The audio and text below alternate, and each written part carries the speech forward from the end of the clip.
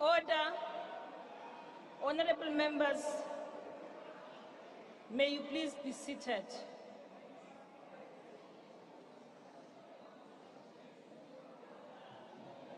Honorable members, may you please be seated. Thank you.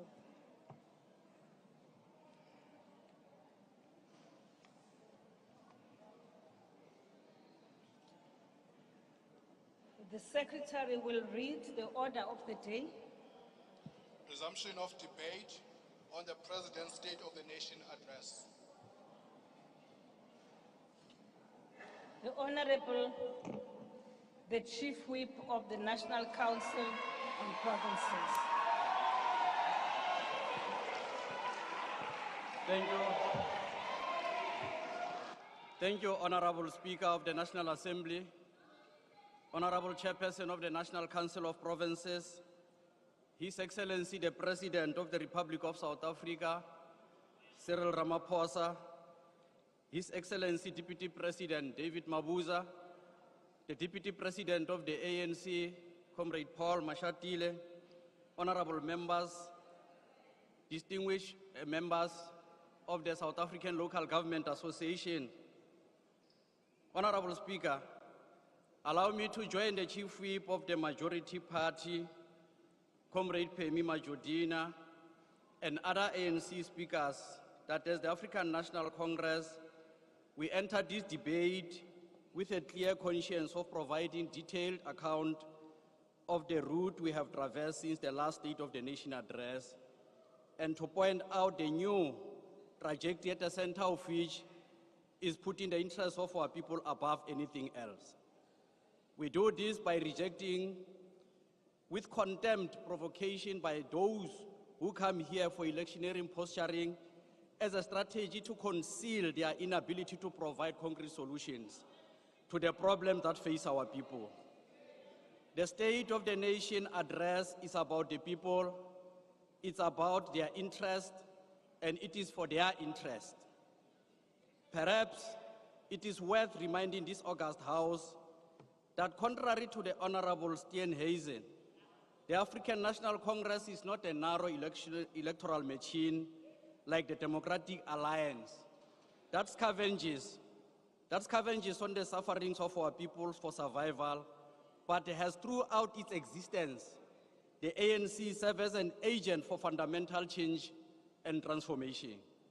Honorable Speaker, we are here today to join our President, His Excellency Matamela Cyril Ramaphosa, to reassure South Africa that despite the difficulties in our midst, with our 29 years of uninterrupted accumulated experience of governance, together with our people, we shall overcome our challenges for better future for all. The President outlined the accountability for the last SONA commitments before this SONA in the one-year review of progress on the 2022 State of the Nation commitments.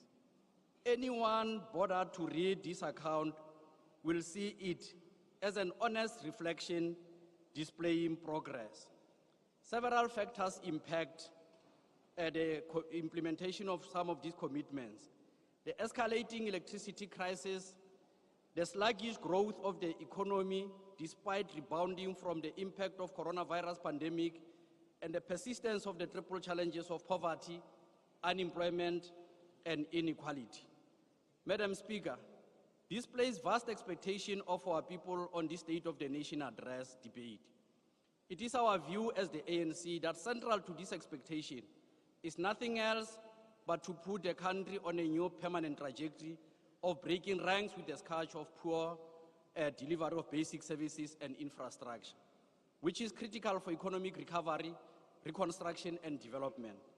Infrastructure is a primary route to economic growth and development in that it releases the latent productivity in the factors of production and brings about an increase in the output of individual factors and units of production. It helps to coordinate inputs, outputs, and time to maximize the economic growth rate and enables maximum utilization of plethora of resources, leading to rapid economic development through efficiently employing all means available. Mr. President, contrary to the skeptics, you have surpassed the target of mobilizing international investment, especially for infrastructure development. As an international standard, the rule of law and good governance are fundamental for global investment. Mr. President, on this front, only the blind will fail to see how you have invested more energies and resources in strengthening and repurposing the criminal justice system in line with its constitutional mandate of acting without fear or favor in the fight against crime and corruption. This will go a long way in ensuring safety of all South Africans and ensuring and reassuring international investors that South Africa is a destination of choice for global investment. Infrastructure development and maintenance are the primary base for socio-economic development and job creation in any community, and local economic development is a developmental mandate that all municipalities carry. Through our oversight function, we have identified various factors in the three spheres of government. Firstly, mere allocating more funds is not a panacea to the challenge of basic services. Secondly, lack of capability, poor project planning and management, poor project implementation, and lack of accountability are a deep reality that should be addressed. Budget reprioritization under fiscal consolidation over several medium-term expenditure framework cycles had a negative impact and has yet to assist in enhancing the status of basic services and infrastructure spending. Fourthly, the lack of state capacity and capability, and where the state has contracted the private sector in other instances, resulted in high levels of underspending on allocation of conditional grants in other projects. And lastly, poor leadership and criminal networks in most instances, which is pointed out from various Chapter 9 institutions. Efficient economic infrastructure is the critical driver of economic efficiency, job creation, and inclusive economic growth. It links market in different areas and ensures that the rural areas have access to markets, contributing to food security in the country. National Infrastructure Plan 2050 is a critical vision which accords the nation a long-term trajectory which should inform planning and financing. Its purpose is to promote dynamism in infrastructure delivery and address institutional backlog and weaknesses that hinder success over the long term. It guides the way towards building stronger institutions that can deliver on the National Development Plan 2030 aspirations for investment linked to the provision of physical and digital infrastructure, including energy, water, commercial transport, and telecommunication. At the same time, phase 2 of the plan focuses on social infrastructure.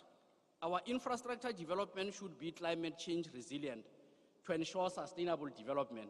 Many of us are aware of the recent floods. About 7 of our 9 provinces are heavily affected. So it is imperative that this should be accommodated in terms of our plans to ensure that we can withstand these challenges. The impact of commuter rail route from Soweto, Naledi to Johannesburg has brought about relief for many workers who spend a significant portion of their salaries on transport. Such an intervention lowers the cost of living for many. There is indeed progress. We need to accelerate these efforts. The second phase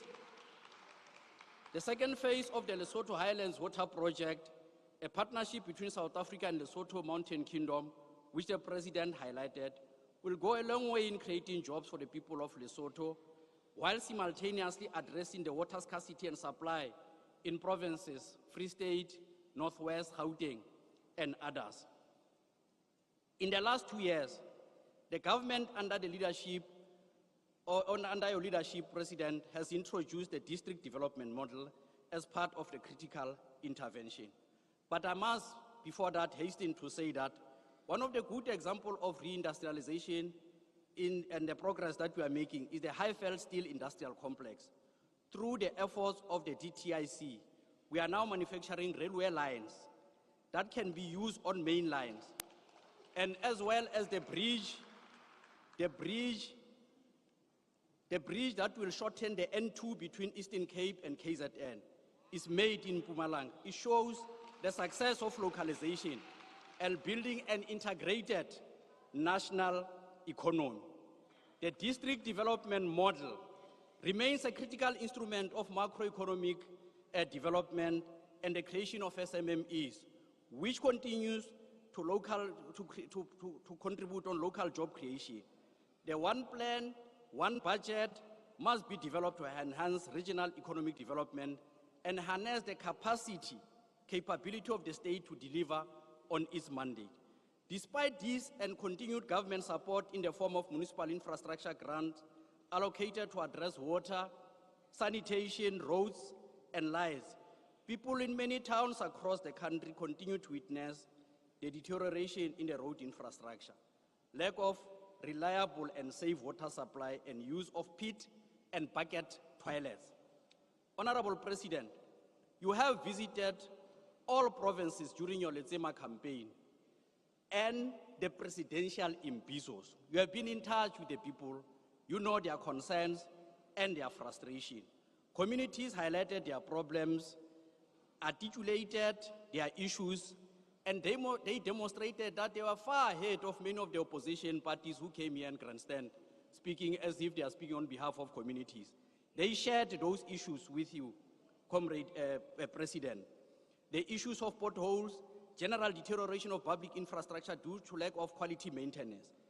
Budgeting for maintenance and the existence of maintenance plan should be a critical requirement for all CAPEX expenditure. Water, sanitation, housing, and many others, load shedding as a critical and burning problem faced by our people in many parts of our country. We have seen how persistence of this problem has and continue to force investors to move from low revenue and poorly serviced municipality to high revenue and well-serviced municipalities in the recent past. This will negatively affect or impact on local economic development of distressed municipalities. Undoubtedly, this not only reverses the gains on local employment creation, but also undermines the national effort on economic recovery, reconstruction, and development. The envisaged public procurement reforms will go a long way in addressing these gaps and ensuring on-time procurement of quality goods and services transparently and ethically. We need to ensure that our procurement policy enables the development of local manufacturing capacity of infrastructure inputs. And government should have a significant component of labor-intensive methodology to increase the impact of infrastructure development in lowering unemployment.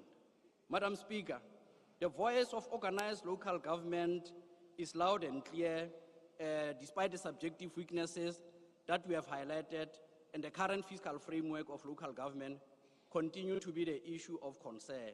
In line with the ANC decision for decisive action, for renewed and interest of our people in turn to turn around the local government sector as critical vehicle for infrastructure development and maintenance, we must proceed from addressing these bottlenecks. Building technical capacity at the national level to intervene in distressed provinces will be critical to address underspending and poor project management. We must review all infrastructure development units through a skills audit to ensure all infrastructure implementing departments and that of municipalities have adequate technical skills and capacity.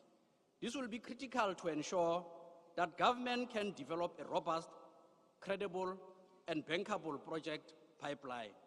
Your Excellency, developing state capability, capacity, and skills remain a priority, and even partnership with the private sector will require enhancement of state capability in all three spheres of government to deliver on major infrastructure projects. To conclude, honorable members, this places enormous expectation of our people on the State of the Nation address debate. Central to this expectation is to put the country on a new permanent trajectory of breaking ranks with the poor delivery of basic services and infrastructure. The facts confirm the political will, progress, and trajectory of inclusive growth. We believe under your leadership, Comrade President, that this country is set to attend to the very burning issues that affect our people. I thank you. I thank you, Honorable Member. Thank you. The next honorable member is the Honorable A.G. Whitfield. Thank you, Madam Speaker. Mr. President, South Africans are less safe today than they were when you came to office, and that's a fact. How can we possibly feel safe when we are governed by a criminal syndicate that steals from the poor to give to the politically connected? A government run by a political party in which political killings have become standard operating procedure to climb the patronage ladder. What example are criminals in South Africa to follow, if not the example of their own government? At every Sona, your broken promises on fighting crime echo across the country and into the homes and the broken hearts of families across the country, living in fear every day that they will be the next victim.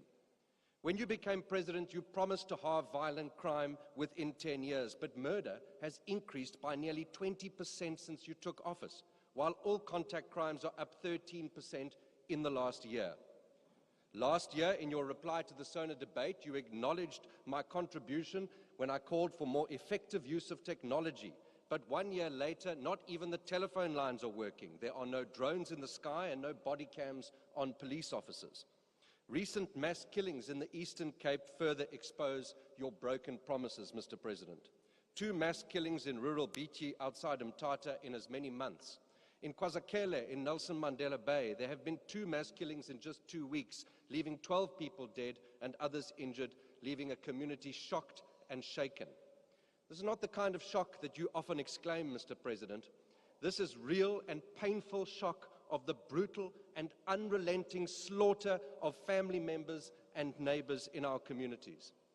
In the northern areas of Nelson Mandela Bay, gang violence has taken the lives of more than 20 people since the beginning of the year, while the Chatty police station in that area remains understaffed and under-resourced. In fact, police officers at this station lock themselves inside at night during load shedding because their generator doesn't work and they fear being attacked like the 5 police officers who were killed in the Ngobo police massacre. Across KwaZulu-Natal, the fear in the aftermath of the violent unrest of 2021 still lingers. Yet of the 10 police stations I visited in that province in 1 week last year, only 1 had a generator that worked, while others complained that they hadn't worked for years or that they couldn't get diesel due to centralized procurement issues. The evidence is clear, Mr. President. Your minister is failing to deliver results, but you are desperately clinging to him while our nation descends into criminal chaos. So bad is your minister that he stood here yesterday and told this House that 4,909 people were arrested last year for GBV-related crimes, as though it was some sort of a victory. What he didn't tell you, Mr. President, is that 57,102 women were victims of violent crime last year, which means that your minister's victory represents arrests of just 8% of the total number of GBV-related crimes. In your Sona last week, you said government will partner with the private sector to support the proper functioning of the 10111 centres, and while this is welcomed, if it is to be believed, it only made its way into your speech because in January this year, the DA exposed the complete dysfunction of the 10111 centres across the country. That's a fact. Dysfunction which has left millions of victims and witnesses of crimes helpless on the end of 7 million dropped phone calls over 3 years because they have less than half the staff required to man the phones. These dropped calls are crime statistics, Mr. President. There are victims on the ends of these calls. In one message I received recently, a grandparent wrote in Mission Vale, "We need help. My grandson has been shot more than 5 hours ago. His body is still in the house. They shot him. Do you know who to contact? The police don't respond." So here is a challenge for you, Mr. President. If you can turn this situation around and have 75% at least of the required staff employed with less than 10,000 dropped calls and uninterrupted power supply to every 10111 centre by your next Sona, I will literally eat the words off these pages. You see, without an actual plan, without a deadline and the results which follow, your words will remain meaningless while lives will continue to be lost. Over the years, you've successfully created the illusion that you are bolstering the ranks of the police with more members, when the truth is that there has been a net loss of 20,000 police officers over the last 10 years. You need only read the SAP's annual reports, which reveal that there were 199,000 personnel at the end of 2012, 182,000 at the end of 2021, and 178,000 by the end of this financial year, including your new recruits. And while we have many excellent police officers who go above and beyond the call of duty under the most difficult circumstances, they are being outnumbered by the unfit, poorly trained and corrupt cadres. What SAPS needs is to promote merit within its ranks, not cadres, and ensure that all appointments are beyond reproach if we have any hope in reversing the decline. South Africans want results, Mr. President, not more broken promises. And this is what they will vote for in 2024, a party that delivers results. In Parliament last year, you committed to investigating the Western Cape government's LEAP community safety model after acknowledging its successes. Well, now is the time for you to act in order to keep your promise to keep our communities safe by throwing your full support and the fiscus at a tried and tested policing model with proven results.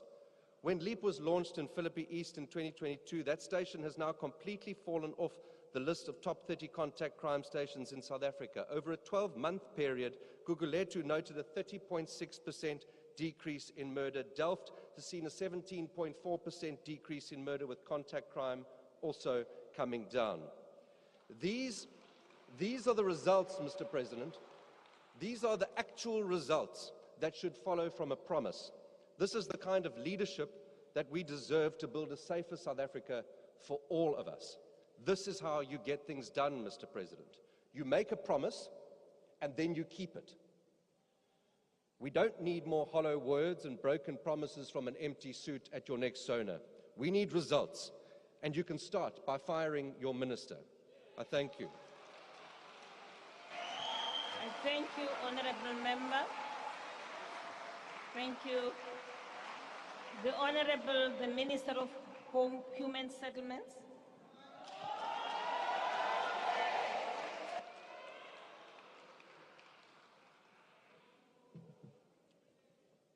Thank you very much, Honourable Speaker. His Excellency, the President of the Republic of South Africa, President Ramaphosa, presiding officers, cabinet colleagues, honourable members, ladies and gentlemen, good afternoon. Honourable Whitfield, it is important to acknowledge that indeed there are issues that we need to deal with in fighting crime and corruption in the country. But it is untrue not to acknowledge that there's been men who've been trained and passed out in recent months as part of ensuring that there's police visibility on the ground. Many of us who understand the importance of fighting crime would understand the presence of visibility and police visibility to make sure that people do feel safe. Mo President wa rena, boikemo bjo bogolo bja rena go sa kgathalege gore re mohlobo mang goba re mmala ofe goba karolo efe ka gare ga naga ya rena. Go swanetše gore re tsebane gore ka nnete bodulo ba rena gore humanega re dula gabotse le ka boiketlo.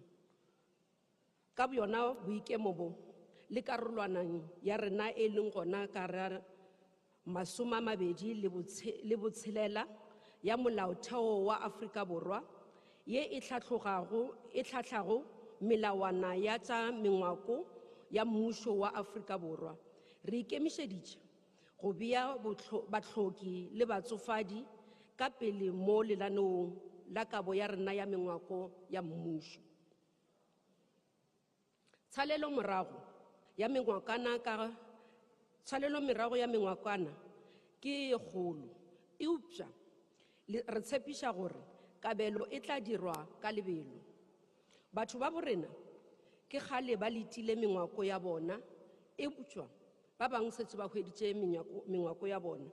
Ke ka moo re re mmušo wa rena o mekamekana le ditlhotlho tše di leng gona gore re kgone gore re fetišetse le gore di swanetše gore batho ba rona ba be le tsona. Ba bantši ba bona ba dutše ka tshepo, ba lebeletše rena gore re tle re kgone go ba thuša, ba tle ba humane ditshebeletso tse e le goreng ba di tshwanetše. I think we can all draw inspiration from the words of Michelle Obama, who said, "You may not always have a comfortable life, and you will not always be able to solve all of the world's problems at once, but don't underestimate the importance you can have, because history has shown us that courage can be contagious and hope can take a life of its own, but more importantly, it can be able to ensure that people look forward to tomorrow." Furthermore, I quote Martin Luther King, who said, I unquote, "300 years of humiliation, abuse, deprivation cannot be expected to find voice in whisper," unquote. Housing for the missing middle remains a serious challenge.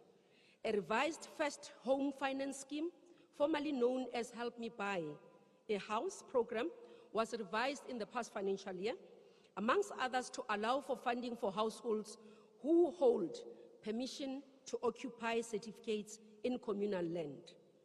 This is particularly important to the relation to the extent of credit and funding to households in rural communities. This will allow the missing middle to start acquiring economic assets without which they struggle to meaningfully participate in the economy. Honorable Malema, yesterday, Mr. President, said to you that it is irresponsible for a man to be at the top and do nothing. I totally agree with him. However, he got it wrong. You are not a man on top who's doing nothing. Under your leadership, sir, this is what you have done. We have acquired buildings in the inner city areas, such as Sea Point, Cape Town, listen, and 2 ESCOM buildings located Braamfontein, Johannesburg, Kimberley, for social housing purposes. For this development has potential to release 1,200 units for families. These are efforts, honorable members, to building an inclusive society and cities through our social housing program. It is meant to alter the apartheid spatial planning, and this has gained momentum. In the coming weeks, Mr. President, we will be launching a number of social housing projects that have taken place under your leadership, and these are the following. Tshwane Marabastad project, which has produced 1,200 units, and this has been driven by Black-owned companies, and 60% of them are women-owned, as part of our commitment to transformation. Motlhakeng project, with a total number of 1,020 units in the West Rand in Gauteng, another transformational achievement.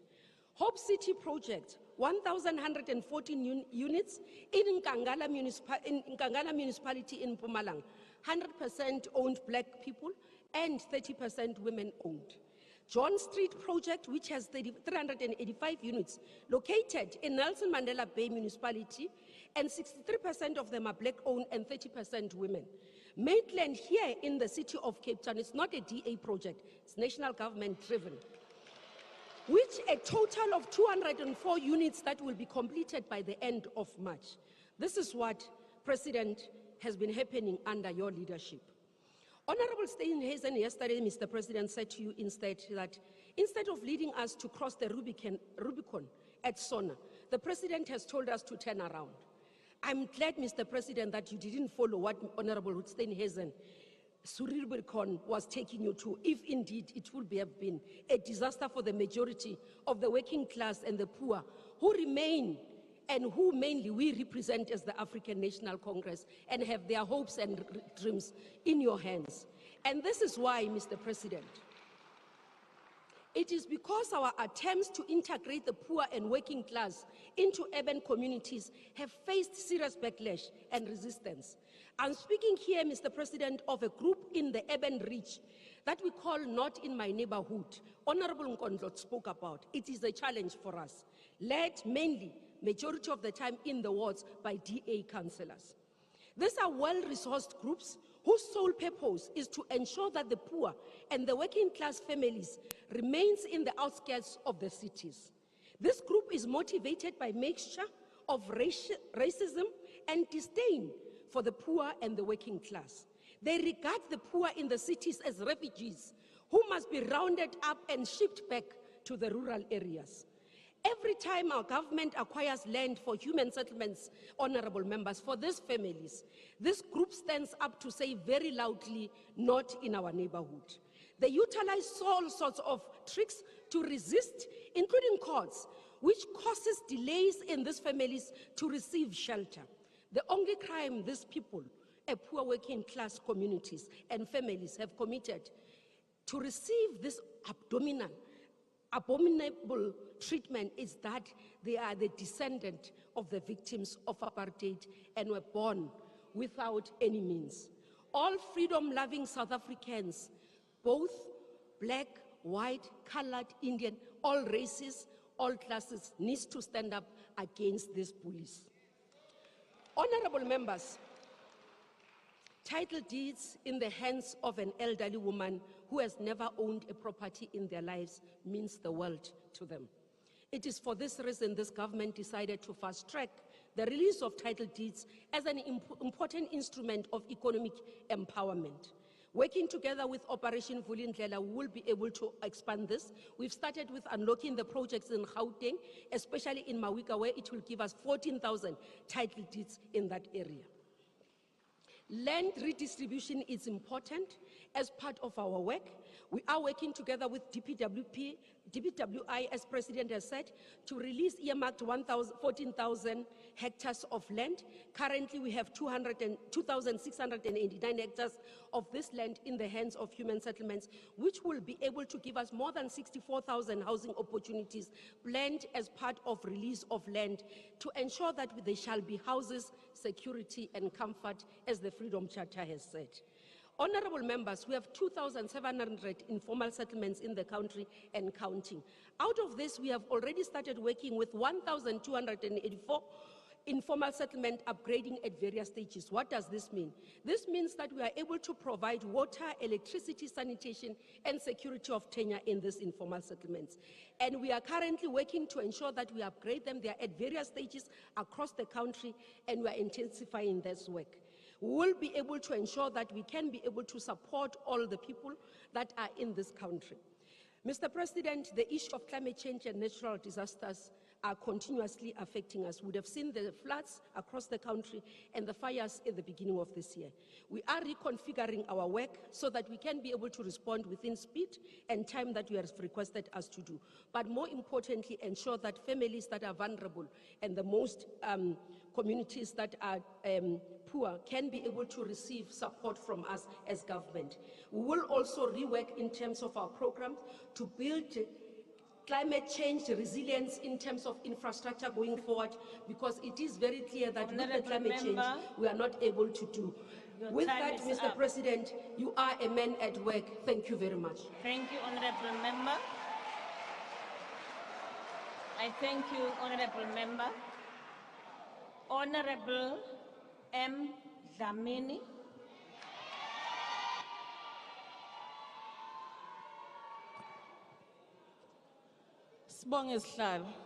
Greetings to the Commander-in-Chief and President of the Economic Freedom Fighters, President Julius Malema, members of the Central Command Team, fighters and ground forces.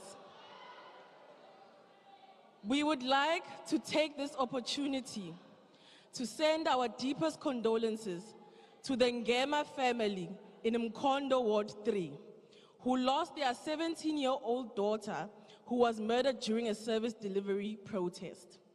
Yesterday, the overrated Deputy Minister of Kokta, Honorable Nkadimeng, stood here unashamedly and spoke about a white paper that speaks about local government that works together with other spheres of government while people are dying because of lack of service delivery.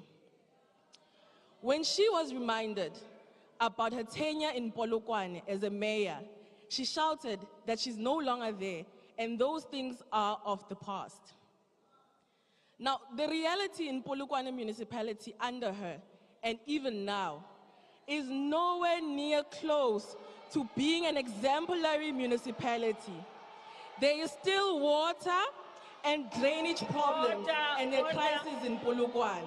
Order, honorable members, please. Don't drown the speaker. Don't drown the speaker. Thank you. As long as they get it, speak. Roads in the city and in townships are not taken care of. There are no functional street lights and basic necessities. Yet someone was screaming here as if she was a paragon of local government. The district development model she screamed about has not given any results, and yet she pretends and wants to act as if she's the panacea to South African development and the lack of service delivery disasters. How on earth can anyone in their right mind claim successes of the local state when almost all of them are dysfunctional? These claims of ANC successes in municipalities are misleading. Tshwane is in crisis, and the crisis in Tshwane started under the very overrated Siputla Ramakgopa, who the ANC tried to replace with Ms. Togo Didiza and lost elections dismally. There is not a single municipality that is run perfectly by the ANC in South Africa. It is unfortunate that the Deputy Minister comes here and speaks of a discredited 1998 white paper on local government by scientific and empirical research. The idea that you can revive local government through white paper and the so-called district development model is foolish and misguided.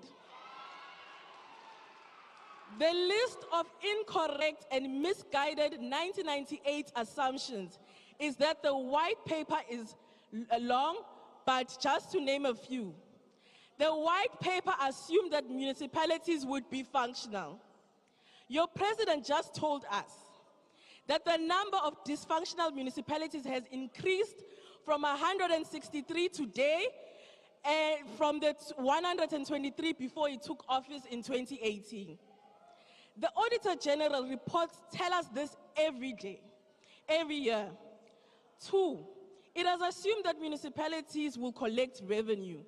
Municipalities do not have the administrative capacity to collect revenue, let alone keep basic records. The ANC did not build any administrative capacity in a local government in the last 25 years, since the adoption of the white paper. Even if they collect revenue, our people still don't have money. More than 11 million people are unemployed. More than 28 million people are on social grants. Only 1.6 million taxpayers out of the 20 million who can work and pay taxes are excluded by the system. Who is going to pay for the municipal services and the property rates? The white paper assumed that with democracy, South Africa's spatial planning would change from race-based to more integrated. The opposite has happened. The ANC has perpetuated apartheid economy and racial spatial planning. Nice and clean cities are for whites, and a few blacks and informal settlements are for the black majority. A viable local government will need internal capacity through the insourcing of critical municipal services and the appointment of a competent and well-remunerated workers. Industrialization through building local economy and local procurement. Food security for all households, clinics to open 24 hours. We need municipalities with a clear town planning program. The reason why the ANC is being decisively defeated in all South African major metropolitan municipalities is because the ANC lacks the collective and individual capacity to deliver meaningful and impactful services to our communities. Okay. In 2026, Your the time. ANC will be wiped out in all municipalities Your because time. our people are saying enough is enough. Time up. Thank you very much, Honorable Member. Honorable members, thank you. I now invite the Honorable Councillor B. Stofile.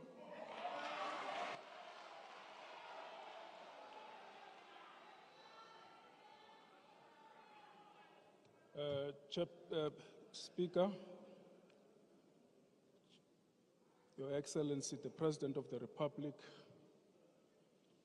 the Deputy President, the ministers and deputy ministers, the premiers, the members of this House, I must first say it will be important to put the facts correctly. Since the establishment of local government system in South Africa, on the 5th of December, 2022, the country was completing 22 years of local government wall-to-wall system. Coming from a local government system that it has been divided on the basis of class, race, and color, and the amalgamation of the municipal system, it created a municipal system that today we have 257 municipalities that do not look on the basis of the location and the color of individuals. And that is the fact. The 1998 white paper located functions of and responsibilities in local government, and it is a fact that 46% of the constitutionally declared functions are located in local government. It is therefore important that... Honorable Stofile, take your seat. Honorable Member Josie, what is your point of order? Thank you, Speaker. I wanted to ask, the councillor is shaking. Don't you want to check if he's okay? Because the next thing he might collapse, it might be a really exigent matter. That's not a point of order. Okay. Maybe he must speak sitting down. Okay, thank you. Thank you. Yeah, Honorable Member, that was not a point of order. Yeah, Sheikh. Please, you may proceed, Honorable Councillor. Whereas local government has undergone rapid transition and transformation over the 22 years, there can be no doubt that it has had a profound impact on the lives of ordinary South Africans in expanding the provisions of service to our people. While it is true that a number of serious and complex challenges persist in some municipalities, but by and large, there are extensive examples, as confirmed by the municipal non-financial census, that local government has delivered quality services and a better life for the majority of our people. Madam Speaker, local government has, in the same breath, came under a lot of scrutiny recently, perhaps necessary, so as this is the most visible sphere, closest sphere of government to the people. Furthermore, our system of wall-to-wall municipal system means that all developmental work happens within a municipal ward in one way or another. Nearly all services of our people get or do not get from government find the most concrete expression at local government level. Despite its most pivotal role, it remains the stepchild, and therefore we appreciate the work that has been done by the President of the Republic in the recent past in allowing the cooperative governance to function, and that is why over the last couple of months we have been engaging the different ministers, including Minister of Small Businesses, insofar as how do we collaborate and cooperate in making sure that economic development does take place in local government. Secondly, we do appreciate that having 22 years of existence in local government, we have been shouting by lack of funding in the system. And I must appreciate and say, yeah, as SALGA leadership, that we appreciate that the national government allow us to enter into discussions, and hence we have an engagement with the Minister of Finance looking in the funding modalities that must assist local government. It's something that we must appreciate. Over the 20 years, various policies, legislators, and support program measures has been brought about. And the previous leaders of SALGA have asked, what next, having done this? And what it became crystal clear at the time, it was the support to local government, because the success of local government is a success of government as a whole. And thereby it requires us to entrench on the cooperative governance and build solid system of government to respond to challenges that our people are facing today. Turning to the current elephant in the room called coalition government, that we are none of us talking about in this room. We wish to spend some time in sharing our frustration as an association and thereby a problem in the country. Unlike previous elections, the 2021 local government elections gave rise to the most dramatic results as it relates to coalition government. These developments suggest that coalition government will clearly become a common feature of our political landscape in South Africa going forward. In 2021, it was only 3 parties that formed coalition government. But today, since 2021 into today, the local government coalition government have risen from 27 to 87, led by more than 6 parties today. And that tells us that there is a crisis that we are going towards it. As South African local government, working together with the University of the Western Cape, we have developed a framework of coalition. It is common knowledge that if you go to a municipality today, you will find a mayor. In the next 2 hours, you'll find a different mayor. And therefore, it means the situation in local government, it becomes unstable. And it requires leadership and members of parliament to look at that. One of the issues where in many places, including the places where you are operating, anywhere,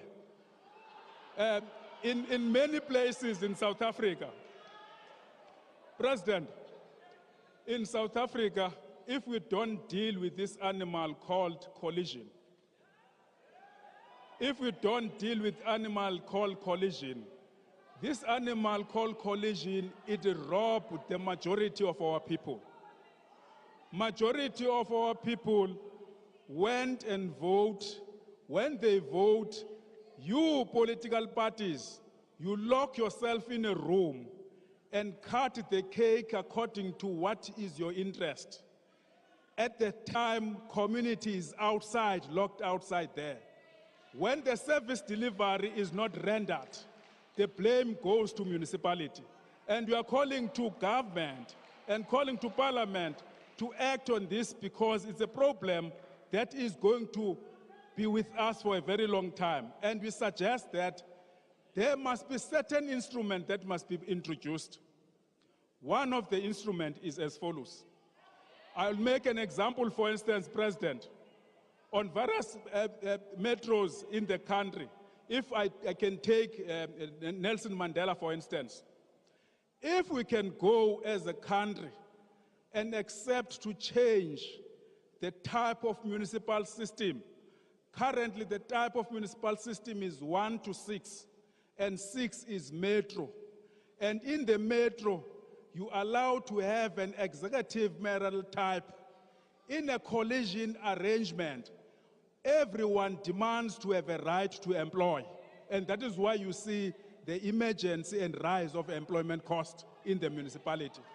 Because it's a problem that we must all deal with, because leadership, political party locking themselves in a room discussing about who should be the leader of that municipality. One of the dispute is about what is it that I must benefit as a political party A. And that issue, it must be dealt with. And we are saying, for instance, in Nelson Mandela, President, we want to put it because you are members of parliament. We are contesting elections, all of you, from political parties. In Nelson Mandela, for instance, If you take a collective executive type municipality, in that municipality and any other municipality, what it means ANC is going to get 4 seats, DA is going to go 4 seats, EFF is going to get 1 seat, and the community organization in Port Elizabeth is going to get 1 seat. What it requires is for us to have a conversation amongst yourself as political parties to deal with the challenge that you are facing in local government. The second issue, President, is the killing of councillors and municipal officials. And the killing of councillors and municipal officials, it's a problem that it creates and it works against the intention of professionalizing of local government. There will be no professional that would want to go to the unsafe place. And therefore, it is important that the local government space to be created safe and be protected. In our endeavor to make sure that the local government does function. Otherwise, if we don't spend time in protecting those that have been accepting to render service and be threatened by criminals in the local space, will create a problem. The next point, President, that we wish in the State of the Nation address to be addressed is the protection of the revenue base of municipal system and the rising of the tax base of a municipal system. A municipal system, according to white paper, is not reviewed yet, is a house that it had the power to review, but we are working from it. It says 90% of the income generation of a municipality will come from a municipal income. And that assumption, it was based on the belief that there will be growth of the economy and many other activities, and there will be people that will be paying. Currently, we are facing the same challenge that the community is not growing and therefore they is not be able to pay, and therefore it requires some other way of protecting the revenue base, including number of issues that individual organizations and they want to flood the local government with in eroding the income levels of a municipal system. In this sense, President, that is why to us as local government we believe it is correct thing, learning from 2020 disaster situation in our country.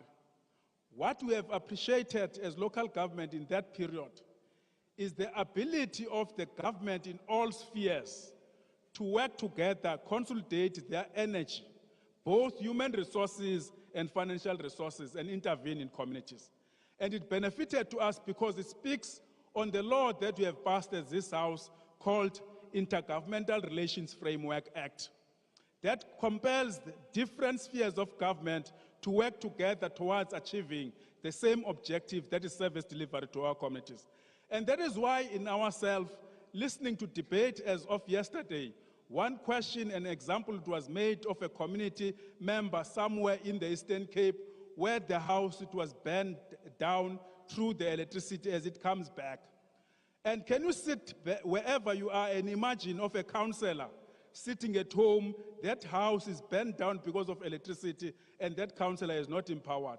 Whom to interact with when there is that disaster? Because the councillor is the closest person to our communities. And therefore, that is why as South African Local Government Association, we believe disaster declaration is the right thing to do and coordinate processes towards rendering service to our communities. The issues about how the money is used, I think it's your political thing that you can deal with. Our interest is that how do we service our communities as a government, not as different individuals and spheres, but how do we optimally intervene on the challenges that our communities are facing. And we believe that it can go a long way. There are mistakes that we have learned in the disaster in the past, and we can improve on those mistakes. Our people need service. They don't want politicking. They need service at whatever material time, whatever differences that we have. But it is important that our people to get service from the government and from the parliament that they've elected. And that is why, in our view, we still believe that in the engagement between ourselves and the Minister of Finance to improve on financial allocation on the municipality, it's a right decision and it's a process that we need to follow going into the future. The last issue on this issue, President, is that we acknowledge and accept that we have established a crisis committee dealing with the energy and crisis. We would love as local government to participate there so that we can give a local content on that debate and discussion rather than being on the national level. It is our important role because our interest is that any decision taken at any level, it must go down into communities where we live and where we work. It is our interest that anything that it had to do with the life of our people, local government, it had to be taken on board and be engaged, and we really appreciate that. At least we have an engagement with various ministers in trying to pull them and help and infuse and give the will and energy on the intergovernmental relations framework, because that is the route to go. Cooperation of government, it had to come together and work together. Thank you, Honorable Member. Your time is up.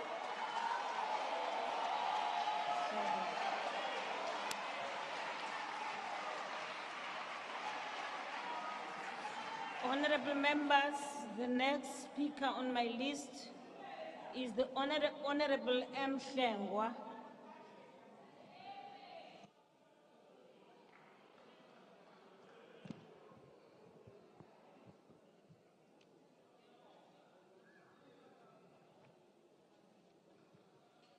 Madam Speaker, Honorable President, and honorable members, Mr. President, if I had 47 minutes, I would urge you not to appoint a Minister of Electricity, because you are duplicating political bureaucracy in a already bloated and excessive cabinet, where you've got a Minister of Minerals and Energy who deals with policy.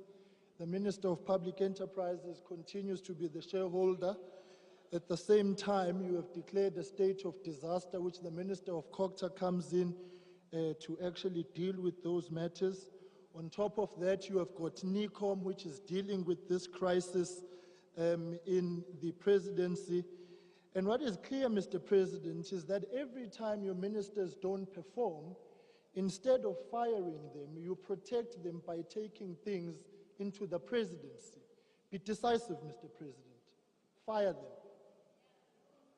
Don't have a nanny cabinet. I'll say you name. If they are not working, fire them. What has happened is that you have got a bloated mega presidency now. Operation Vulindlela, which ordinarily should be with the Department of Trade, Industry and or Treasury, is in the presidency. The Energy Action Plan and Energy Security Plan, which should be with Minerals and Energy, is with the President. The Presidential Youth Employment Stimulus, which should be with the NYDA or the Department of Youth and Women, is with the President. Infrastructure investment, which is supposed to be with Public Works and Infrastructure, is with the President.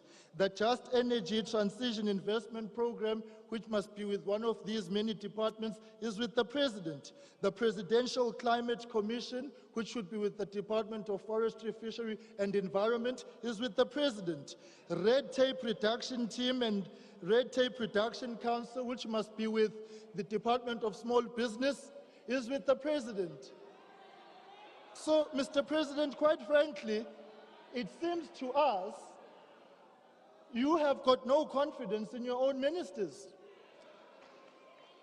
Let me go to this, Mr. President. Let me start where you started, where you say our people are not defined by the minerals under the earth and the work that we do. Your apology over the weekend to President Mbeki notwithstanding, one must agree with you. It's a failure of government that our people don't have access to the opportunities that come with mining, the oceans economy, the minerals of this country, the land, and so on and so forth. We cannot be defined by what we do not own. And so the transition and the transformation which should have taken place, Mr. President, under your watch, under the ANC's watch, has certainly not happened. All of these things combined and all of these factors combined actually speak to failure. Mr. President, there's been a lot of song and dance about traditional leadership and about the wall-to-wall municipalities that we have in the country. Here too, I want to make a call to you, Mr. President. Respond positively to the Cabinet Committee decision of December 2000, which sought to amend Chapters 7 and 12 of the Constitution to provide clarity on the powers, functions, and responsibilities of traditional leaders if there is to be any cohesion, effectiveness, and efficiency in the governance and management space of development in the spaces where there are traditional leaders and municipal councils. So, Mr. President, what comes out of this is that you are overstretching yourself and your ministers are sitting at home doing absolutely nothing. So as the reshuffle comes, Thank you. deal with your ministers. Honorable Member. Stop taking on responsibilities Your that time. ordinarily should be with ministers. I thank you. Thank you very much. Time up, Honorable Member. Thank you. Honorable Member F.A. Masiko.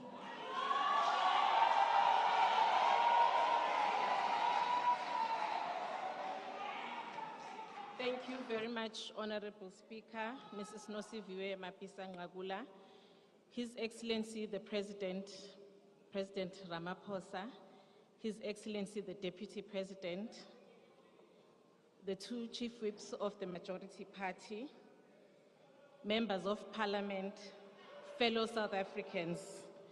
We stand before this august House with a deep sense of appreciation and humility to debate the State of the Nation address on behalf of the People's Movement, the African National Congress. Our honor is derived from the fact that we are a year shy from the 30th anniversary of our democratic breakthrough. We, the formerly oppressed, still occupy this platform where the future of our country is debated and decided. As we progress towards the 30th years of democratic South Africa, we have progressed in our transformation agenda, and we greatly appreciate that.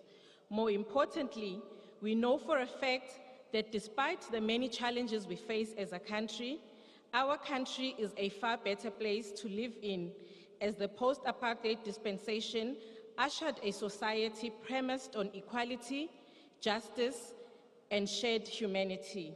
It is unfortunate that our detractors without substance have yet again attempted to deny millions of South Africans in all corners of our country the opportunity to receive a detailed analysis and account on the journey our beloved country has traveled in the current conjuncture. The Sona delivered by the President of our Republic was a true and frank reflection of our society in the current epoch. It gave a clear indication of what needs to happen for us to successfully navigate our stormy seas. Therefore, to suggest that the address by the President lacked detail is both disingenuous and a pure political theatrics driven by populism. Madam Speaker, it is indeed of the greatness of our glorious movement, the African National Congress, and all its virtues that our Parliament is independent and empowered to perform its oversight role effectively, with transparency and without hindrance. Honorable members, through the oversight role of Parliament, we will make sure that we hold the executive to account. However, unlike our friends from the opposition, the performance of our work does not seek to overthrow a democratically elected government by underhanded means, but by one that seeks to advance the attainment of a national democratic society. It is such a shame that our country is becoming a laughingstock which undermines our standing amongst nations because of a minority of members of this Parliament who, having failed to win through the ballot, have sought to prohibit a democratically elected government from addressing this House. Madam Speaker, we are proud that not less than 21 bills are before this Parliament for consideration, which the opposition parties are opposed to because theirs is a rejectionist approach without substance to take our nation forward. These transformative bills before the 6th Parliament include the 18th Amendment to the Constitution, so as to recognize South African Sign Language as one of the official languages, the National Health Insurance Bill, which seeks to transform our country's health care for equitable access and distribution, the National Youth Development Agency Amendment Bill, which seeks to respond to the outcry from public regarding the poor visibility of the National Youth Development Agency, particularly in the rural areas, and optimized service delivery. The much-awaited National Council on Gender-Based Violence and Femicide Bill, which seeks to establish a multi-sectorial, independent and non-partisan statutory body that will be tabled before the Portfolio Committee of Women, Youth and Persons with Disabilities. The Basic Education Laws Amendment Bill, which seeks to enhance our education system and accelerate addressing structural challenges in the sector. The Climate Bill, which seeks to enable adaptation and mitigation interventions to respond to transit to low-carbon economy. And the Expropriation Bill, which provides for the expropriation of property for a public purpose or a public interest. This legislation will enable the acceleration of land reform. This is to mention a few transformative legislation the ANC is advancing in Parliament to transform our society and to respond to challenges confronting the nation. We are a parliament at work. We appreciate that our people did not fight for democracy alone, but for material changes in their lives. Honorable Speaker, about a month ago, our country was plunged into darkness with the passing of one of the foremost activists for liberation and women emancipation, the first Speaker of this Parliament and the democratic era, Dr. Freni Ginwala, a fearless fighter for women's rights and our liberator who was never far from the battlefront and had no fear to execute the struggle. It is as a result of the struggles of Dr. Ginwala, Mama Charlotte Maxeke, Mama Winnie Madikizela Mandela, Helen Joseph, and Portia Ndwandwe that women like ourselves can not only dream, but are an integral part of building a new country out of the ruins of apartheid. I'm happy to report, Mr. President,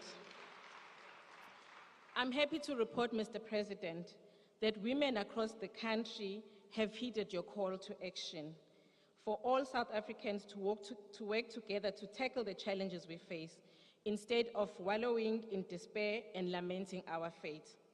Mr. President, 3 South African women have long answered your call, and they are representing our countries in platforms many of us in this House never heard of. Mrs.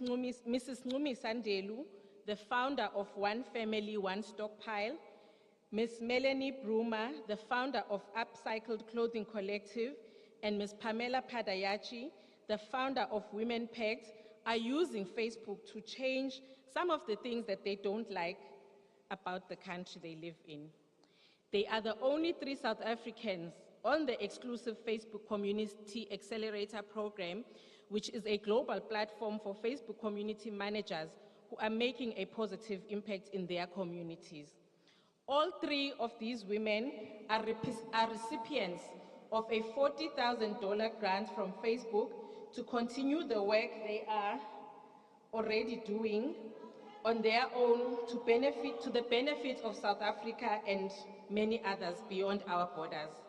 Honorable members, as we execute the current phase of the struggle, we will not be defocused by sideshows and theatrics.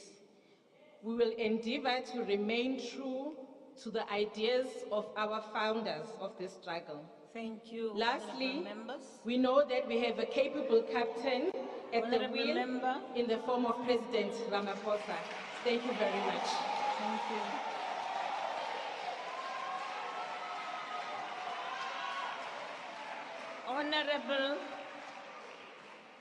Honorable Ntate Mishwe.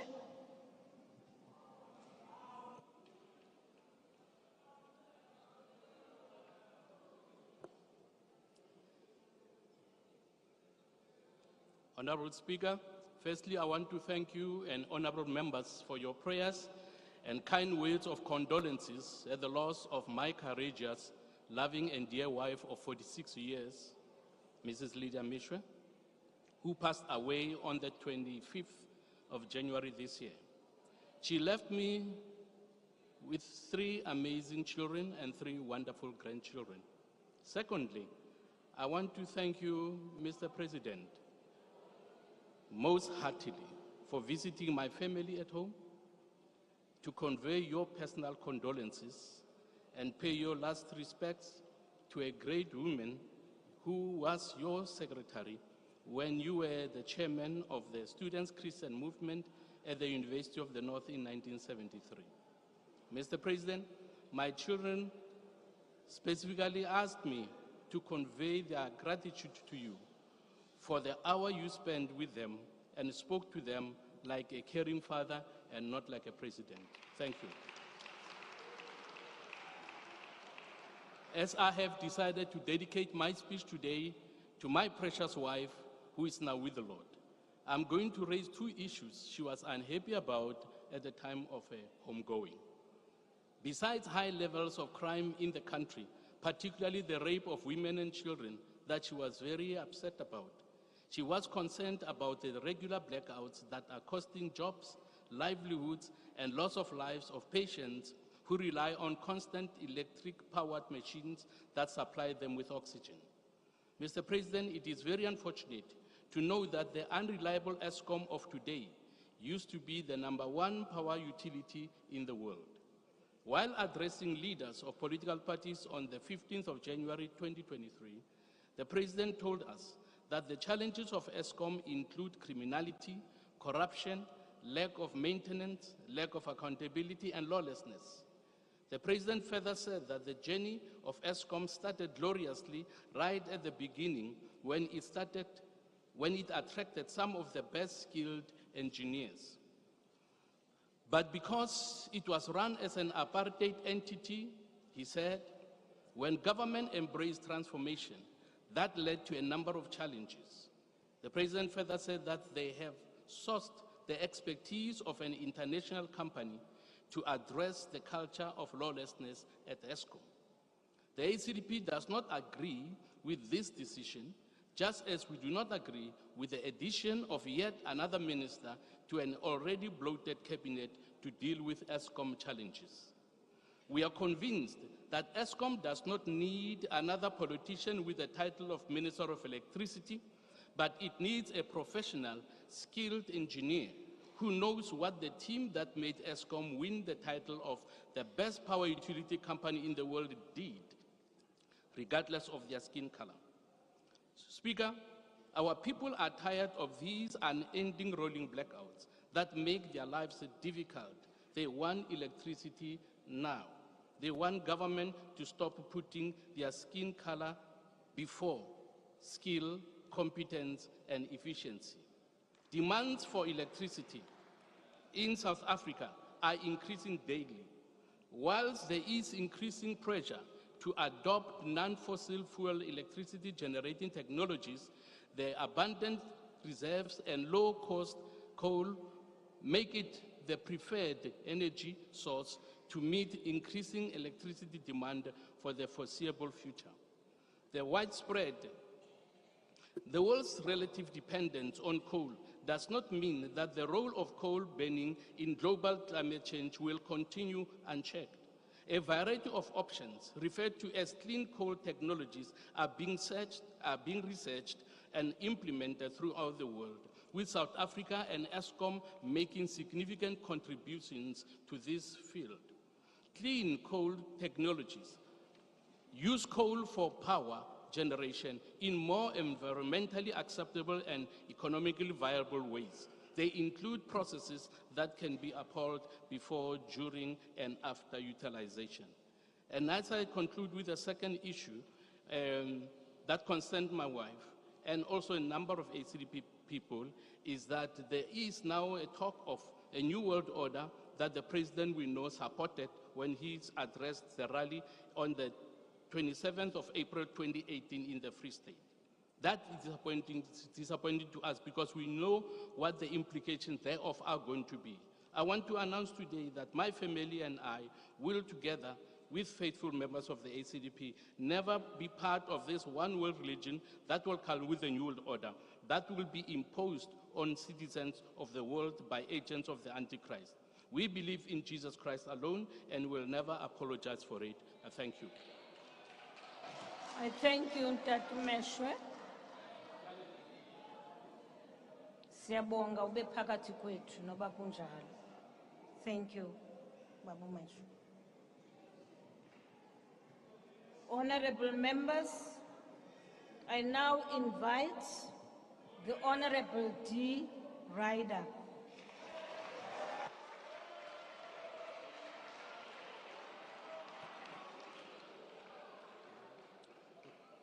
Thank you, Madam Speaker. Mr. President, how dare you stand up here and coldly quote statistics of failed local government as if you are not part of the failure of local government.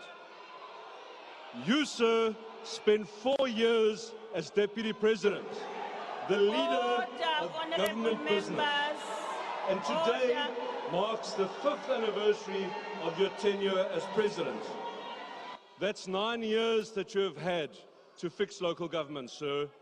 Your very own 9 wasted years. It was you, sir, that appointed Minister Nkosazana Dlamini Zuma as the minister in the COGTA role. She has failed municipalities dismally, but more importantly, she has failed residents.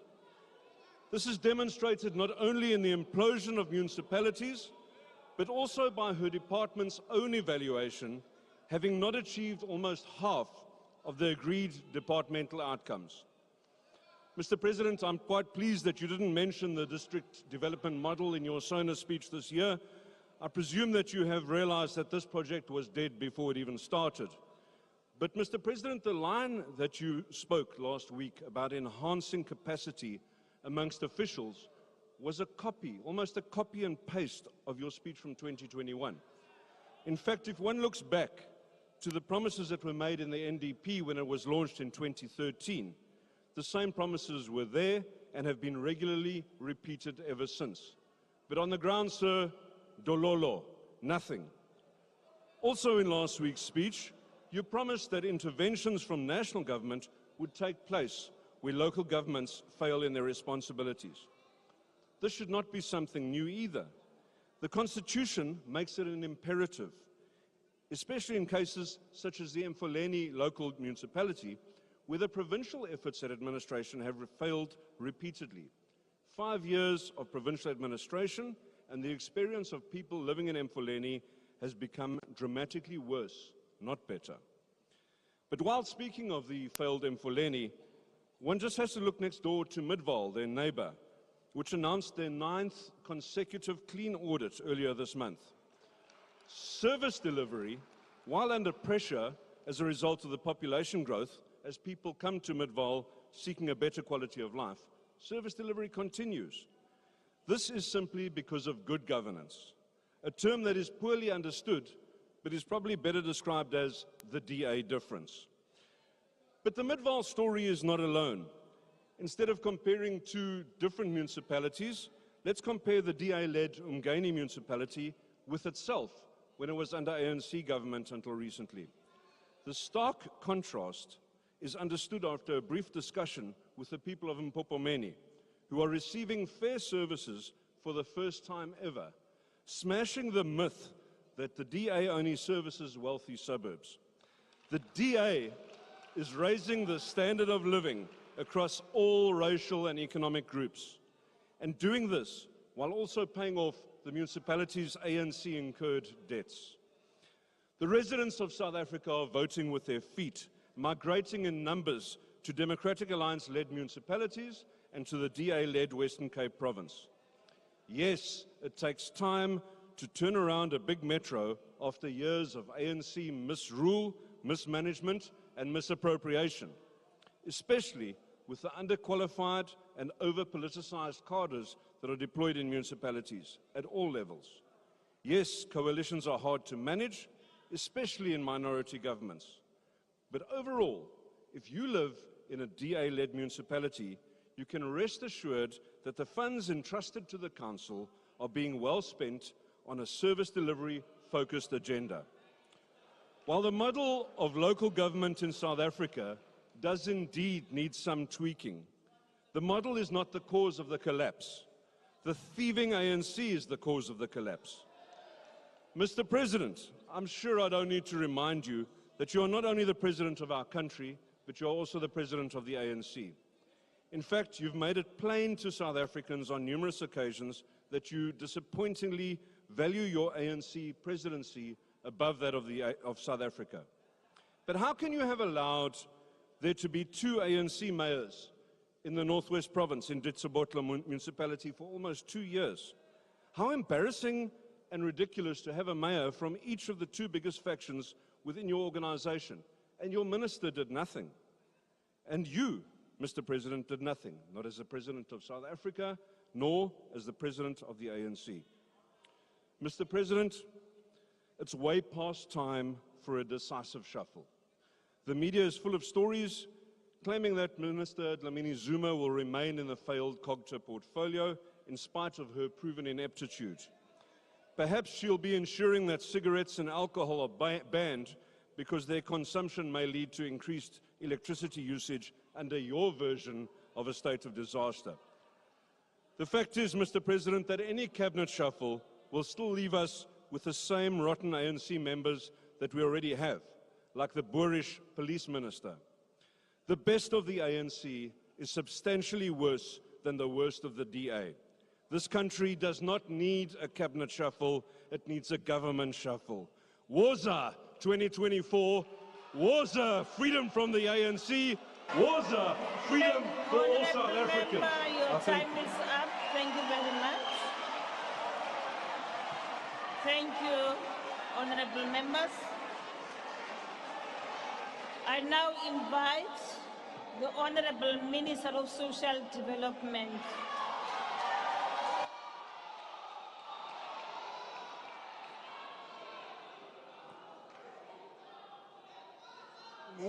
Honorable Speaker, President of the Republic and President of the African National Congress, like it or not. By the way, he is a president of the country. And the fact that he is a president of the African National Congress does not mean that he is not conscious of the fact that he is the president of the country. And the reason why you see him sitting here throughout and listening to each and every one, patiently doing so, it is because he is the president of South Africa. Futhi nje-ke, Honorable Speaker, bengingasoze ngiqale la ngiqala khona manje. Kusuke nje kwaba nomunye u-Honorable Member Ryder ovele wadelela nje ilanga libalele. Wavele nje wacabanga ukuthi ku-right ukuthi yena athi kuwe, Mr. President, how dare you? I wonder if bekulesa sikhathi sabo kume upresident wabo la ubengasho ukuthi how dare you. Usho njalo ngoba uyeyisa. Usho njalo ngoba uyadelela. Usho njalo ngoba usitshene ukuthi upresident we-African National Congress, upresident we-country, uzotshelwa uye ukuthi unkosazana Dlamini Zuma kufuneka kwenziweni ngaye. Asizutshelwa uwe-ke, Mr. Ryder. Get it right today and for tomorrow. Mr. President, honorable members, inkinga esinayo la kulendlu, inkinga esibhekene nayo ukuthi abanye bavele nje basukume bazoma la, babhede ba-expect ukuthi sobalalela. Siyafuna ukunilalela. Sifuna ukunilalela mangabe ninezinto ezithize ezisifundisayo ukuthi singayilungisa kanjani iSouth Africa. Mangabe aninako ke ukwenza lokho, nifuna ukudlala ipolitiki ekseni nantambama, hlalani lapho nodwa, Tina siyasebenza. Futhi njeke, Mr. President, kwakunesikhathi where people used to clap and make noise and be happy about the antics of Parliament. Mr. President, I was one of those, but the people of South Africa are tired of it. Hence, I took that decision to say it shall not happen again. And I'll tell you why it mustn't happen. It mustn't happen because we sit here as members of Parliament and we have people at home watching us and copying some of the things that are ugly when they happen here. And I repeat again, Mr. President, the time for our antics are over. The people of South Africa want to hear, how are we going to deal with load shedding? How are we going to deal with water problems? How are we going to deal with housing? How are we going to deal with all the social ills that are facing the people of South Africa? Now that I've said my first say, Mr. President, may I thank Deputy Minister ongqokise leskipa engisigqokile namhlanje. Ngicela nje bambone ngoba naye ugqoke sona leso skipa. Mr. President, permit me and Madam Speaker to observe the pursuit of the spirit of South Africa's collective hope, common purpose, and people-centered action that the President is reviving in all of us through the Sona. Please allow me to congratulate South Africa's women's national cricket team for their triumphant performance against New Zealand on Monday. To them, I say, against all odds, you embodied President Ramaphosa's characterization that, and I quote, "It is hope that sustains us and fuels our determination to overcome even the greatest of difficulties," close quote. Your selfless commitment to the South African collective reminds us of what our society is capable of when acting in common purpose. Yes, underlying our national character is our collective, undefeated spirit. And this spirit has been undefeated since some of us became members of the African National Congress and cadres of the African National Congress since we were 19 years old. This country was liberated. To the young people of South Africa, please look up to these young women, because some people stand up and say you do not have people to look up to. These are the women which I believe young people of South Africa can look up to. Noting 2023 as a year of decisive action to advance people's interests individually and collectively, we are better off invoking the forces that draws us together and deploy our respective resources towards carrying out our national mission. Our national mission requires that we draw contributions from each one of us of our most precious resources, namely each South African, towards the better building of a society. Your needs must ignite the hearts of your immediate family, community, and the people of this land.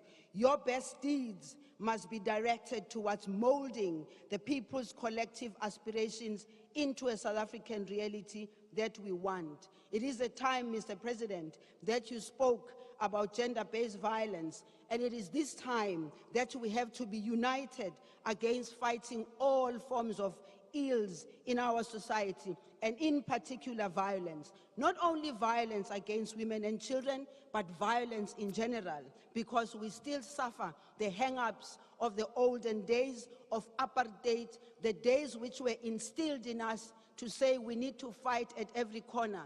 Now is the time for us to collectively fight against gender-based violence. We have a program which the President spoke to briefly, the National Strategic Plan on GBV. And Mr. President, may I take this opportunity to say to those who were criticizing and saying you didn't say much about it, it is our responsibility, all of us as ministers, to come here and explain exactly what we are going to do about it, how are we going to do it, and when are we going to do it. Owing to the rising cost of living and to the new view to cushion the most vulnerable among South Africans from the effects of known and novel risks alike, the Department of Social Development in its portfolio is in the process of devising something which scares some people, something that makes the people of South Africa have hope, and that is the basic income grant. We have already agreed that the people of South Africa who are most vulnerable need it. It is also about what we are going to do about it.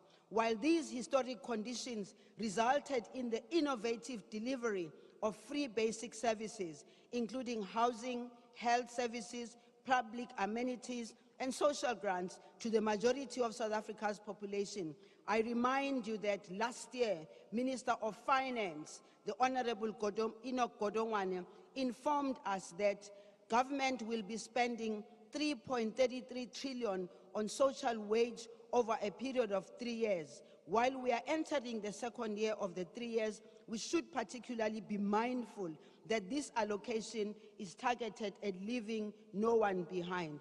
There are those, Mr. President, who say, where is the money going to come from?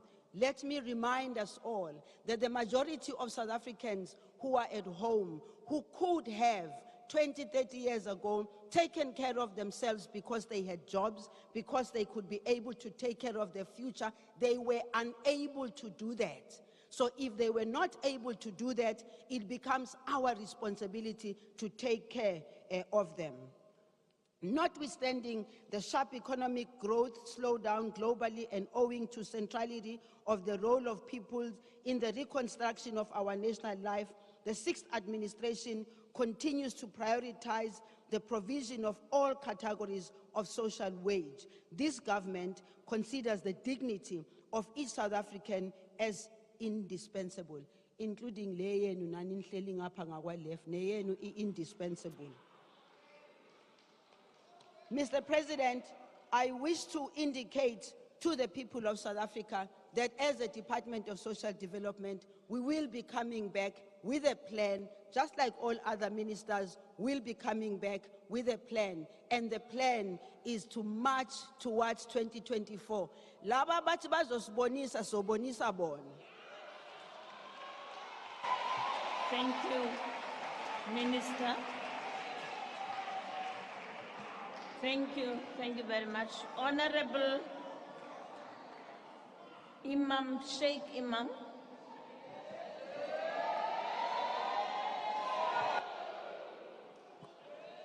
Thank you, Honorable Speaker, Mr. President, Deputy President, honorable members in the House. Allow me at the very outset to pay tribute to our artist who was gunned down, AKA. Condolences to his family and friends and the country at large, but also allow me to pay tribute to a selfless leader, Mr. President, that was brutally and mercilessly gunned down in El Dorado Park, Ayub Mangali. And his only fault was he was doing what we should be doing in this House, and that is protecting our communities from drug dealers and gangsterism. He was gunned down right in front of his house. May his soul rest in peace. Allow me also to express my disappointment that we have not said anything about the first indigenous nation who are the rightful heirs of the land, the water, and the minerals in this country. But let's hope that with the remaining part of the debate, something will be said in recognition of their own. Mr. President, we've heard a whole lot of political parties say a whole lot of things. And let us admit we are in a crisis, and we've got lots of challenges in this country. But the question is, what are we going to do about it? I think the time has come to admit we have made mistakes.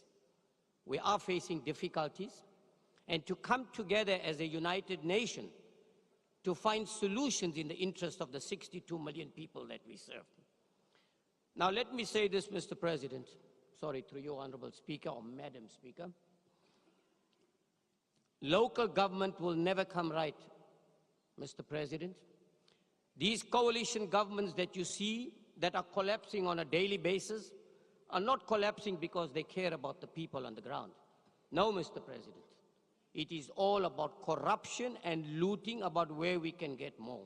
When you get less today, then you will go there tomorrow. When you get more there, you'll come this side. That's what it is all about. So I want to plead with you, which I've done repeatedly, Mr. President, is close the gaps to corruption at local government level. Let's have a more credible and transparent process. I'm not sure if the Deputy Minister is here of corporate governance, because with a very good contribution yesterday, what I'm saying is, let us, through the local media, provide on a monthly basis the names of every service provider who has been awarded contracts, together the names of those companies, the values and the itemized billing. That will not eradicate it totally, but it will to some extent deter these corrupt politicians that are engaging in coalition governments, particularly if you see what is happening in KwaZulu-Natal and many other parts of the country. That is why there's very little or no delivery of services. Mr. President, I think one of the problems is, and I must agree, that if you're going to talk about a Minister of Electricity, we're going to need one of water. Because the crisis you're going to face in South Africa of water is going to be 10 times that of energy. I want to say it again and again. You don't need one for potholes. I'm told we've already found one. But water is a crisis. Even though you talk about projects that we want to implement, you are losing 54% of water through leakage and poor infrastructure in the country. Mr. President, speak to your police officers and you will then find out why they are not motivated. A constable earns 13,000 rand a month and after deduction takes home about 7,000 or 8,000 rand. The moment he dons that outfit of the police services, and I'm not talking about branded goods of Gucci and others, Louis Vuitton, the police outfit, his life is already in danger. Do you know what they get, Mr. President? 400 rand for a danger allowance. Do you think they can do justice? No, they can't. Mr. President, we need to address the state of dysfunctional families. Last year, we had 91,000 children give birth to children in this country, and we think it's okay.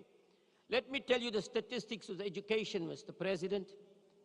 The pass rate in mathematics, in science is so dismal, and yet we talk about we're going to want engineers. What engineers are we going to produce?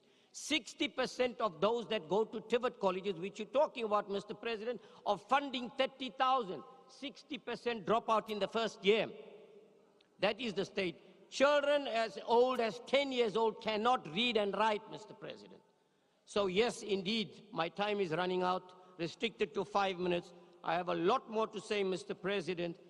Lastly, on the issue of land, what stops us from providing every South Africa through your family to your local government a piece of property which they can call home and give them back their dignity, give them the services of water and sanitation. 5 years later, they'll be happy. But distribute it today to every South African family through every local government in the country. Thank you very much. Thank you very much, Honorable Imam. I now invite the Honorable Nodada.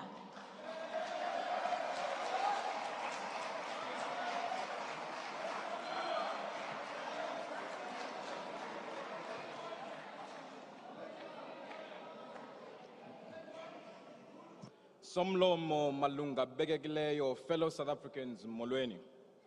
Mr. President, I sat in these very benches attentively last Thursday to listen to your Sona speech. To be honest, I did so with little less hope than the thousands of parents who in 1994 put their trust in the ANC to escape oppression. They trusted that Bantu education would be replaced by quality education that would provide a pathway out of poverty and unemployment. Mr. President, imagine a child born into our democracy. Not only their parents' pride and joy, but a hope of a nation. Let's take the story of young Kanya, whose name means light, born in Kolobeni.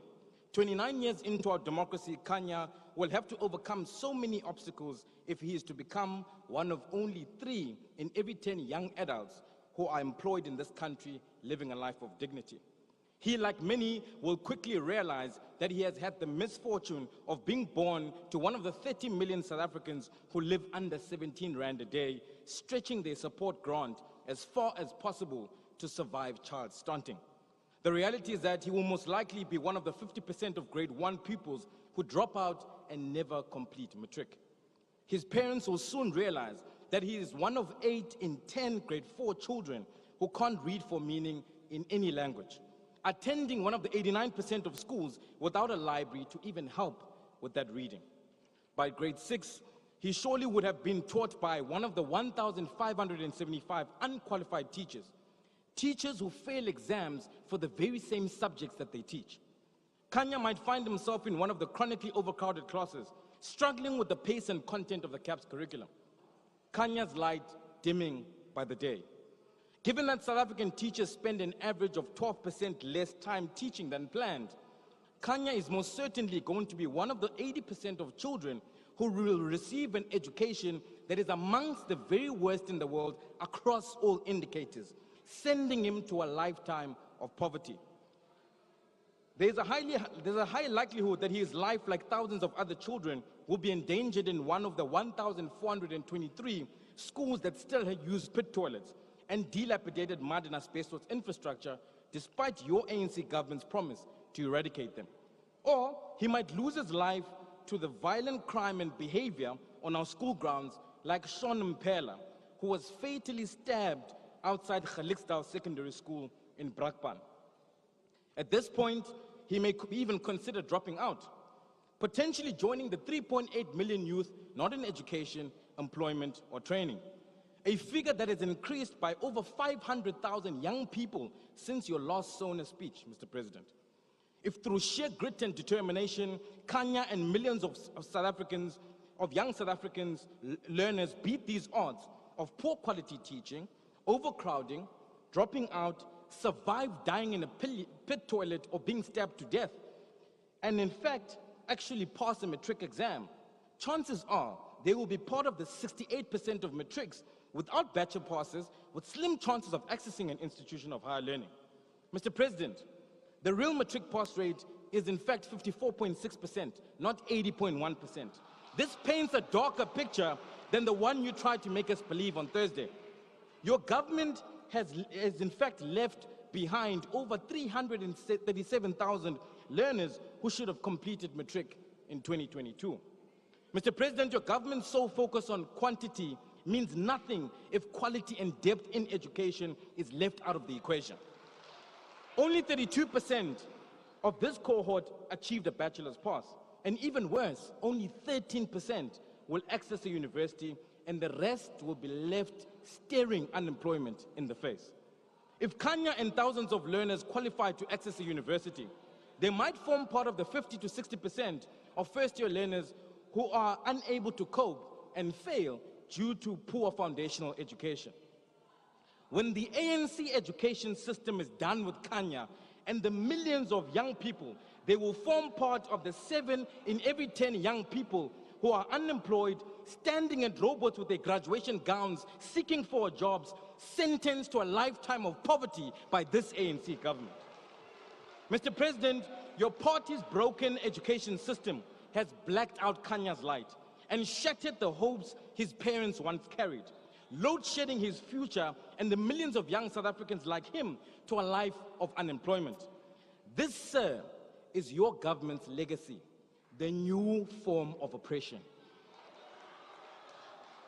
I-ANC sele ijike yangumbutho wengcindezelo igcinezela ulutsha laseMzantsi Afrika ngokubanika imfundo engekho semgangathweni, imfundo ezabaqhubela kubomi bentlupheko apho bengazufumana misebenzi baphele bengomahlalela bekhongozele kulorhulumente we-ANC onguhlohle zakhe. Nilibulele ikamva labantwana beli mongameli. It was at this podium last year, sir, that you promised to eradicate pit toilets and rapidly build more schools to curb overcrowding. Yet nothing was budgeted, no mention of progress in your Sona speech, and you had accepted some of my proposals.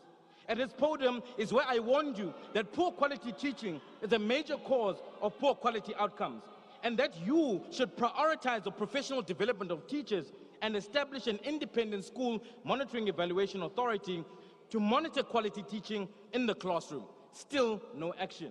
I pleaded with you to track, trace, and retain learners to schools so that we don't lose them to unemployment, poverty, or crime. You agreed, yet there has been no mitigating strategy to curb the problem thus far.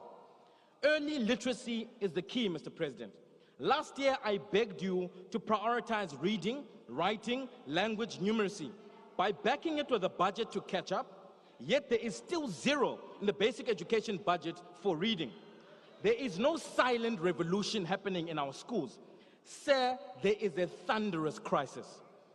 However, there is one place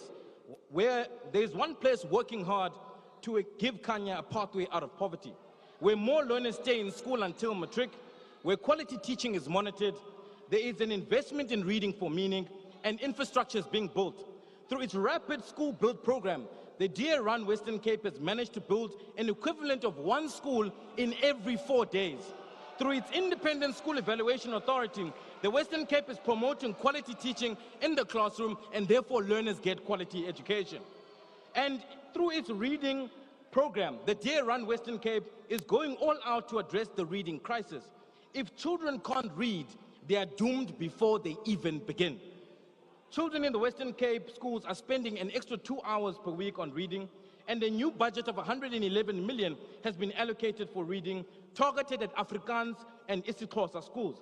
That is why there's double the number of children who can read in the Western Cape in comparison to the rest of the country.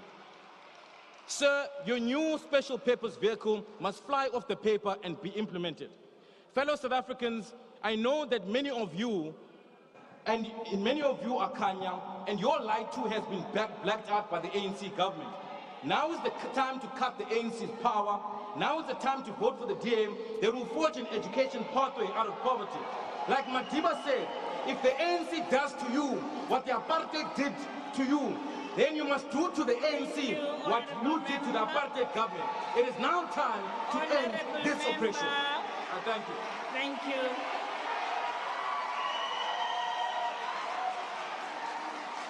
I now invite order, honorable members.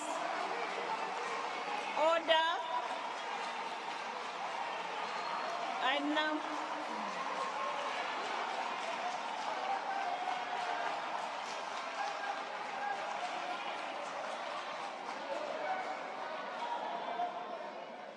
Thank you. I now invite Honorable the Minister of Home Affairs.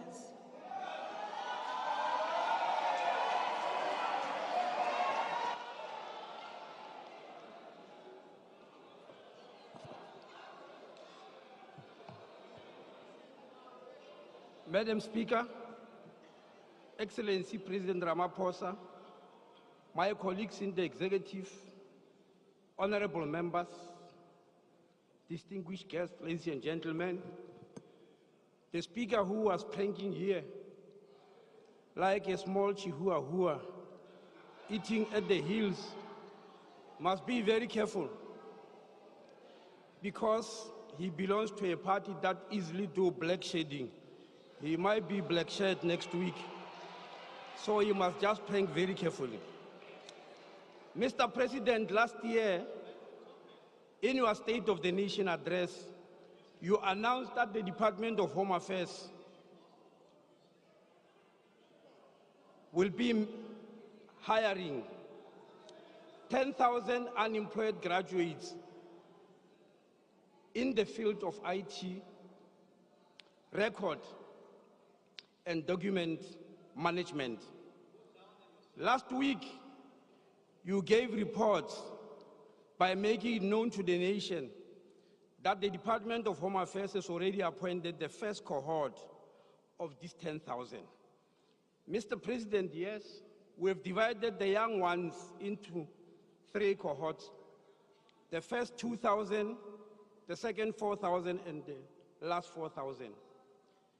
This first cohort has completed their training last week in Benoni and have already been dispatched to all provinces to start their important job, their first work in their life. These young people will be employed for a period of 3 years to transform these paper records into digital files. The advert for the second cohort of 4,000 is out already, and the closing period is in the next 2 weeks. All the 10,000 young people will be on the job by the end of April this year. I must state that the recruitment process unveiled young people with highly impressive qualifications and technical skills, like the 29-year-old Papedi Sibeng from Polokwane in Limpopo, who has a master's degree in information studies and was hence appointed as one of the managers' digitization project. I can assure Mr. President, this has got nothing to do with where the Minister of Home Affairs is coming from. It just happened. Your announcement, Mr. President, after your announcement, Mr. President, there are many people who were asking, what are these records all about? They are actually files of records of birth, marriage, death, IDs, passports, and other identification documents that are in our possession since 1895. Some of you in this House might regard this as a mundane project. His Excellency, Mr. President, some of these records have already helped some families to claim back their land because they were able to prove through the records who their ancestors were.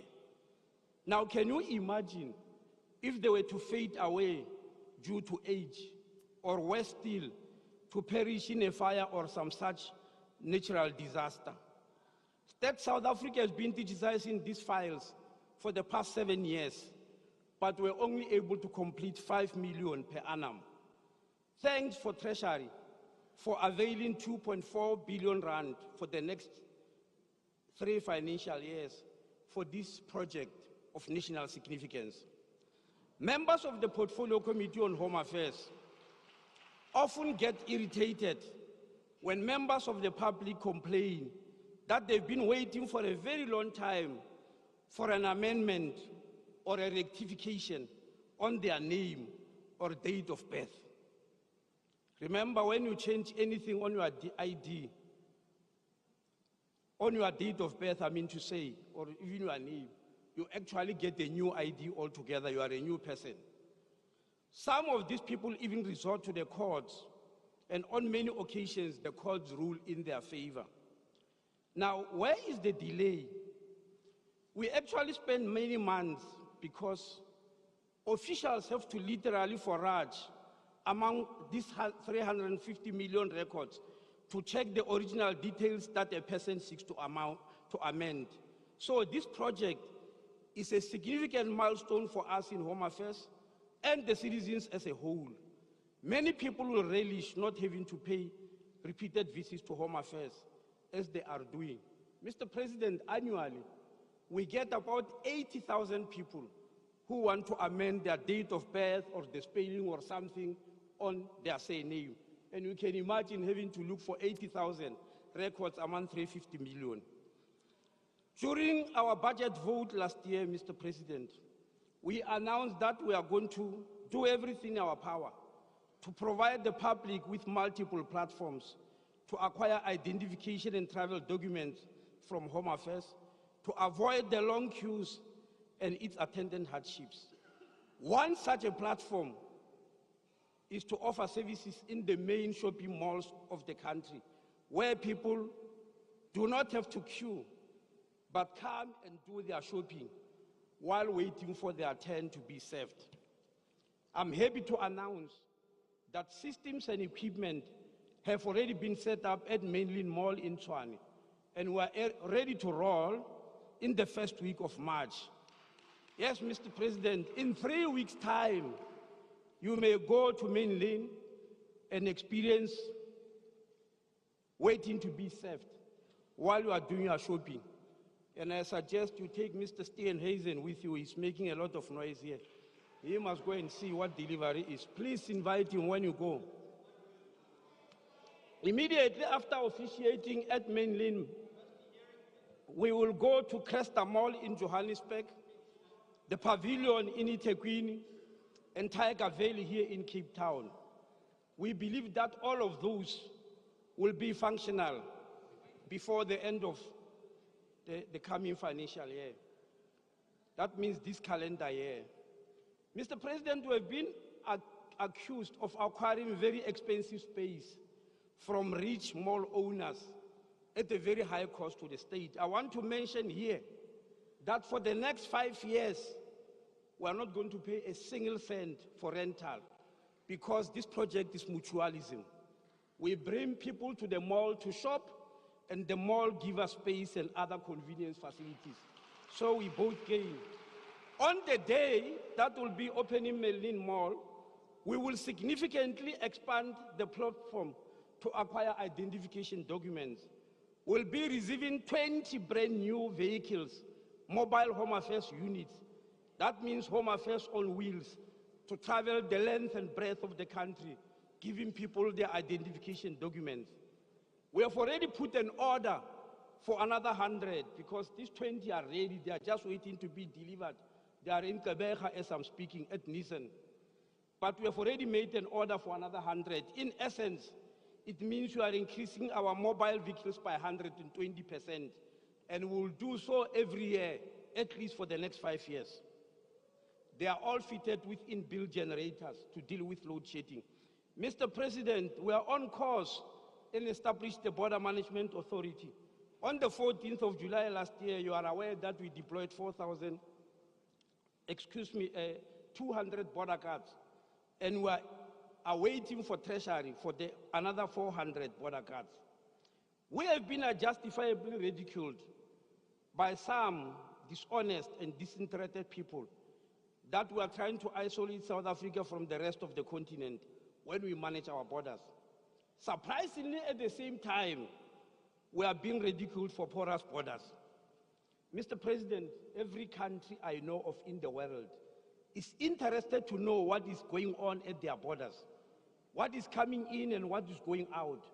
So we are not about to apologize to anybody for deploying border guards to do what other nations of the world are doing.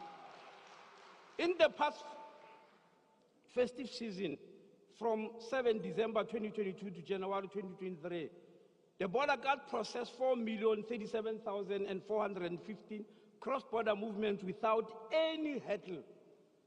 This time around, because the BMA exists, the Portfolio Committee on Home Affairs did not have to go to the borders to do any oversight. The media who were hiding at Beit Bridge, waiting for a catastrophe to happen in the form of chaotic congestion, were phoning us grudgingly asking what went wrong, why there are no problems at the borders, instead of asking what is that which we have done right this time around. Yes, we have deployed border guards. They have confiscated, just this December, 2,236 kilograms of non-compliant regulated agricultural projects, 4,120 pairs of counterfeit shoes, 8 bars of copper, 13 vehicles. If we count from July, 42 vehicles which are about to leave the country, 11 containers of diesel of 20 liters each. These are some of the things that they've been able to do.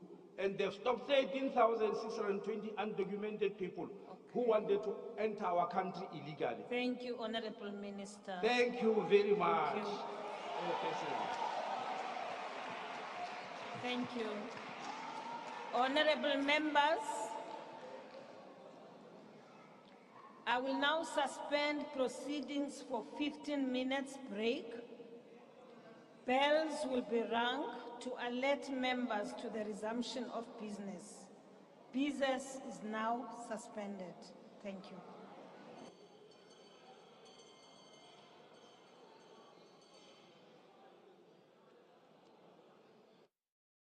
I can hear you. Viewers, as you can see,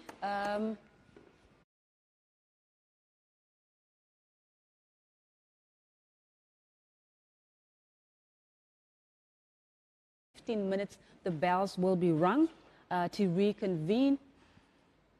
Viewers, as you can see, members are making their way out of the City Hall right now, as the Speaker of the National Assembly has suspended the proceedings for 15 minutes to give members an opportunity to take a comfort break. And of course, after 15 minutes, the bells will be rung again, and then members will be able to get into the City Hall again, and of course take their seats in order for the proceedings of the day to proceed. With that said, the first speaker, when the proceedings started at 1400 hours this afternoon, was the Chief Whip of the National Council of Provinces, Ntate, who opened up the debate, and it was ended with, of course, Ntate Aaron Motsoaledi, and he was the last person to speak. And then after that, we will, of course, continue with this joint debate to both houses. So now we are quickly going to go over. Let's take a look at this clip from of the FFPLUS in terms of, and this basically just outlines some of the issues that were raised by the FFPLUS. Do stay tuned.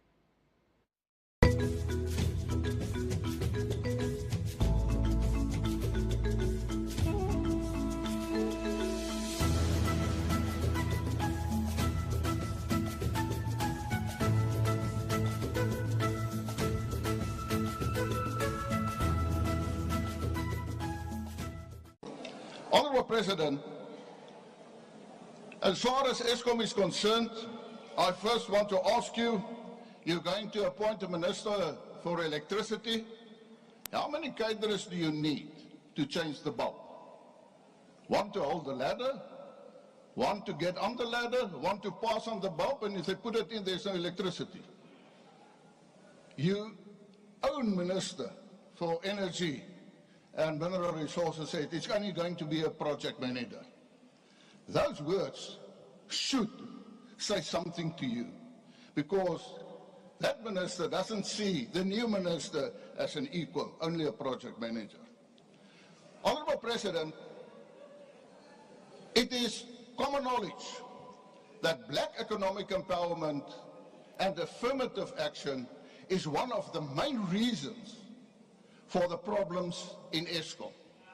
Their own employment equity plan determines that in the next 3 years, ESCOM must get rid of 500 white men technicians with technical skills. Honourable President, I've urged you many times from this podium, let us get rid of black economic empowerment and affirmative action, because it's nothing else than the smokescreen for corruption.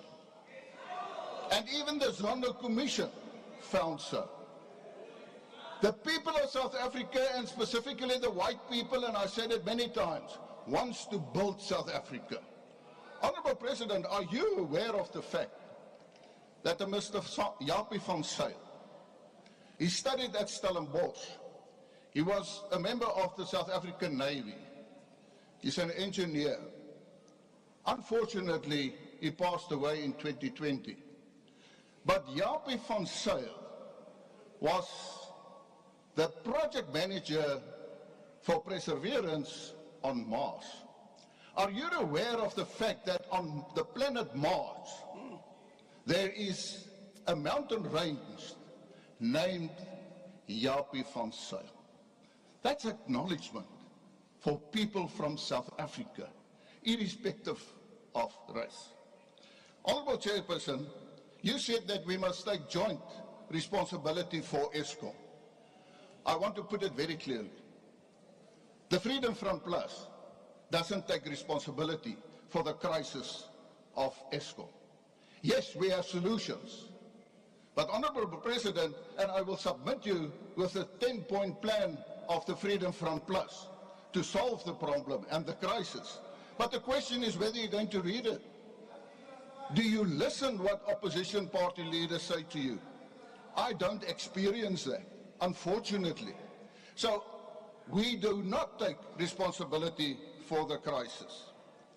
I also want to say, Honourable President, that you were put in charge in 2015 of the war room that was created by your predecessor. And a couple of things had been said, and I want to quote. On the 2nd of September 2015, you yourself said the following: in the next 18 months to 2 years, you will forget that the challenges we had with power, energy and ESCOM ever existed. Close quote. On the 3rd of April 2019, the Honourable Minister Pravin Gordhan said the following: ESCOM aims to ensure that there will be no more load shedding from 3 April 2019. The same Honourable Gordhan said the other day, in fact the 25th of January, on an online symposium with the University of Johannesburg, he said, "We are now in the mood to urgently solve the crisis as soon as possible." Close quote. In the mood? Honourable Chairperson, maybe the Honourable Minister must visit the people on the streets and determine their mood when there is load shedding. And I can assure you, he will be surprised because he doesn't know what is load shedding, because no minister gets load shedding. And I think it is arrogant, to say we are now in the mood. House Chairperson, South Africa requires miracles to eliminate unemployment. If the economy was to achieve steady growth of 3% per annum for the next 14 years, which is nearly double the projections, the unemployment rate would be reduced to about 25%, but 8 million South Africans would still be without a job. No number of well-intended job creation schemes, entrepreneurial training programs, red tape reduction projects will alter these numbers. In the absence of miracles, the President's words, extraordinary circumstances call for extraordinary measures, simply do apply. Mr. President, we cannot maintain such a high number of unemployed people in the absence of decisive mitigation measures to ensure people do not starve. We have no choice but to adopt an expanded cash transfer system as part of a comprehensive social security system overhaul, as a means of supporting and ensuring social and economic justice, constitutional rights and stability. The announcement that the 350 Rand per month COVID grant will be continued is rather less than we had hoped for this year's SONA. Given the magnitude of the crisis of unemployment and the destitution and hunger of millions of people, this year's speech was the perfect opportunity to unequivocally commit the state to implementing a basic income grant. A comprehensive social security system can and must be implemented with the necessary political will. Inefficient government perks and programs must be closed. The number of government departments should be reduced. At a provincial level, there's an urgent need to reconsider spending that occurs through premiers' offices, and regressive or ineffective tax expenditure must be shut down or fixed. If we did these things, Mr. President, we could prioritize the needs of the neediest by implementing a basic income grant. Mr. President, the greatest barrier to entrepreneurship is not training or red tape, it is access to finance. If the World Bank is correct, we can halve our unemployment rate if we achieve the same level of entrepreneurship as our peer countries. We therefore support your view that growth and the creation of jobs in our economy will be driven by medium and small enterprises, cooperatives and informal traders or businesses. But we must invest far more substantially in ensuring access to finance. The plan to provide 1.4 billion Rand in financing to over 90,000 entrepreneurs and the commitment to establish a 10 billion Rand SMME growth fund are good plans. But the fact is that if this finance is to be administered by the Small Enterprise Finance Agency, then that rings alarm bells. It was SEFA that implemented the President's Spaza Shop support program during COVID.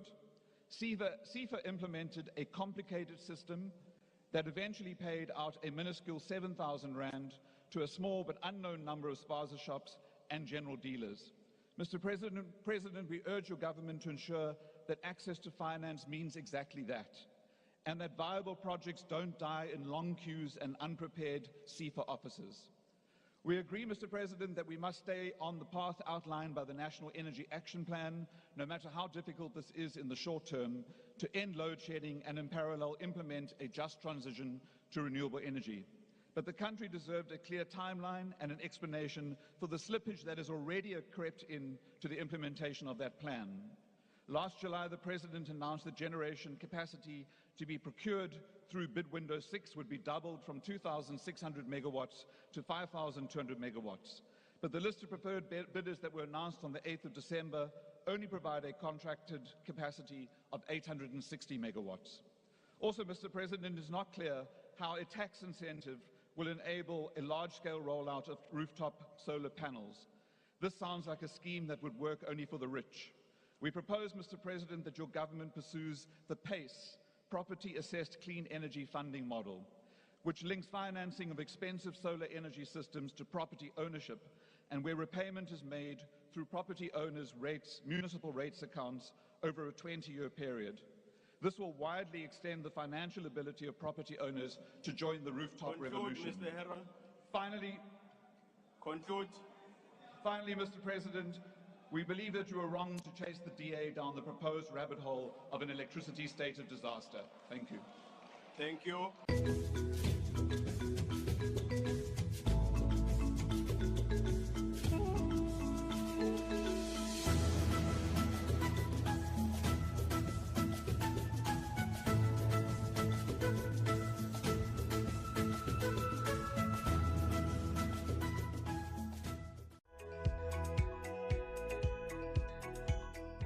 President Cyril Ramaphosa will conclude the debate on the State of the Nation address with his reply on 16 February 2023 at 2 p.m.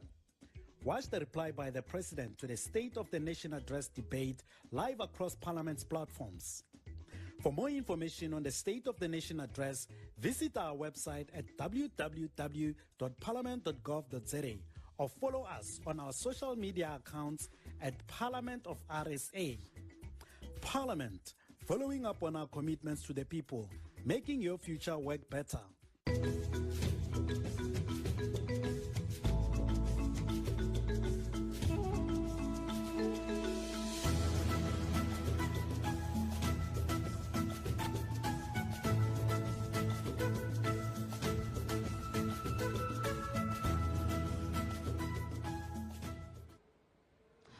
Viewers, welcome back. If you're just joining us, you are still watching Parliament TV on DSTV channel 408. As indicated a few minutes earlier, the Speaker of the National Assembly, Mayor Nosiviwe Mapisa-Nqakula, has suspended the proceedings of the House for just about 15 minutes to give members a comfort break, and members are actually just about to make their way back into the City Hall in order for the proceedings of the day or the business of the day to continue, and that is, of course, day 2 of the joint debate for the 2023 State of the Nation address. This is, of course, an opportunity for members of Parliament to reflect on the commitments that have been made by the State President in his address, and of course the key issues that members are responding to. Broadly, it's not only the 7 priorities as announced in the State President's 2019 State of the Nation address, and of course they are also reflecting on where we are right now as a country, the current state of the economy, high levels of unemployment, and of course whether the State President's response or program of action for the year ahead actually is speaking to the development landscape and the challenges that ordinary South Africans are facing. And just to recap in terms of what those key issues are that the President has announced in his State of the Nation address, number 1, at the top of that list is, of course, the impact of load shedding and the far-reaching impact of load shedding on the economy and on all aspects of life. The President, of course, has given quite a number made a number of commitments with regards to how this challenge, this energy crisis will be addressed. And key amongst those commitments and solutions that have been put forth by the President is that national state of disaster that has been declared, and of course that second contentious commitment of appointing a new Minister of Electricity.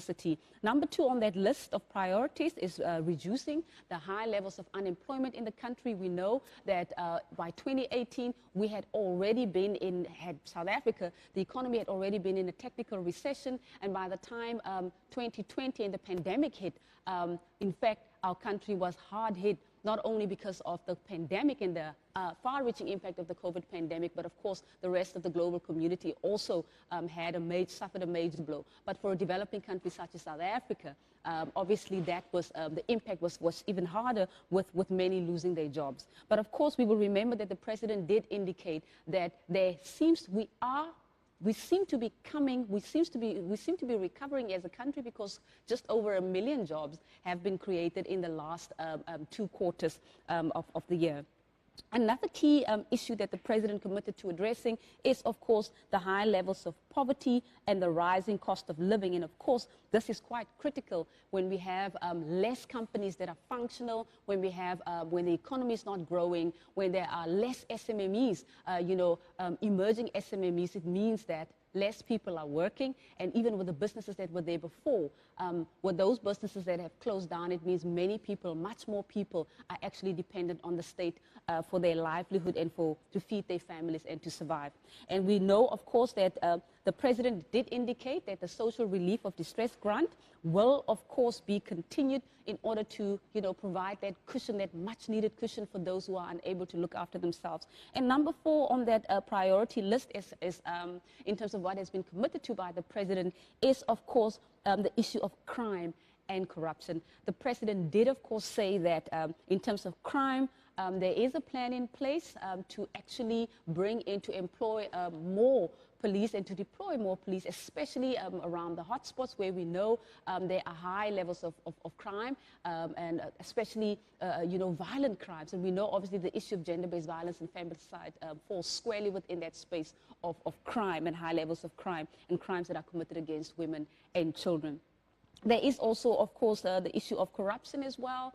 We know that through the Zondo Commission, that report has now been given to Parliament.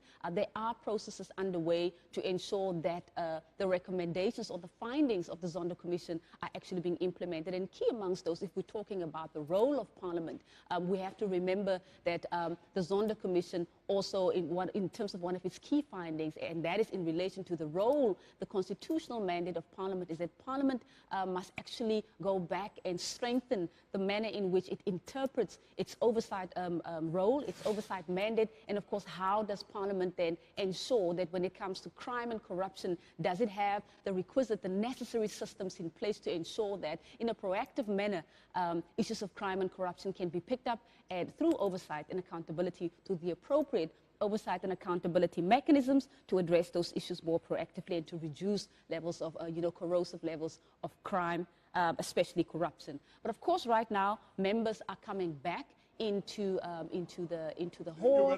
They're making their way back, and the presiding officer has taken his seat, and the proceedings are about to be reconvened. We will now proceed. And our first speaker is the Honorable Premier of the Northwest.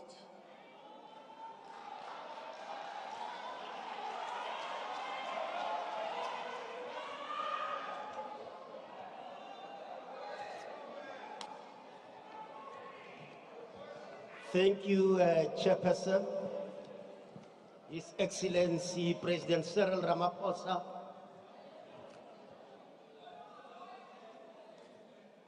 the Speaker of the National Assembly, the Deputy Chairperson of the National Council of Provinces, Cabinet Ministers, Deputy President of the Governing Party, Honorable Paul Mashatile, Members of Parliament, leaders of political parties represented here today, esteemed guests, ladies and gentlemen, good afternoon. In his State of the Nation address, the Honorable President stated that the people of South Africa want action, they want solutions, they want implementation, and they want government to work for the people. In responding to this call and what the people desire, our province has prioritized accelerated service delivery and job creation as key focus area for the next financial year.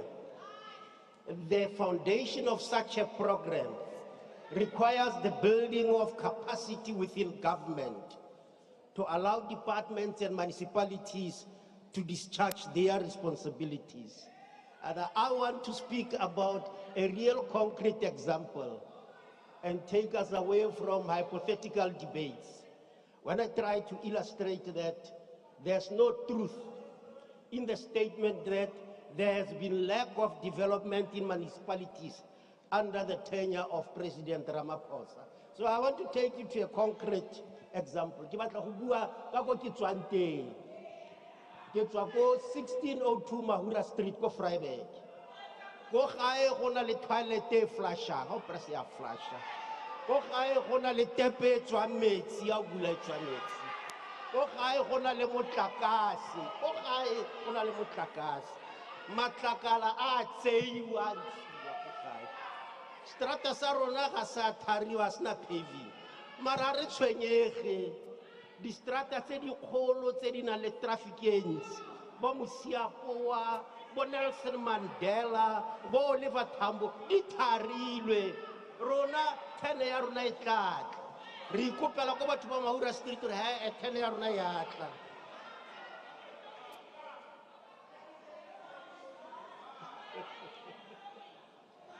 The municipality is busy repairing other streets. This is happening in Coleridge in the Colored Township. I was called now the day by Mr. Kasim from Kismet Park, which is an Indian residential area. And he said to me, Premier, this road leading to our residential area is full of potholes. After 3 days, he sent me a WhatsApp and he said to me, I'm so happy they are repairing the road. 3 days. En ek is ook bewus. Ek is ook bewus want ek bly daar so. Ek praat nie nou teorie nie. Ek bly daar so. Ek is bewus dat daai straat, Voortrekkerstraat in Vryburg word ook herstel. En ek weet Dr. Van Zyl bly daar so.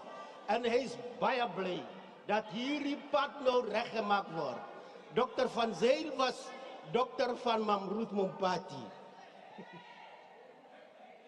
I'm also pleased to notice that the cemeteries have been fenced. You know, for me, that restores dignity to people who are buried there. You know, last time I received a report that there was no water at Joe Morolong Hospital. And I was a little bit disturbed. But in no time, MEC Sambata gave me a report that they have managed to fill the reservoir. But maybe that is a short-term solution. He went further to say to me, we have discovered a borehole not very far from the hospital, and we are going to use that water to provide water to the hospital on a more sustainable basis.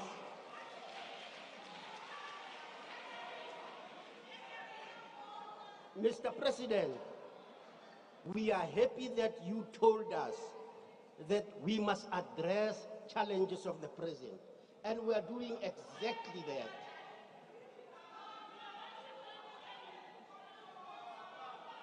I will, in fact, Mr. President, you are invited to come to Vryburg in April to officially open a state-of-the-art school there. But during that visit in Vryburg, where I come from, I'm not talking theory, but you must couple that visit with the opening of a new mall there. This mall came into being through the efforts of the municipality. And this mall is going to give employment to many people in that area. I want to turn my attention to the Sobota. I see many people here are in love with the Sobota. When we realized that there were problems in the Sobota, we formed a task team. And we worked with business, and we succeeded with business to tar roads there, not using money from the municipality, but using contributions from business. We tarred roads there. They even repaired faulty traffic lights. I always thought that I have friends in the EFF. Now they are making noise. I always thought that I have friends in the EFF. Now why are they doing this to me? Now, many people speak glibly about 139 not working. And we listen to them.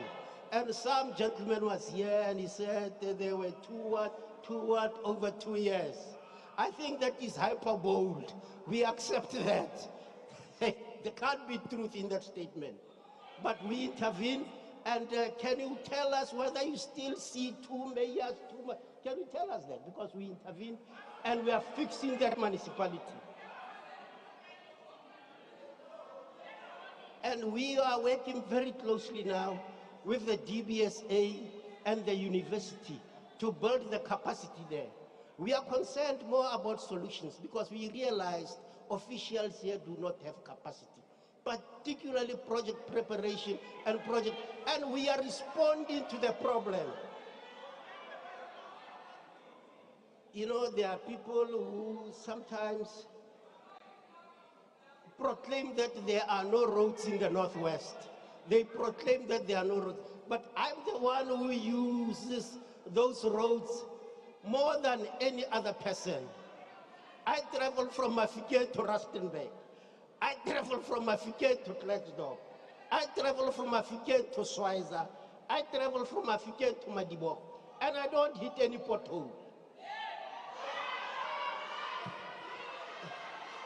So, well, it is true that some of our roads are not in good condition. In as much as it is true that some roads are in excellent condition. So that's the picture.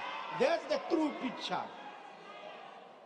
Boere dikwels klaar oor daai pad tussen Wolmaranstad en Schweizernekke. En dan het klaar ook oor daai pad tussen Koster en Lichtenberg. En dan het klaar oor daai ander pad tussen Ottosdal en Delarivel. En luister hierso, luister 'n bietjie. Ons het daar gegaan, daai pad tussen Ottosdal en Delarivel. Die groot gedeelte van daai pad is klaar gemaak. Ek was daar, ek het met my eie 2 oë gesien. En die pad is uitstekend. Ek is bly daaroor. Honorable Premier, just a second. Honorable member, your hand is up. On what point are you rising?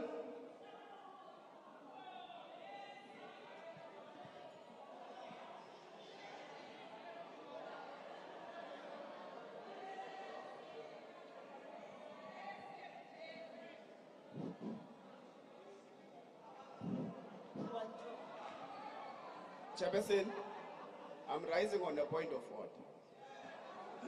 Yes, members are allowed to hail, but now they are drowning the speaker and you are not protecting the speaker. Please protect the speaker, Honorable Chairperson. They are drowning the speaker is not breathing. Thank you very much. No, thank you very much. I'm sure there's no harm in a little bit of heckling, but to drown a speaker is another question altogether.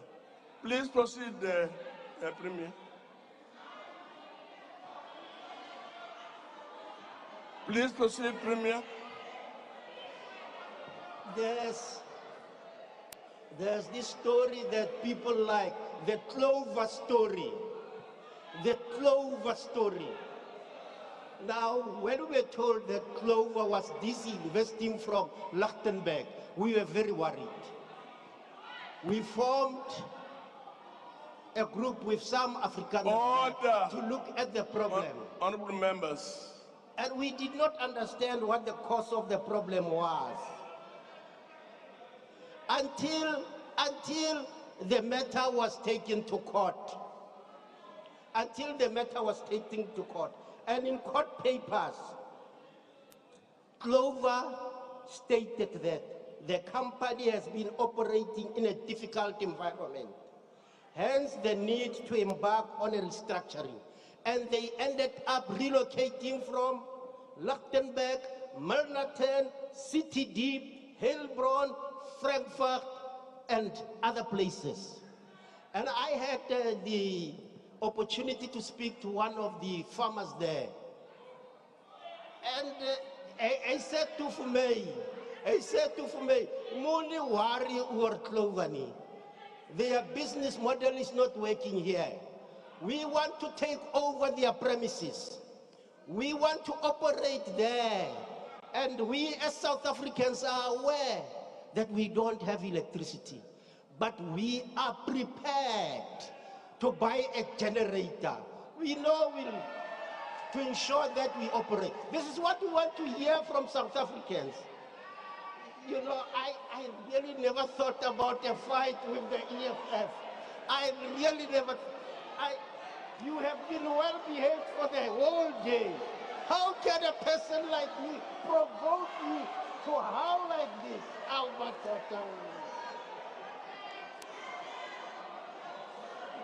Order, honorable members. Order. We have been interacting with business in the Northwest. We have interacted with the mines. And the person that initiated this interaction with the mines is Honorable Gwede Mantashe. And we met with PPM. And PPM, Pilanesberg Platinum Mines. And they said over a 5-year period, they are investing 9 billion. And in that investment, they are going to create 3,300 jobs. And you know, the DA, if you go on like this, I'll respond to you. The EFF, I won't, but you, I want you.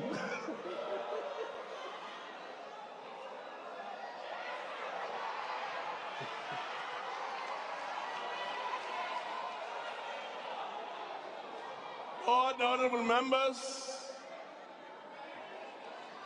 can we just ensure that the Speaker is able to continue? Can we have a bit of order? We met with several mines, Samanco, and the others, and they are all saying we are expanding. They are all saying we like your support. We met with the tourism sector. They said repair these roads. We are meeting regularly with organized agriculture. Praat was daar aan die tooi. Praat net met Boeta die tooi en Nodepinar. Ons ontmoet gereeld. Ons praat van landbou in die provinsie.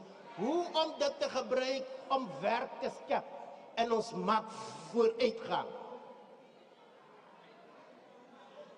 Some people say that there's nothing happening in the country. I want to tell you, there's a company there called Supreme Chicken. Supreme Chicken invited me and they said, we want to expand. They have operations all over our province. And they said, we want to invest and expand. And you know, it's not only them. Many involved in the chicken industry are expanding. As a result, I think we are becoming the #1 province in the production of chicken. I'm just telling you a few stories. Mara, aangezien die DA belang stel in my. Ek wonder hoekom stel hulle belang in my. I just want to say this. You are happy, Honorable Eerste Hazen. You never lived in apartheid South Africa. You know, we experienced a situation where our names could be changed willy-nilly. If you're Mtimkulu, the next day, you know, you become Grootboom. And so since you are Steenhuisen, maybe you can become Brick House. And we say Brick House. And you must note that when they do that, they continue to bastardize your name. You may not even end with brick house. You may become brick something. But that doesn't worry me what brick you'll become, brick something. What worries me is your statement wherein you said people will vote for you. I don't know, you only think of black people when you want their votes. You don't think about them as leaders. And in that we think you are being patronizing and paternalistic. And we really do not like that. But I want to advise you, go and read a book by Amika Cabral, Unity and Struggle. In that book, he defines what people means. And when you read it carefully, you'll realize that you do not qualify to be called people. In fact, your party represents the antithesis of people. Laat ek net bietjie praat met Groenewald en die Tooi. Hou op, de Groenewald. Hou op, Groenewald. Moenie hier kom en vir ons vertel BE en affirmative action is verkeerd. Yes, as you move towards closing, Premier, the time, yeah.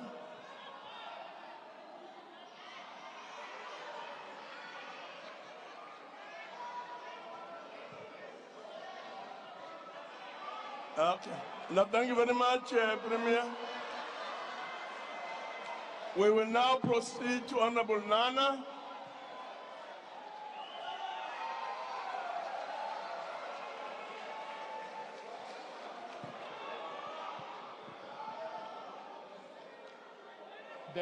The less said about the Premier of Northwest, the better. It explains why Northwest is in such a mess. Honorable Chairperson of the NCOP, ngale njikalanga nami mandizeke mzekweni ndizibulisele kuni noshumi. I'm about to say something the majority of this House would not want to hear. But unfortunately, it is the truth, and I'll speak truth to power. Apartheid was bad. Apartheid was very bad. Apartheid left many of us with physical and emotional wounds, and scars are still showing. But not everything was bad about apartheid. The democratic government was bequeathed with SOEs, with, amongst other things, well-established and functioning SOEs. Guess what you, the ANC, did? Honorable Nana, just a minute. The man at the back. No, at the back.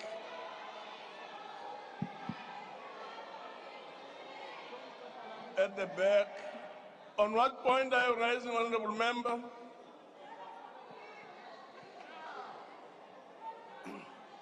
Yo. Yeah, this is very worrisome. Apartheid is a crime against humanity. Chair, can you rule this man, this honorable member, to order? There's no way that he can say apartheid was never bad on all centers. Apartheid was bad on every life of South Africans. Thank you very much. Including the same white people. Thank you very much. Under apartheid, they were very bad. Thank you very much. Thank you very much. Thank you very much, Honorable Member, but that's not the point of order.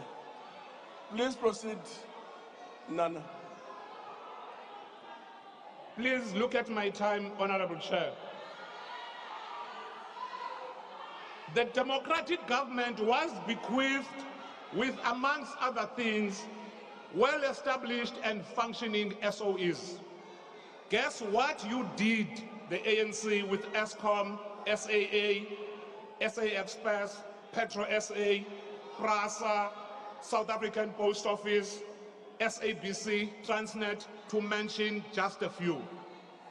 The corrupt ANC government systematically obliterated each of these entities, some to extinction, whilst others are a shadow of their former glory, costing a taxpayer a fortune. The failed ANC government gives credence to unfounded stereotypes that blacks cannot govern and South Africa will be just another failed typical African state. Many South Africans go to bed without food. Others are losing their jobs on a daily basis. Businesses are closing due to load shedding. Is it not shameful the Minister of Arts and Culture, despite all of this, wanted to spend 22 million rands on a 100-meter tall flag? To add insult to injury, South African tourism wants to sponsor Tottenham Hotspur by a nearly 1 billion rands. These are nothing else but a waste of taxpayers' money by a government that is out of touch with the hardships of its citizens. Mr. President, your cadres in the Eastern Cape municipalities have taken rot, maladministration, and corruption to new heights. Public infrastructure is in many municipalities either near or completely collapsed, and Mdntv is leading the pack. Shortly before 2021 local government elections, in an attempt by the ANC to get votes, a pomp ribbon-cutting event for the official opening of a 15 million rand stadium in Komani badly backfired. It later transpired that, in fact, this goat track called Lessiton Sports Field was costing about 22 million. In February 2022, the cash-strapped Mdntv was at it again. This time they had awarded a tender to construct a mere 6.7 kilometers of road at a cost of 97 million. Industry experts will tell you the cost of constructing 1 kilometer of road will cost you just over R1 million. These days, after shaking an ANC member's hand, you better count your fingers just in case one, if not all of your fingers are missing. Honorable members, let me be clear. The collapse of infrastructure in our municipalities is as a result of a corruption perpetuated with impunity by the ANC. However, it is not all doom and gloom in the Eastern Cape. As the saying goes, every dark cloud has a silver lining. A democratic alliance government in Koka municipality is that silver lining. Having inherited a bankrupt municipality from a corrupt ANC administration in 2016, the late executive mayor, Elza van Lingen, together with her team, rolled up their sleeves, got stuck in to clean up an ANC mess.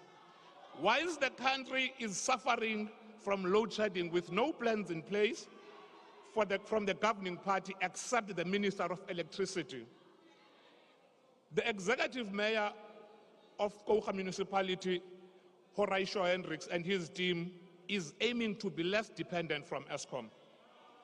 Our government will be undertaking a 6-month feasibility study to determine viability of alternative means of renewable energy and power generation by independent power producers.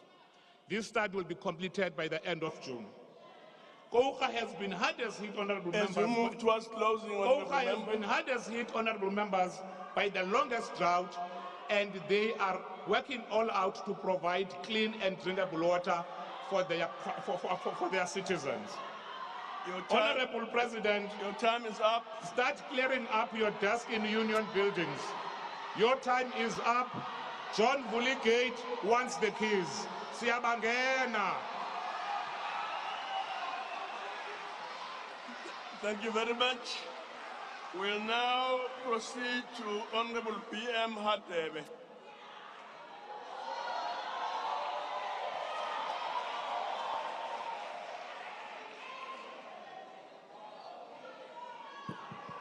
I think it was Steve Biko who once said the most important weapon in the hands of the oppressor is the mind of the oppressed. Honorable Nana is the living example of that.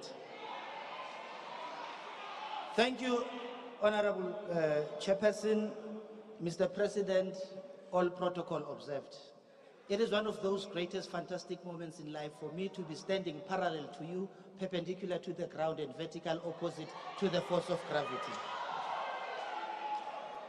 Mr. President, one of our outstanding freedom fighter, Walter Sisulu, famously said, "It is the law of life that problems arise when conditions are there for their solutions." Mr. President, last week when you delivered the State of the Nation address, you highlighted monumental achievement of this government in meeting the needs of our people. Your address, Mr. President, was an appeal for us to remain hopeful as we navigate difficult challenges we face as a nation. You called on us to reignite the resilient spirit of our forefathers, our fallen martyrs who against all odds fought fearlessly and defeated apartheid in order for us to attain freedom in our lifetime.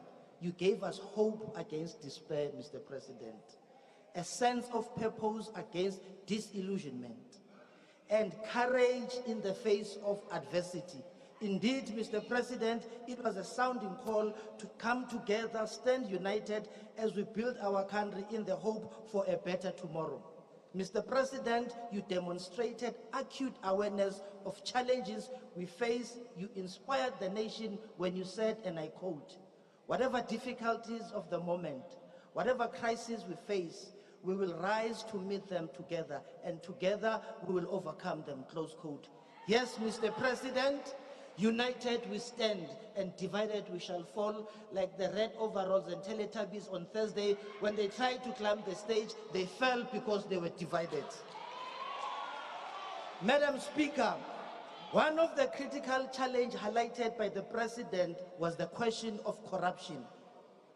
On this note, President, you presented concrete steps, progress, and gains that have been made in reinvigorating our law enforcement agencies to intensify criminal prosecution on state capture networks, recovery of stolen funds, and the seizure of ill-gotten assets.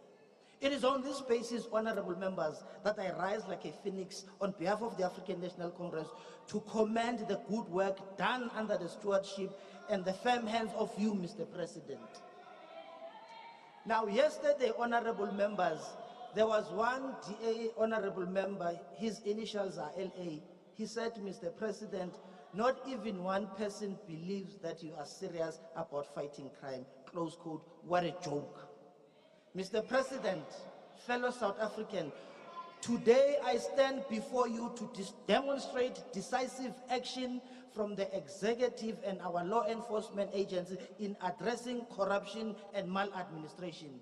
This administration, led by President Cyril Matamela Ramaphosa, has placed combating corruption as a critical priority, and the Parliament, in the capable hands of DJ Pemza, aka Waichukucha, has also played its oversight role in ensuring accountability and action is taken in the fight against corruption. Our law enforcement agencies are fully equipped. They operate independently without fear and favor. Now, fellow South Africans, here are the facts, but not fictions. Amongst other critical successes in the fight against corruption, the NPA Investigative Directorate has finalized a long overdue but extensive settlement process with a Swedish-Swiss multi-corporate business, ABB. And this company has paid back 1.5 billion punitive reparation to South Africa. This payment is part of the NPA funding about criminal probe into systematic corruption at ESCOM, and the company has been blacklisted. Facts, not fiction. NPA Investigative Directorate, only established in 2019, has taken 187 accused persons to court in 32 state capture and corruption cases. Facts, not fiction. Over 7 billion has been returned to the state from the state capture cases, including Mackenzie and Company, 1 billion settlement related to ESCOM. To date, fellow South Africans, 12.5 billion of funds and assets have been frozen. Now, this is a decisive action, and we should commend and welcome the leadership of Mr. President and our law enforcement agencies. Honorable members and fellow South Africans, indeed, this administration under the ANC has taken firm stand against corruption, malfeasance, in the interest of our people and our revolutionary advance through a truly ethical, democratic development state. Fellow South Africans, only on the 1st of April 2020 to 31st of December 2022, under the capable hands of Advocate Mutibi, the SIU Special Investigating Unit has referred 384 companies to be blacklisted. Now, honorable members, blacklisting is one of the important steps to implement consequence management, and it ensures that implicated companies are restricted from doing business with the state. 384 companies are now prohibited from doing business with the state. Still on SIU, 110 number of motivation for proclamation have been submitted to the President via the Department of Justice. Out of 110, 69 have been gazetted. 41 are currently being processed by the Department of Justice. Now, as a result of that, just one financial year, 2021-2022, 6.2 billion rand value of potential losses have been prevented. Facts, 5.5 billion rand value of contract and administrative decision have been set aside and deemed invalid. Now, this is the sterling work done by Advocate Mutibi and his excellent team in the SIU. Honorable members, fellow South Africans, numbers don't lie. DA and Mr. John Wick, Honorable Steenhuisen, you are entitled to your own opinion, but surely you are not entitled to your own facts. Now, allow me, DJ Pemza, to take a swipe and deviate and deal with the myth of the DA. That way they govern better. By the way, I am a MP deployed in Kailicha. Kailicha is my PCO. Let's deal with the public transport. City of Cape Town is a tale of two cities, a city for the rich and a city for the poor. In the city of Cape Town, as we move towards closing, honorable member, let me take this opportunity, as I conclude, let me take this opportunity and thank you, Madam Speaker, for your leadership last week.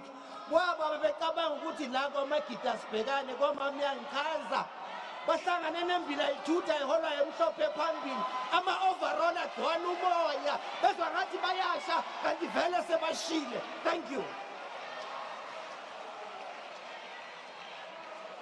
Thank you very much. We'll now proceed to Honorable N. Hadebe.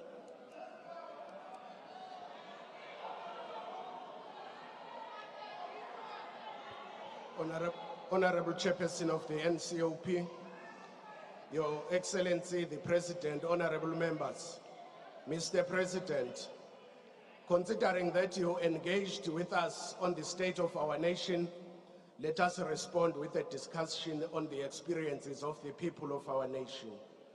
In your address, you communicated that the Department of Water truly has deep knowledge of what is needed. However, the lived experiences of South Africans highlight the department's shallow understanding of the water crisis.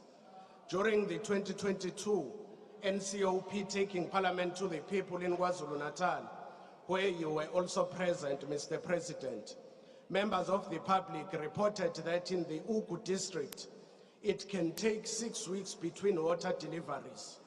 They claimed that Izingolweni Ward 33 has been without water for 10 years. However, the day before the last municipal elections, water came gushing out of the community tap in this community. This lasted until 10 a.m. the following day and then ran dry, which raises the question if there really is no water or just indifferences from the ANC-led government to provide the services to the people. The Minister of Water and Sanitation visited Ugu in both July and November, yet nothing has changed. Water is already a crisis in South Africa, and we cannot ignore the warning signs following the same route as the energy crisis. Immediate intervention is needed if we want to avoid another declaration of disaster in years to come. At municipal level, we are given the perfect example of the government's lacking ability to deliver services even under conditions favorable for rectification. When municipalities are placed under administration under Section 139, it means that they are desperately in need of help from those who have the skills to execute an emergency plan so that service delivery becomes the main focus. Unfortunately, we are seeing ineffective administrators merely shift from one failing municipality to another. These administrators have little oversight, and there is lack of clarity on the requirements for consideration of the administrator role and the performance tools used to monitor them. A few years ago, you signed performance agreement with your cabinet in what seemed like a promise to afford South Africa the accountability and service delivery that we deserve. Regrettably, the terms of the agreement you have entered into have found to have no bite when it comes to ensuring that our cabinet is free from corruption and is orientated towards service delivery objectives. As the respective ministers at the 2022 NCOP week stood up to the podium to address the plight of the people, which highlighted the true state of the nation, they were unable to empathize and engage beyond their prepared notes. This emphasizes the disconnect between our country's people and her government. Mr. President, last week in an IFP statement, we mentioned that in your Sona 2022, you highlighted the role of entrepreneurs and small businesses and praised Mr. Thabo Makhubu, Mr. Thando Makhubu, the founder of an ice cream shop, the Soweto Creamery, whose business provides employment to 4 people. Fast forward to Sona 2023. Your time is up. Thank you, Chair. Thank you very much. Next to speak is Honorable the Minister of Basic Education.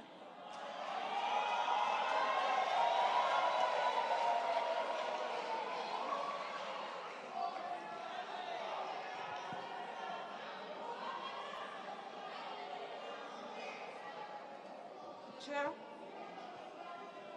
The Excellency, the President of the Republic of South Africa, President Matamela Ramaphosa, the Honorable Speaker and Deputy Speaker,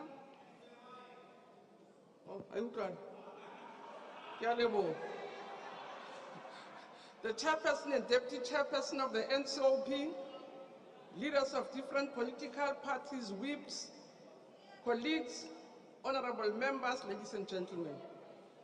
Chair, I stand here to address you in full support of the State of the Nation address, which was delivered by our President. But allow me, Speaker, to quote from the February 2021 publication of the Development Bank of South Africa, which succinctly summarizes the role of education in economic development. And he says, and I quote, "Education in every sense is one of the fundamental factors of development. No country can achieve sustainable economic development without substantial investment in human capital. Education enriches people's understanding of themselves and the world. It improves the quality of their lives. It leads to broad social benefits to individuals and society, and it raises people's productivity and creativity, promoting entrepreneurship, technological advances, and plays a crucial role in securing economic and social progress in improving incomes. Therefore, Chair, access to retention as well as inputs in the quality of equitable education are very critical determinants of strategic and structural development of the social, political, economic of every country. We are, Chair, as the ruling party, very proud and encouraged of the improvements we have made in schools. We, on the other hand, also concede that more needs to be done to contribute to skills, knowledge, competencies, and innovations. The ruling party, indeed, being great as it is, was correct in declaring education a societal matter, laying a solid foundation for an equitable, quality, and efficient education system. It is thus very important to acknowledge the work that has been done by the business or partnerships that we have struck with business, with different provincial departments, with civil society, statutory bodies, learners, teachers, and parents. Speaker, I can say we can report that our basic education system is indeed a system on the rise, a fact that was recently recognized by the World Economic Forum in its expose of countries with the best education system in Africa. From amongst the all African countries, South Africa was rated the 4th top country with the best education in the continent. South Africa followed at number 4, it followed Mauritania, which has a population of 4.6 million. It was the 3rd best system. Tunisia, a population of 12.3 million. It was the 2nd best system. And Seychelles was the leading African country with a population of less than 100,000 people. So indeed, in terms of our size, we remain the best system in the continent. And so, President, as we were congratulating the class of 2022 with a remarkable pass of over 80%, we really have to congratulate them and say, and other points I've raised before about the class of 2022. But I think we'll be making a mistake if I'm not that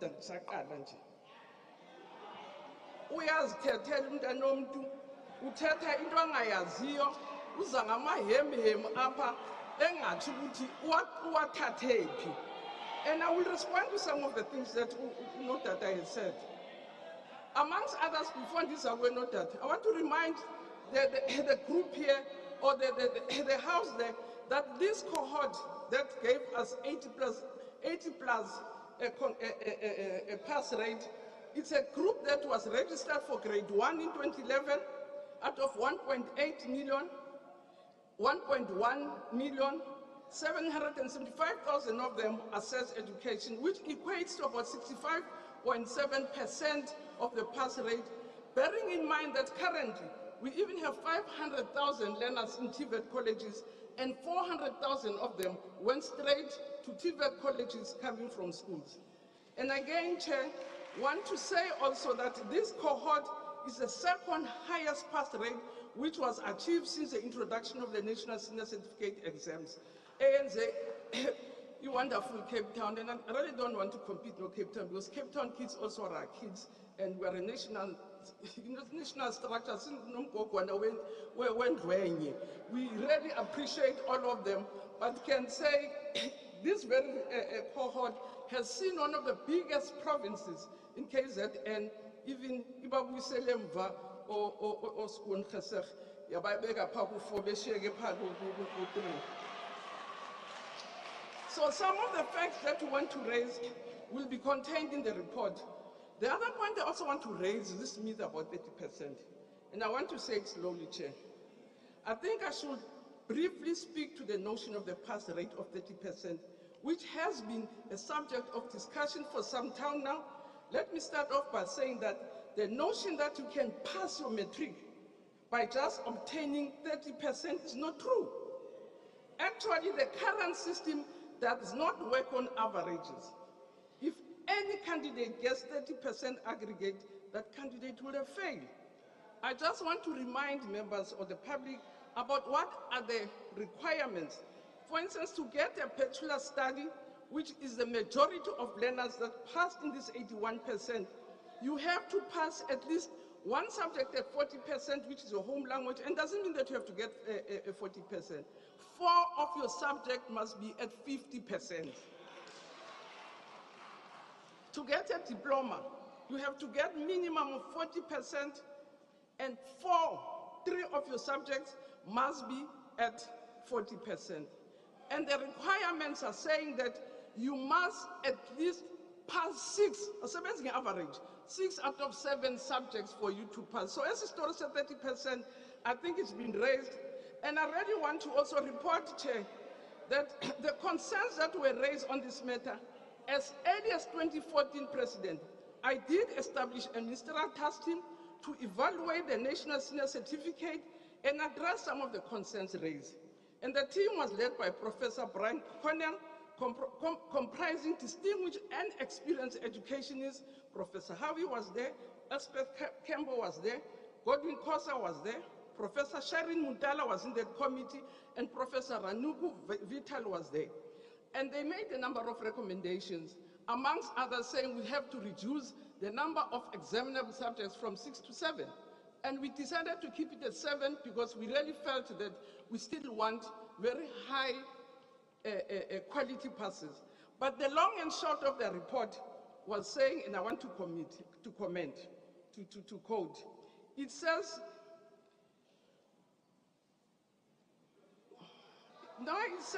let me repeat. It recommended that the overall recommendation of this team, was that we should retain the past requirements of basic national certificate as is. Teto professor, teto professor, bachonjan, and so I've been given my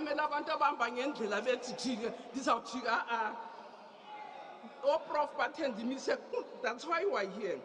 So, Speaker, I also wish to inform the South African Council that as the South African Council of Educators, we have also agreed on a comparative analysis of provincial performance using a basket of indicators, compromising the overall pass rate so that we not only rely on percentages, but look at a basket of indicators. And they really give us very interesting results, which show that there's no province in essence outside the percentages, which is better than any other. Those basket of indicators will indicate that KZN has the highest uptake of maths. It will indicate that Limpopo and Eastern Cape has the highest retention so that kids don't drop out earlier. And it will also show quite a number of indicators that are not found even in what you call your top provinces, and we'll be using that in the future. But we also wish to inform the public on the latest innovations we are currently piloting to better understand the learning trajectory from primary to secondary schools, a systemic evaluation study which is currently underway. As you move towards closing. Which one? I'm saying time, Minister. It's what happened. Thank you very much, Minister. We now proceed to Honorable Chafta. Honorable SM Chafta. Thank you, Honorable Chairperson. President Ramaphosa delivered his 7th State of the Nation address last week, Thursday. Let's do the count properly. In his first address in 2018, the President extensively recited Hugh Masekela's composition, Tumamina. In retrospect, we know that the meaning of the song has been distorted throughout the President's term. There is no hand shown to lend. There is, in fact, a regression of the past years and a complete lack of vision. In our view, it was ironic that the president left out Letambulu's iconic song that says, "Not yet Uhuru," back in 2018. The song depicts the real state of our nation. Mbulu reminds us in the song that, I quote, "Umhlaba wakithi usemi ndawonye, akukho mehluko kulelizwe." She goes on to say, "Ilifa lezithutha lidliwa ngabahlakaniphileyo," close quote. And as expected, she urges South Africans to break the shackles. This sentiment is unusually shared across the spectrum and among retired judges, academics, professionals, capital, trade unions, the working class, and the poor. They all insist that the crippling electricity supply, state corruption, and the dire living condition of our people must rally everyone into action to end the reign of this poor administration. This cohort believes that the current crisis constitutes a failed revolution. Honorable members, the president is fond of hope. The following timeline reflects this obsession. From 2019, the word hope appears not less than 15 times in his multiple Sona addresses to the nation. The president is perpetually hopeful. It is not hope, regrettably, that will address the widening Gini coefficient and income per capita divide in the country. Hope will not get us secure electricity. Hope will not reverse the impacts of load shedding on businesses and farmers who continue to be the hardest hit by this calamity. We need decisive leadership, not hope. We know under President Mbeki that the interests of the country took precedence over those of ANC membership. President Mbeki would not have created an electricity department for fear of firing a dismal energy minister. Where is the Mbeki courage, the Mbeki foresight? Honorable members, it is this courage and foresight which saw a budget surplus of 0.6% of GDP back in 2007. Honorable Chair, the President must lead with a firm hand. The President has to realize that given that the South African coal is competitive on the world market, Eskom will be affected by increases in coal exports. To deal with this, the President must urgently proclaim coal as a strategic resource in order to disconnect the domestic market price from the export price. This will be a temporal measure pending the maintenance of Eskom's power plants. We are also of the view that demanding ministers to meet their KPIs instead of burdening the fiscus with continuous duplicate written appointments conjures up bold leadership. In closing, we wish to offer the following solutions to the President: to end unemployment among unemployed graduates. A graduate supply development fund must be created to provide seed funding for graduates who want to be entrepreneurs. So the President must be decisive, and we also want to advise him to say to bolster the capacity of the state to industrialize an import substitution strategy must be established immediately. To end load shedding, electricity generation must be left to the private players, at least in the interim, while Eskom continues to maintain its old plans. I thank you. The next speaker is going to be the Premier of Mpumalanga province.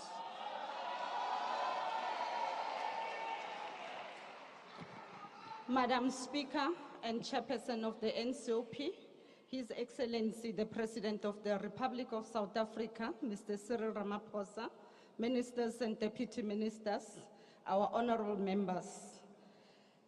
Chairperson, I want to join the millions of South Africans who have congratulated you, Mr. President, for delivering a comprehensive address premised upon unity in purpose to steer this country back to the path of sustainable development in this year of decisive action to advance the people's interest and the renewal of our nation. It is fitting that the President delivered the proverbial umkombandlela for government at all levels, here in the City Hall of Cape Town, where the father of our nation, Utata Nelson Mandela, gave his first public address as a free man 33 years ago. Mr. President, your presence on that seminal day and the faith Utata Mandela had in you primed you to lead this beautiful nation through the most challenging period since the advent of our democratic dispensation. Just like Utata Mandela, you are an emissary of hope for a better future of our people. Your address last week reminded all of us of a South Africa we want to build for the benefit of our future generations. A South Africa with equal opportunities.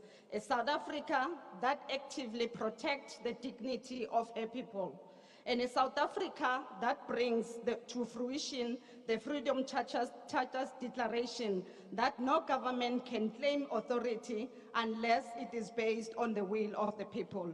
Our renowned constitution and the laws that stems from it have shown that no political democracy can survive if the majority of our people remain in poverty and without prospects for a better life. As such, our work in Mpumalanga is premised upon accelerating socio-economic transformation that will materially change the quality of life of our people. We welcome the bold and ambitious initiatives that shall be embarked upon to address the electricity shortfall. We agree with you that in a short term, priority should be given to fixing Eskom's coal-fired power stations in order to improve the existing supply. Secondly, and most importantly, from Mpumalanga's perspective, is the acceleration of procurement of new capacity from renewable gas and battery storage. We have taken heed of what the President emphasized in the Sona address when he stated that, I quote, "We will continue our just transition to a low-carbon economy at a pace our country can afford, and in a manner that ensures energy security. Above all, our just transition will prioritize workers and communities in vulnerable industries to ensure that no one is left behind," close quote. As we are all aware, Mpumalanga is home to 12 coal power stations that produce 80% of electricity for the country. Most of these power stations are now reaching the end of their lifespan. One of them has already been decommissioned. We are also mindful that most of the economic activities that are polluting the environment, leading to high carbon emissions, are based in Mpumalanga. The impact of these carbon emissions is catastrophic, not only to the environment, but also to the overall health of our people, and therefore we need to double our effort to balance economic activities in our province with the agency to transition to a low-carbon economy. In an effort to adequately balance the issue of high carbon emissions and the need to produce sustainable and green energy, we convened an energy summit last year. The summit brought together stakeholders from various sectors, such as government at all levels, our private sector, civil society formations, and organized labor. Along with an incredible inheritance of mineral resources, our province also has extremely rich solar and wind resources. As technology has evolved, it is now becoming possible to convert this wind and solar resources into sources of clean energy and value for the province. When we hosted the Energy Summit, we were aware that globally and in South Africa, there are increasingly urgent imperatives for low-carbon development. The summit gave more drive and a sense of agency towards the implementation of the Mpumalanga Green Economy Development Plan. The plan propagates the proactive exploration of opportunities in the green economy for opportunity-led growth and to transition our economy to a labor-absorbing, green-focused province. At this summit, a new vehicle of partnership was launched. This is the Mpumalanga Green Energy Cluster Agency, which is comprised of representatives from academia, industry, and government. 10 months into its existence, I am pleased to report that the agency is already working with private sector players to remove barriers to the development of over 3 gigawatts of renewable energy projects in our province. Since the launch of this agency, I am happy to also announce the signing of over 78 billion rand worth of investment declarations by developers interested in investing in renewable energy projects in our province.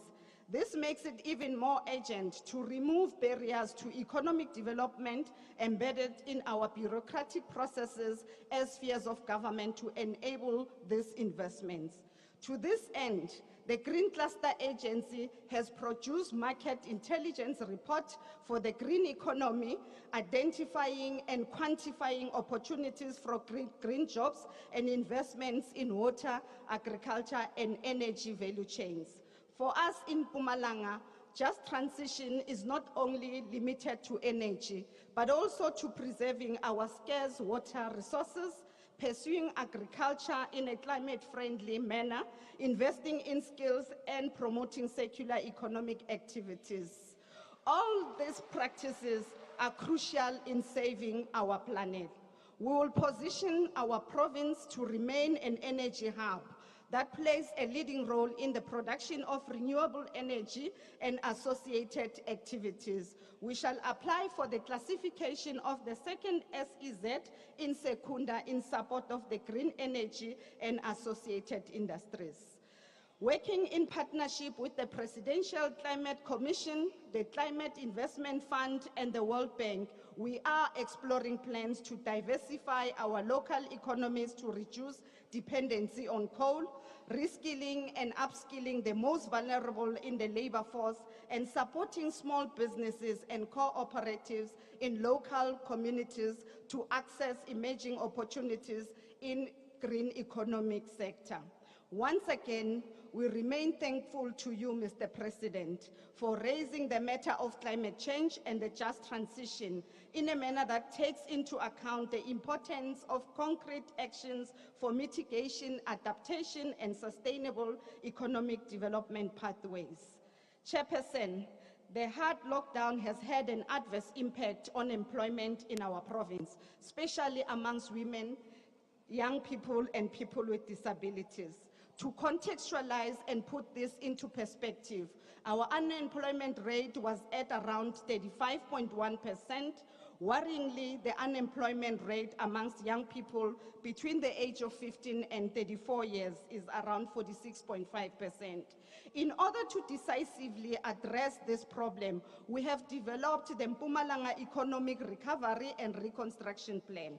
This plan is an important vehicle to accelerate the implementation of key catalytic projects, which will not only stimulate growth, but shall also be highly labor-intensive, with a key focus on young people, women, and people with disabilities. Through this plan, we will be rolling out high-impact green economy initiatives and industrialization through localization, employment stimulus initiative, tourism, agriculture programs.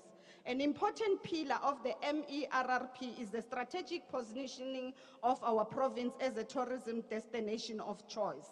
Our province is endowed with tourist attractions that encompass scenic beauty, wildlife, and diverse heritage. We're in a process of augmenting our natural attractions with artificial and adventurous sites.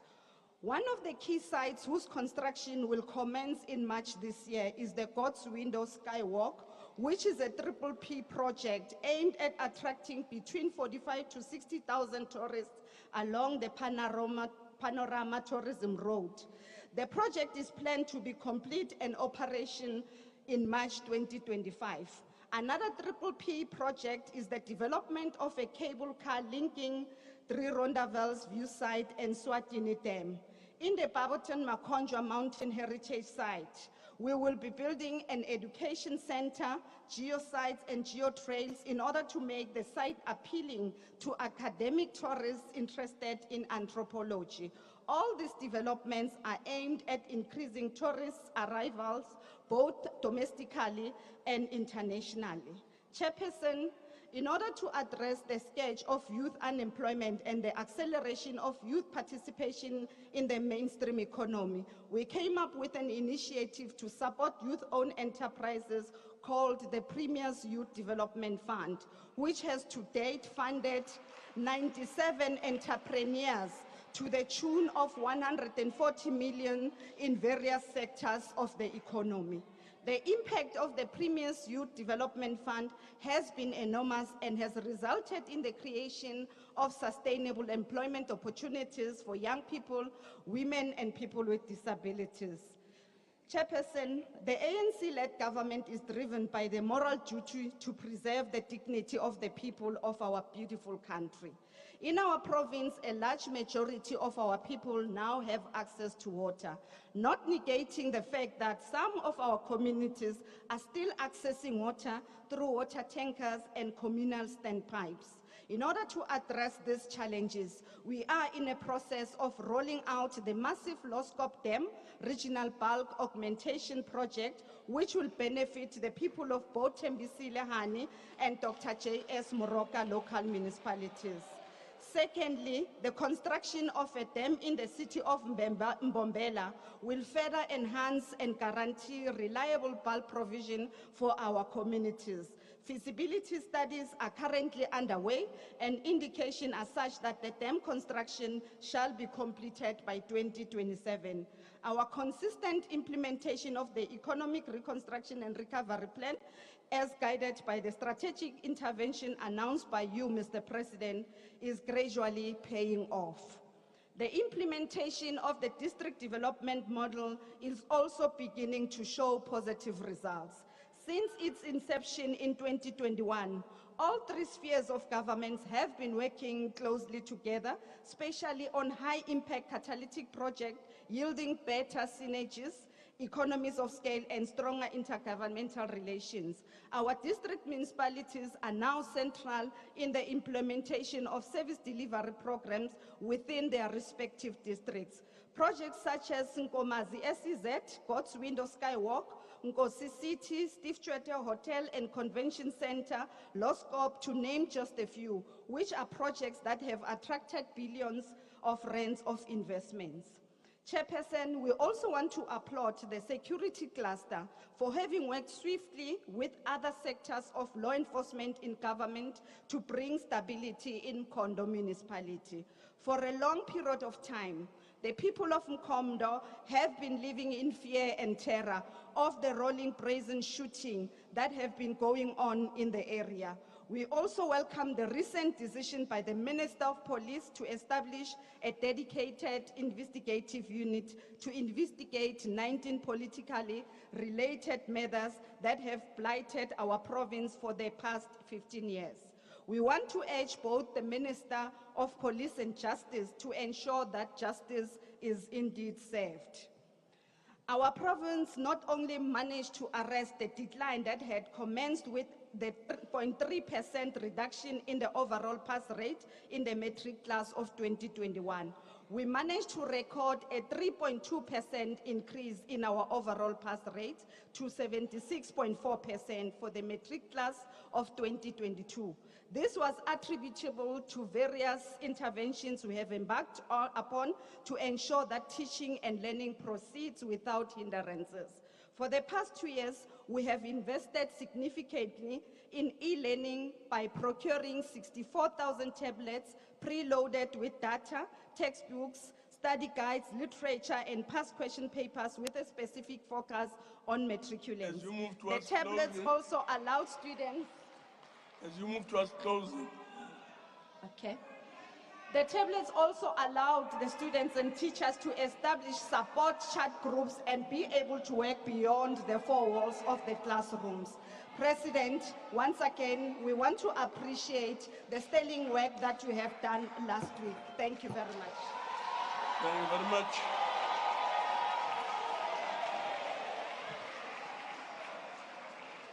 Honorable Madisha is not here. Oh, he's here. Thank you. Please proceed.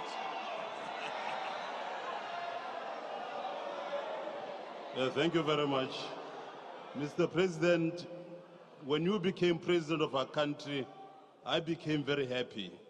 That because you acknowledged the terrible mistakes made by your organization and those who came before you.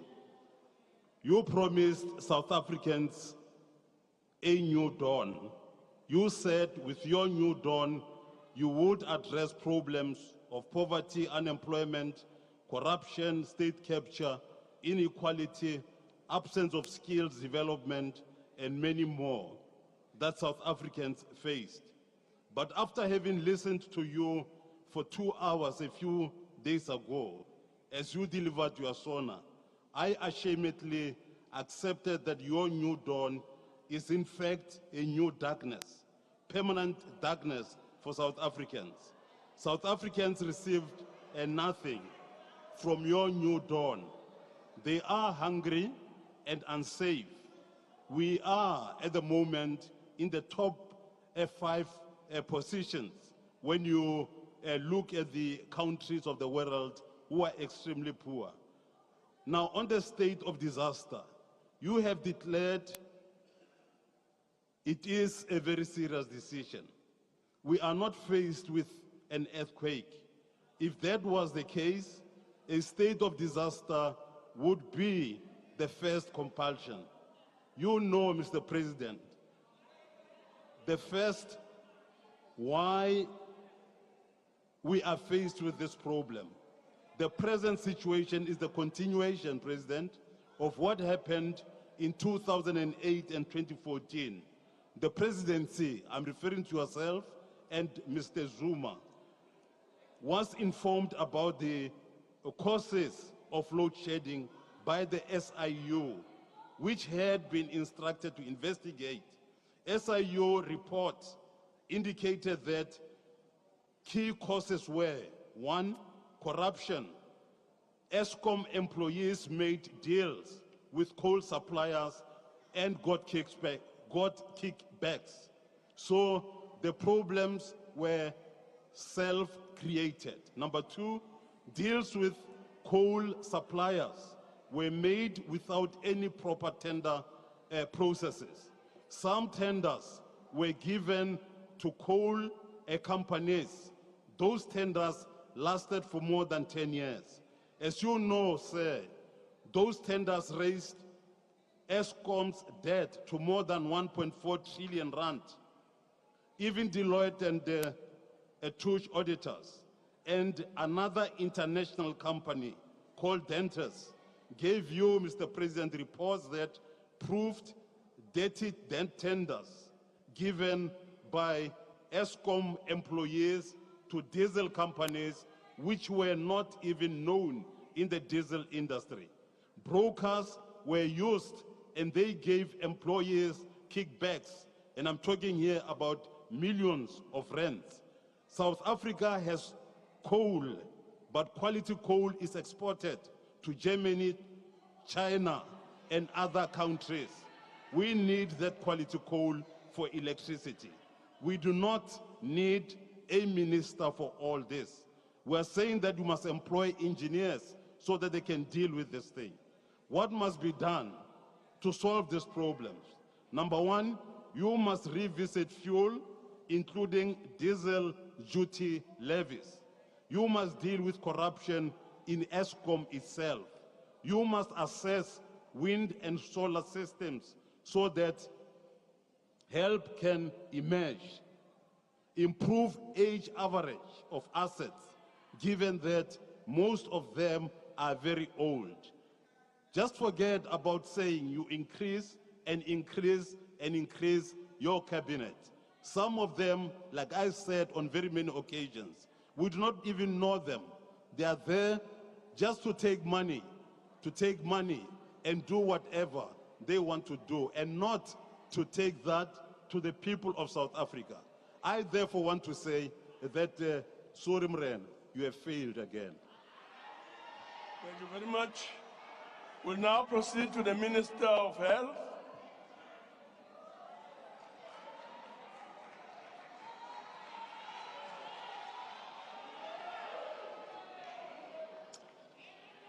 Thank you very much, Chairperson of the NCOP. Also, my greetings to the Honorable Speaker of the National Assembly, His Excellency, the President of the Republic, President Ramaphosa, our executive colleagues, ministers and deputy ministers, premiers, honorable members, distinguished guests, Tobela. I appreciate this opportunity. Let me thank my Chief Whip for the opportunity to participate in this very important State of the Nation debate based on the address of the President on the evening of the 9th of February.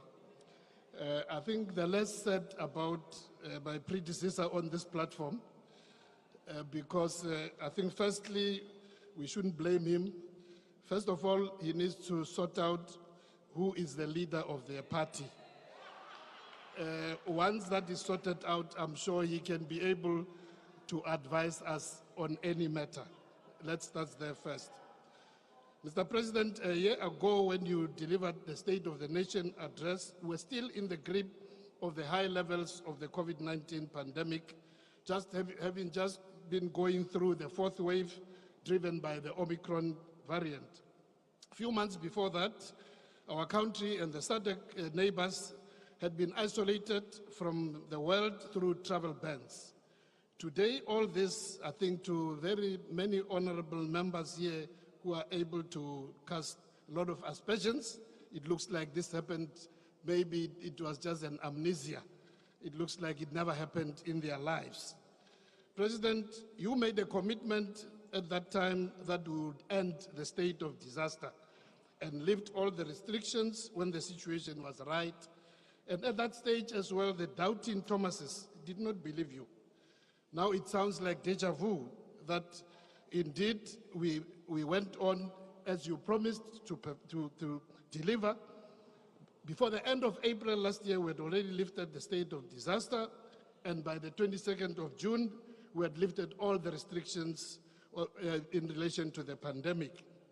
Interestingly, just yesterday, the government was in court, led by the Minister of COCTA, with one of the organizations which opposed the state of disaster. But now the same organization is in court with us because it is claiming that it was illegal to terminate the state of disaster. So when Honorable Mantashe spoke about people who speak from both sides of the mouth, I'm sure this particular organization must be somehow linked to some of honorable members on this side who speak from both sides of their mouths. On the one extreme, as we're looking after the health of the country, as we went through the disaster of the fourth wave and we lifted all the restrictions, there were those who were screaming, as you were speaking here in February last year, that the state of disaster should be ended with immediate effect, saying that it should have been ended even as we're in the midst of the fourth wave of Omicron. It is now accepted all over in the country and across the world that our prudent approach have really paid dividend, because since that time that we lifted the disaster and also lifted all the restrictions, we have never experienced any flare-ups of the COVID-19 of any serious nature. So we want honorable members on this side to say to them, just as the COVID disaster came and passed, the electricity disaster is with us, but it will pass. under your leadership. Thanks to the leadership of our President and the Cabinet colleagues during these difficult times, while the virus is still with us, there is no doubt that the West is behind us. We want to thank again our gallant health workers on the front line who made it possible for us to go through this. We want to pay tribute to all those who lost their lives in this, on the front line of fighting against the COVID pandemic.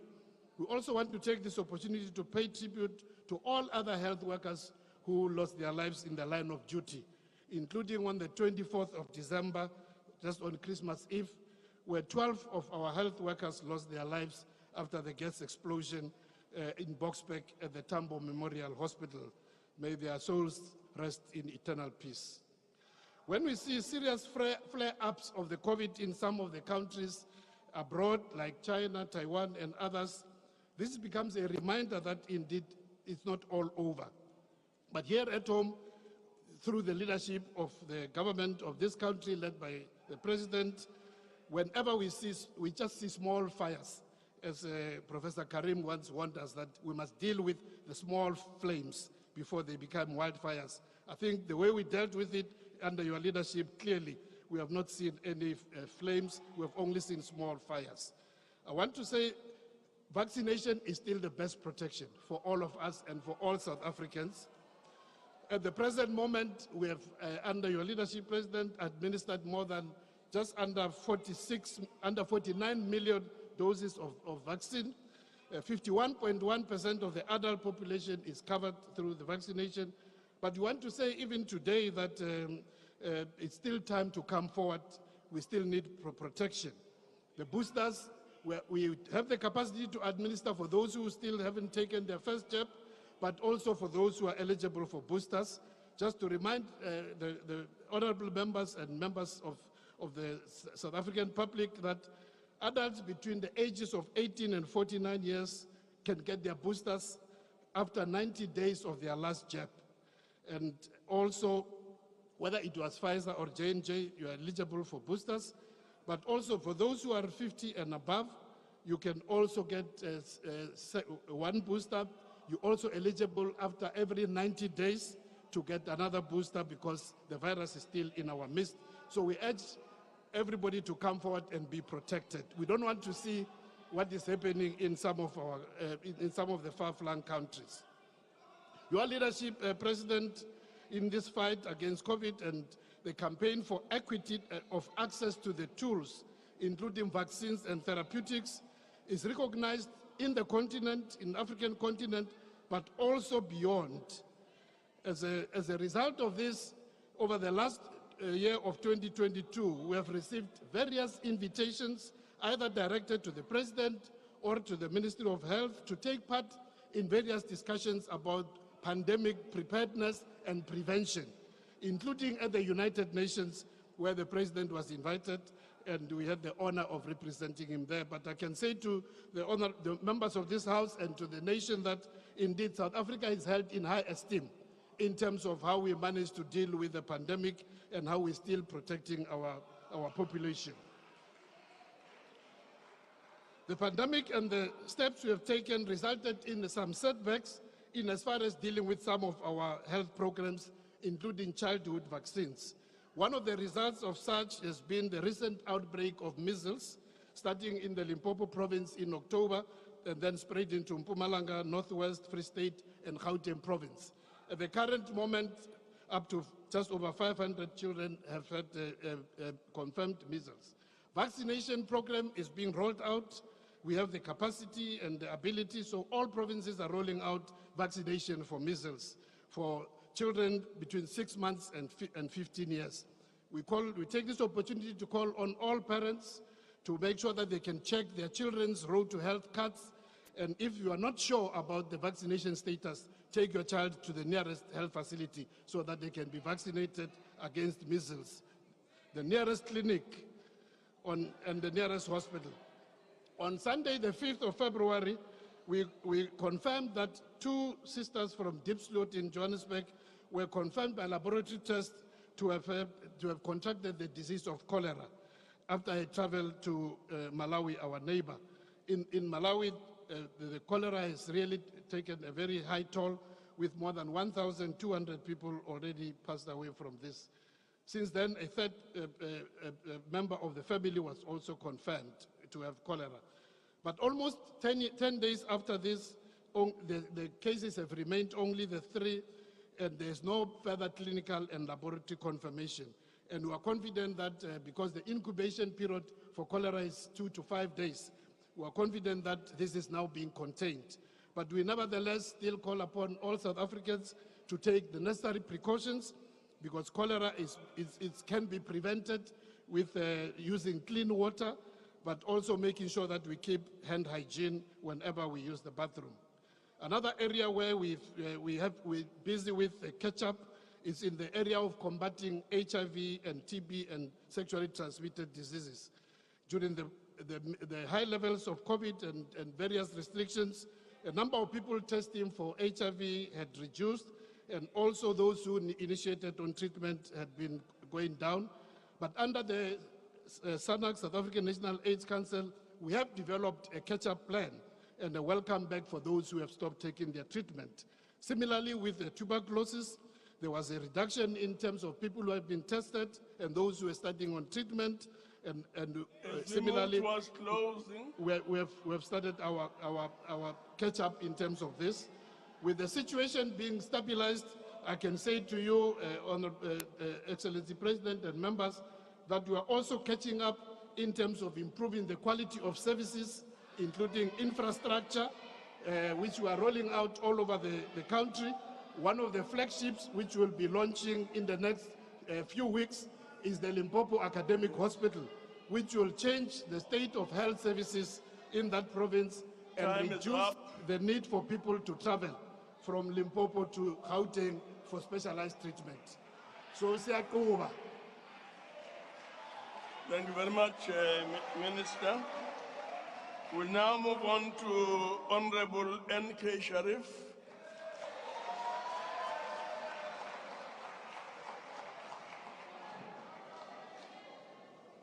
Thank you, Honorable Deputy Chair. Today, I stand here to echo the voices of women who have been lost, women whose innocence has been stolen, young girls who will be murdered today, tomorrow, and next week. These voices cannot go unheard. With all due disrespect, Mr. President, declaring gender-based violence and femicide a pandemic without proper ring-fenced budgets, prioritizing implementation, proper resourcing of GBVF frontline workers, and without any political will is misleading and frankly patronizing. Now is the time for the debates to stop. GBVF is not a tool to be used for politics. Minister Tele, this is our lives. The crime stats paint a shocking picture of your impotence to protect women. You have the nerve to shamefully weaponize the experience of women on this stage and use it as a cheap gimmick. The crime stats are staggering.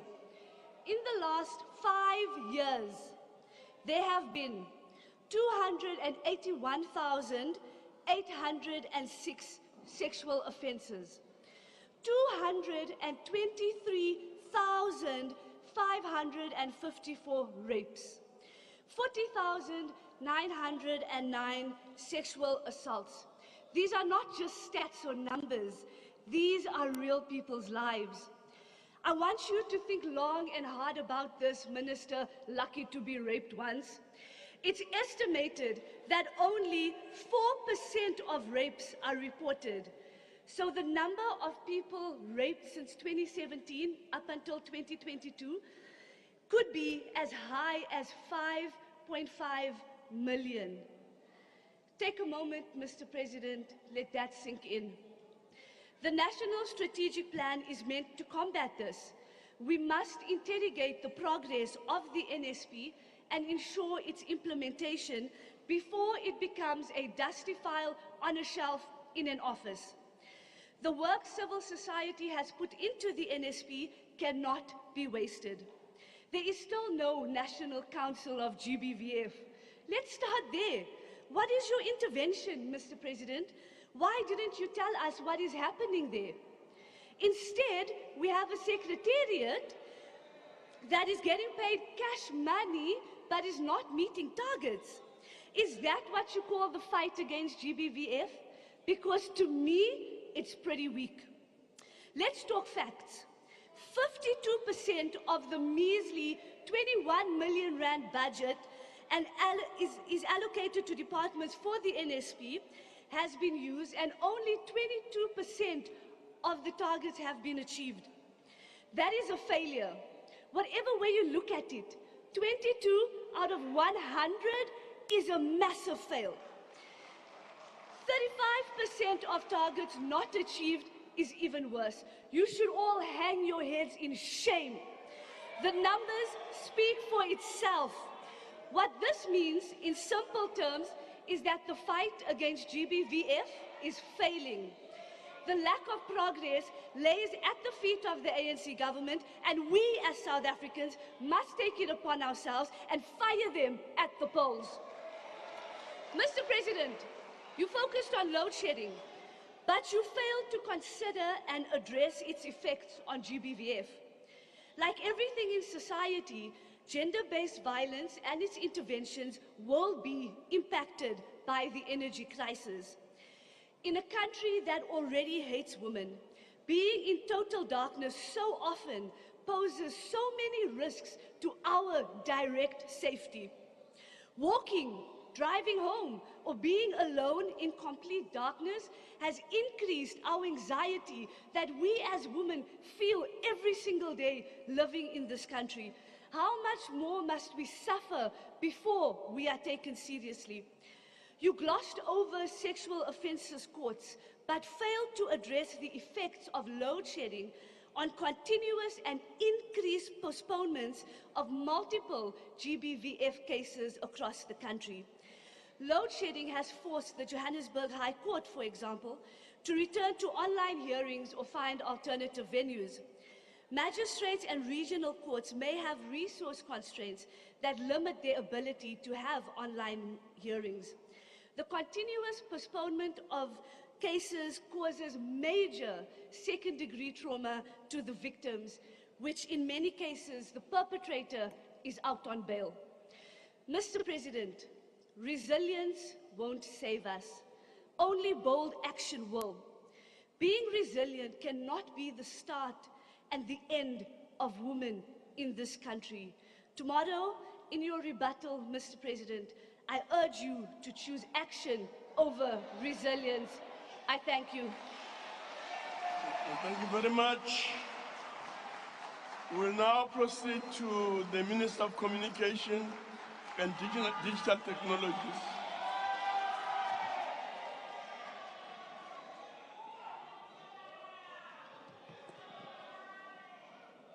His Excellency, the President of the Republic, the Honorable Speaker of the National Assembly, the Chairperson of the NCOP, the Deputy President of the governing party, the African National Congress, honorable members, fellow South Africans. Dimasiar. In the not-so-distant future, we should be able to use predictive technology of artificial intelligence to, amongst others, detect undue conduct in this House to strengthen the work of the Speaker in upholding decorum of the House and maintaining order. In this regard, we have established the Artificial Intelligence Institute of South Africa, which was launched on the 30th of November 2022 in partnership with the University of Johannesburg and the Tshwane University of Technology. In part, as an acknowledgement that AI technology holds the greatest potential of resuscitating socio-economic recovery and development of the country, and secondly, in line with the recommendations of the Presidential Commission on the Fourth Industrial Revolution. Homegrown AI solutions are being developed within the AI Institute of South Africa to support the application of AI across sectors and harness innovation-based production for commercialization. The immediate beneficiaries of the work of the AI Institute, and in support of the great strides underway to improve the quality of basic education, of course, the masters of contradictions would want South Africans to believe otherwise, and supported by the Chemicals Industry Education and Training Authority, CHETA, youth linked to the AISA JBS Hub have developed a virtual science laboratory that will be rolled out to STEM schools without science laboratories, and this will enable learners to perform science experiments virtually instead of the current situation where we only read science experiments in their textbooks using technology, and thus we are using technology to bridge societal gap. The TUT Hub will be launched in March 2023, and 4 new AI Institute SA Centers of Excellence will be established in the 2023-2024 financial year.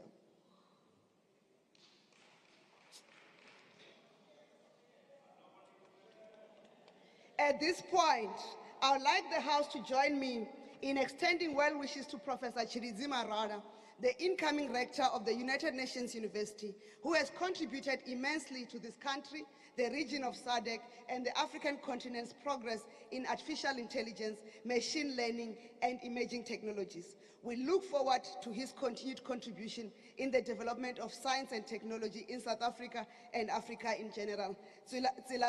Prof.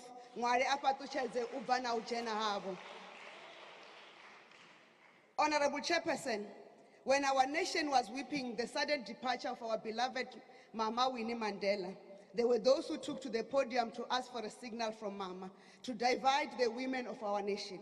I want to assure Mama Winnie that analog signal will soon be a thing of the past. We have concluded the consultations on the analog switch off for the broadcast digital migration in full compliance to the order of the Constitutional Court, but most importantly, 44% of the set-top box installers are women, and this we do to make sure Mama Winnie multiplies, but that women are no longer victims of JBV because of economic dependence on men. The SABC is starting to take advantage of the increase in the number of channels on the DTT platform. That is the direct outcome of the broadcast digital migration. SABC News has launched a new 24-hour news channel on the DTT platform on all indigenous languages, meaning that for the first time in the history of broadcasting in this country, millions of South Africans no longer wait for evening news bulletins and current affairs shows to receive news and information in their own languages. We are engaging the regulator, ICASA, to make sure that we find mechanism to ease the participation of more content producers as television channel owners. The technology is ready to increase channel capacity on the DTT platform. Digital migration is enabling the transformation of the broadcasting sector to ensure that edu and infotainment becomes the base for a viable and sustainable creative industry. Centec will soon launch a homegrown OTT platform that will be anchored by NEMISA, but will be available to other content producers. NEMISA continues to train upcoming content producers, including training unemployed youth on podcast, vlog, and storytelling using mobile devices. Our goal is to eventually make this platform home for quality films, documentaries, and children's stories, in addition to the SABC+ OTT platform. The launch of this OTT platform will be in the first quarter of 2023-24 financial year. Honorable Chairperson, the telecommunications companies have 5 years to complete the rollout of 4G and 5G networks, including to rural areas. This from the spectrum released through BDM and the auction that we just completed, and to connect South Africans to high-speed broadband. In the meantime, through BBI and funded by the Broadband Access Fund of the Presidential Employment Stimulus, and Honorable Sangwa, it is not managed from the presidency, we are facilitating the rollout of 3,000 Wi-Fi hotspots across 16 districts of our country. And we are, through this fund, we are connecting 50,000 households on fiber to the home and Wi-Fi to the home technologies. In addition, through the SA Connect program, we are going to roll out 14,024 community Wi-Fi hotspots in the 23-24 financial year across 16 districts, and the other 19,515 community Wi-Fi hotspots will be rolled out in 2024 financial years across the 36 districts, completing the over 33,000 community Wi-Fi hotspots that will enable South Africans to have universal access to the internet. And BBI is going to use ISPs to connect these Wi-Fi hotspots as part of transforming the sectors to make sure that Mama Winnie does not need to send the signal, because this government will ensure network availability to all rural areas. The costs to communicate are not decreasing at the pace that government wants, and to mitigate this, and in the first quarter of the new financial year, we are going to issue a policy direction to the regulator ICASA to study models that other countries are adopting to fast-track the reduction of cost to communicate without relying on market forces. Government has completed stakeholder consultations on the consolidation of different emergency numbers to a single emergency number for the country in a manner that harnesses our competitiveness in call center operations and partnership with the private sector. We will soon provide policy direction to the regulator to amend the regulations related to emergency numbers. This will improve the rate of responses to emergency calls, including through the use of interactive voice responses. We appreciate that the post office is a critical service channel for our people, in particular for those in rural and remote areas. For the post office to achieve this, we need to operate as a viable business, and all efforts are being made to rebuild this important service agency to a sustainable business. At present, personnel expenditure constitutes 68% of total company expenditure. Obviously, this situation is untenable and requires open and frank engagement between the leadership of the post office, workers and workers' representatives to consider all options for purposes of retaining SAPO into a viable entity that will increase more jobs in the future and provide for e-commerce logistics backbone for the country. At the moment, the options are: do we save some jobs or lose all jobs? Do we close some post office branches or close all post office? Our commitment to the viability of the post office is because its branch network provides the base network infrastructure for the post bank. As we await National Assembly to finalize the post bank amendment bill, we continue to work with the Reserve Bank to finalize the corporatization, licensing and repurposing of the post bank as a fully fledged bank, but as a state bank. The post bank will commence the revamping of 100 post offices branches to ready itself for its new role.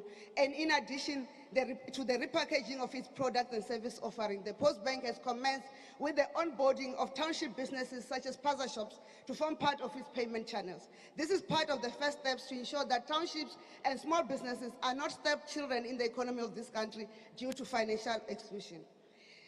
Honorable Chairperson, during the debate, Honorable Malima stood here and criticized the response of the Presidential Protection Services by the action they took to protect the person of the President. I don't even want to comment on Honorable Steenhuisen, because we'll need to talk about post-matric qualification. As Mama Winnie Mandela told us, any acceptance of humiliation, indignity, or insult is acceptance of inferiority. We are not inferior. We won't accept attempts to make this president inferior. We are descendants of great and resilient leaders. And a self-respecting member of this House, and addressing a joint sitting, come here and justify apartheid, which is declared a crime against humanity. It's a pity that in his house, some members are brainwashed to behave like puppets after their puppet master. But if I did not know better, I would say, emancipate yourself from mental slavery. Thank you very much. Our next speaker is going to be Honorable N.F. Sibambu.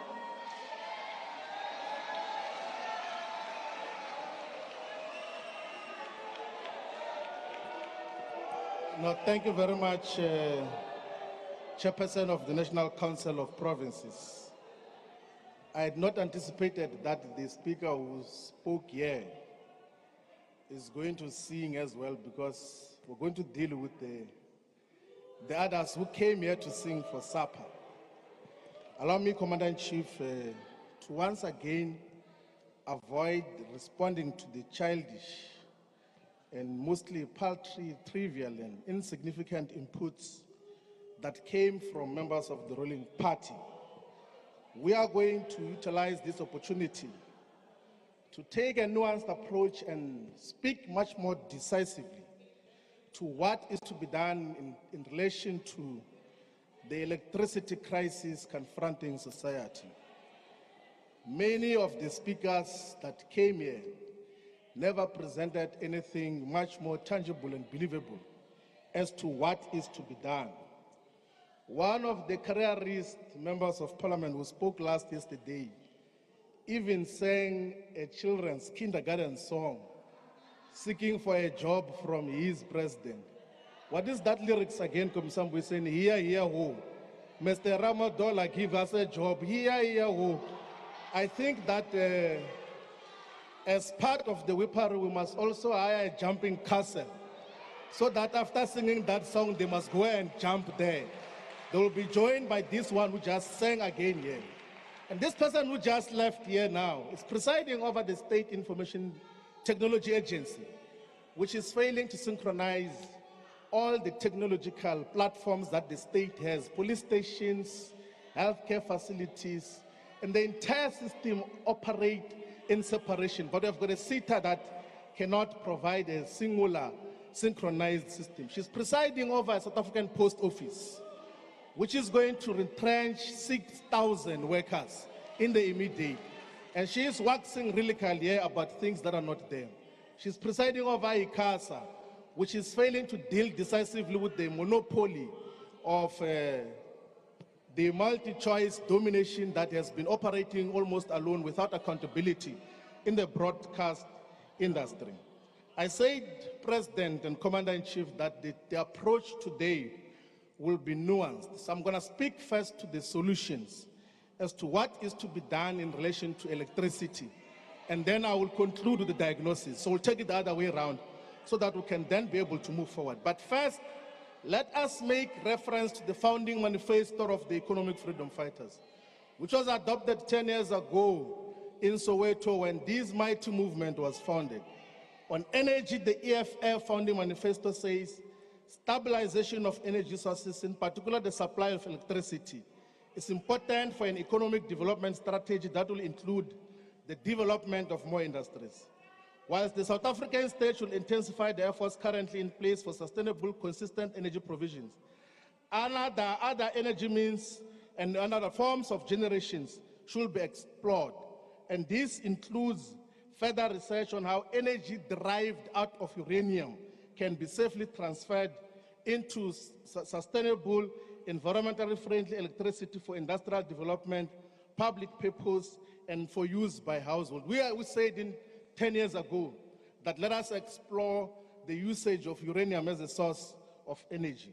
We even said that the principle on energy is that the green energy sources should be pursued and that the state should heavily invest in the green energy corporations which will explore manufacturing and install green energy alternatives in the whole of South Africa.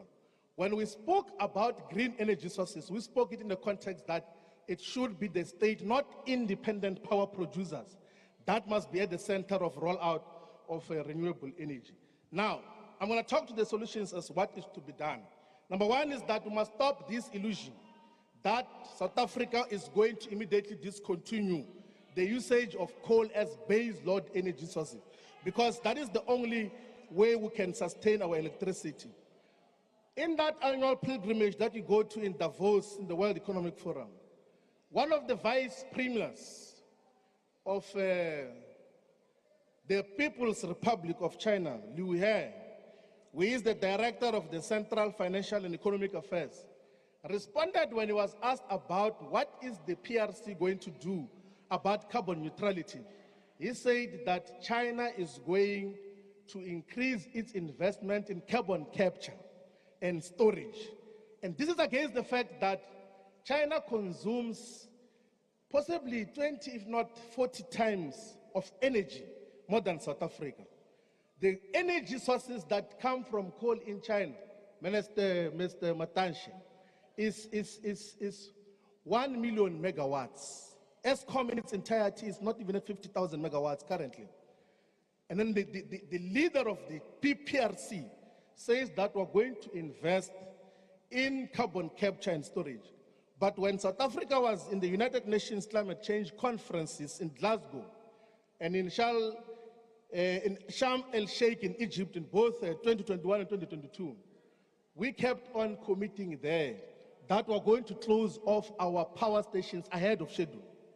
We even accepted this $8.5 billion which was promised by the West as a way of diverting us from what otherwise should be our base load in terms of energy supply. The president of the ANC even ridiculed the Minister of Energy when he said that the West is trying to bully South Africa on the African continent into abandoning coal. He said, no, this one is just a mine worker, he does not know anything. We're in a crisis now in terms of what has happened under all of those issues.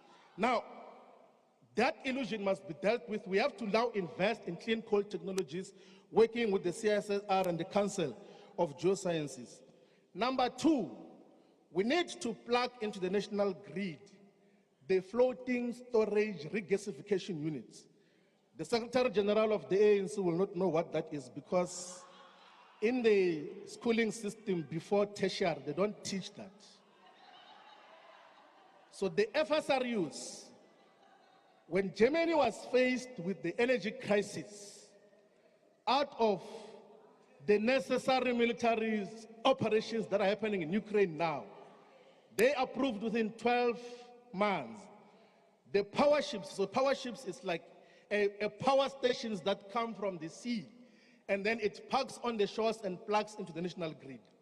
Here in South Africa, through the Risk Mitigation Independent Power Producers Procurement Program, South Africa approved the car power ship from Turkey to plug in 1,220 megawatts of electricity. Again, Secretary General of the ANC, 1,200 megawatts can electrify the entirety of the Northern Cape, even the entirety of the Eastern Cape on its own. But due to those who are seeking bribes, those who are trying to extort the people who are awarded that bid, the car power ships cannot be plugged into the grid to now ameliorate the energy crisis that we have. The reality is that in the immediate, you have got no any other solution except plugging in the FSRUs from Turkey, from China, and from the Russian Federation. That is one of the immediate things that we must have to deal with. And then number three, we need to approve the proposal by Rosatom, the Rosatom nuclear power station and energy company, which currently provides more than 20% of electricity in the Russian Federation. It employs more than 250,000 people. It has been here in South Africa saying that, why don't you give us a power purchase agreement like you're giving to your friends from the West, and build up to 6,000 megawatts of nuclear energy, which everyone else allows and agrees that is part of clean energy sources. That is one of the things that have to be done in the immediate. But also we must not surrender the state capacity to invest directly in renewable energy. We must do what the fighters said, the ground forces said in Uncle Tom's Hall in July 2013. We said that the state must play a central role in renewable energy. That is what the founding manifesto of this 10-year organization said must be done. Part of the immediate things that you have to deal with is to cut off the aluminum smelters because they consume upward of 800 megawatts, which can then lessen the pressure on the grid in terms of what should happen. Let us collaborate with Mozambique to complete the Cabora Bassa hydroelectric power station so that we can continue. So these are some of the issues. We have to talk about this because we know that you're going to be out of power. We are going to take power as the EFF. We do not want to take power under darkness. The question is, why are all of these things not being pursued? It's because, fragrantly, the president of the ANC defies his less than 2 months resolution of shifting ESCOM from public enterprises to energy. And the purpose, he says here, that the reason is because the Minister of Public Enterprises must continue to restructure ESCOM. What is that restructuring? It's the mutilation of ESCOM into 3 different components. So like ESCOM is supposed to be one board, but it's being mutilated now into 3 different companies. and he makes a false claim that such is consistent with the global practice. That is not the truth. The biggest power utility in the world is in China. It generates more than 4,000 gigawatts. It has got more than 900,000 kilometers of transmission lines. It's involved in distribution of electricity. The Rosatom I spoke about in China, in the Russian Federation, is involved, and it's one company that is involved in the entire value chain of electricity distribution. In Germany, Uniper goes to the extent of even involved in mining the entire value chain, one company. But you want to mutilate ESCOM. And what is the purpose of the mutilation of ESCOM? They want to allow the municipalities and a different division to distribute and be the ones that are at the cold face of facing with ratepayers of electricity. And then have ESCOM with the 48,000 kilometers of transmission lines, which must necessarily be forced to buy electricity from independent power producers. The Deputy President, the former Deputy President of the Republic, once said that ESCOM is not going to privatize. It is privatized. So the entire crisis of South Africa is this need to want to privatize ESCOM, particularly power generation, that let us have transmission there, and then we call our friends to come and be the ones that plug energy into the transmission line. That is at the center of South Africa's problem. A capitalist-driven, greedy project that seeks to undermine everything else there. If you want to attach the profit motive into the energy provision, public good provision, you are definitely never going to have a solution. Electricity is a public good. It must be provided by all of us. Now, President, I'm going to close. You know, one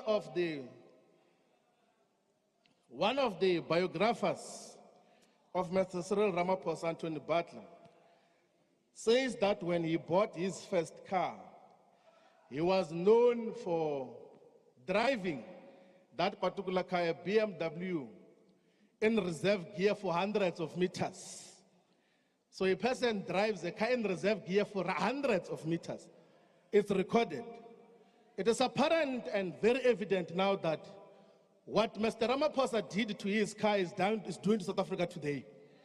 He is taking our country in reserve gear. Everything else that we thought we had made progress on is going backward. We thought that we're not going to have the crisis of electricity.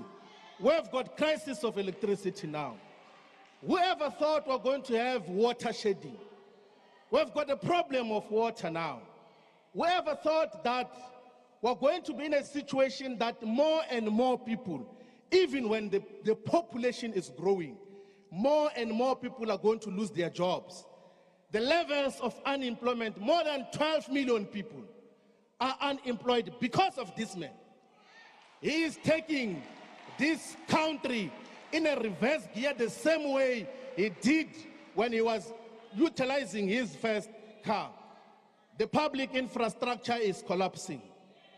The hospitals are collapsing. The schooling systems, despite the claims that you make here, it's not working appropriately. How do you explain that you have got close to 1 million children who write their exams at the senior secondary level, but you only have got 160,000 spaces available to take them at post-secondary level? What nonsense is that? What kind of thinking of a government is that? We are being taken on a reserve gear because we do not have a solid government. What excites him is that petty thing he was doing in Mpumalanga. He says he's closing a pothole, and he's fascinated by closing a pothole on a gravel road. What logic is that? That is what we are dealing with.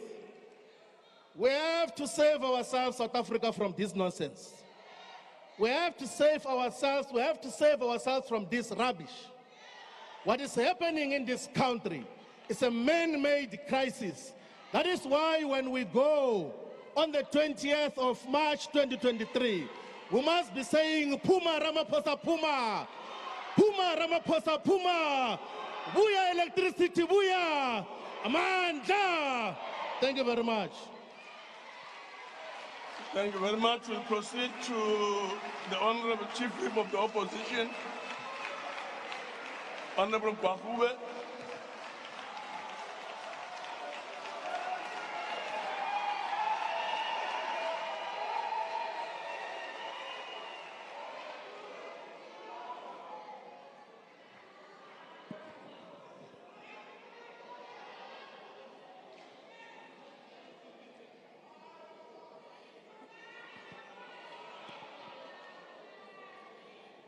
Speaker and the chairperson of the NCOP, it would be amiss of me to not express deep disappointment following the events of Thursday night in this chamber.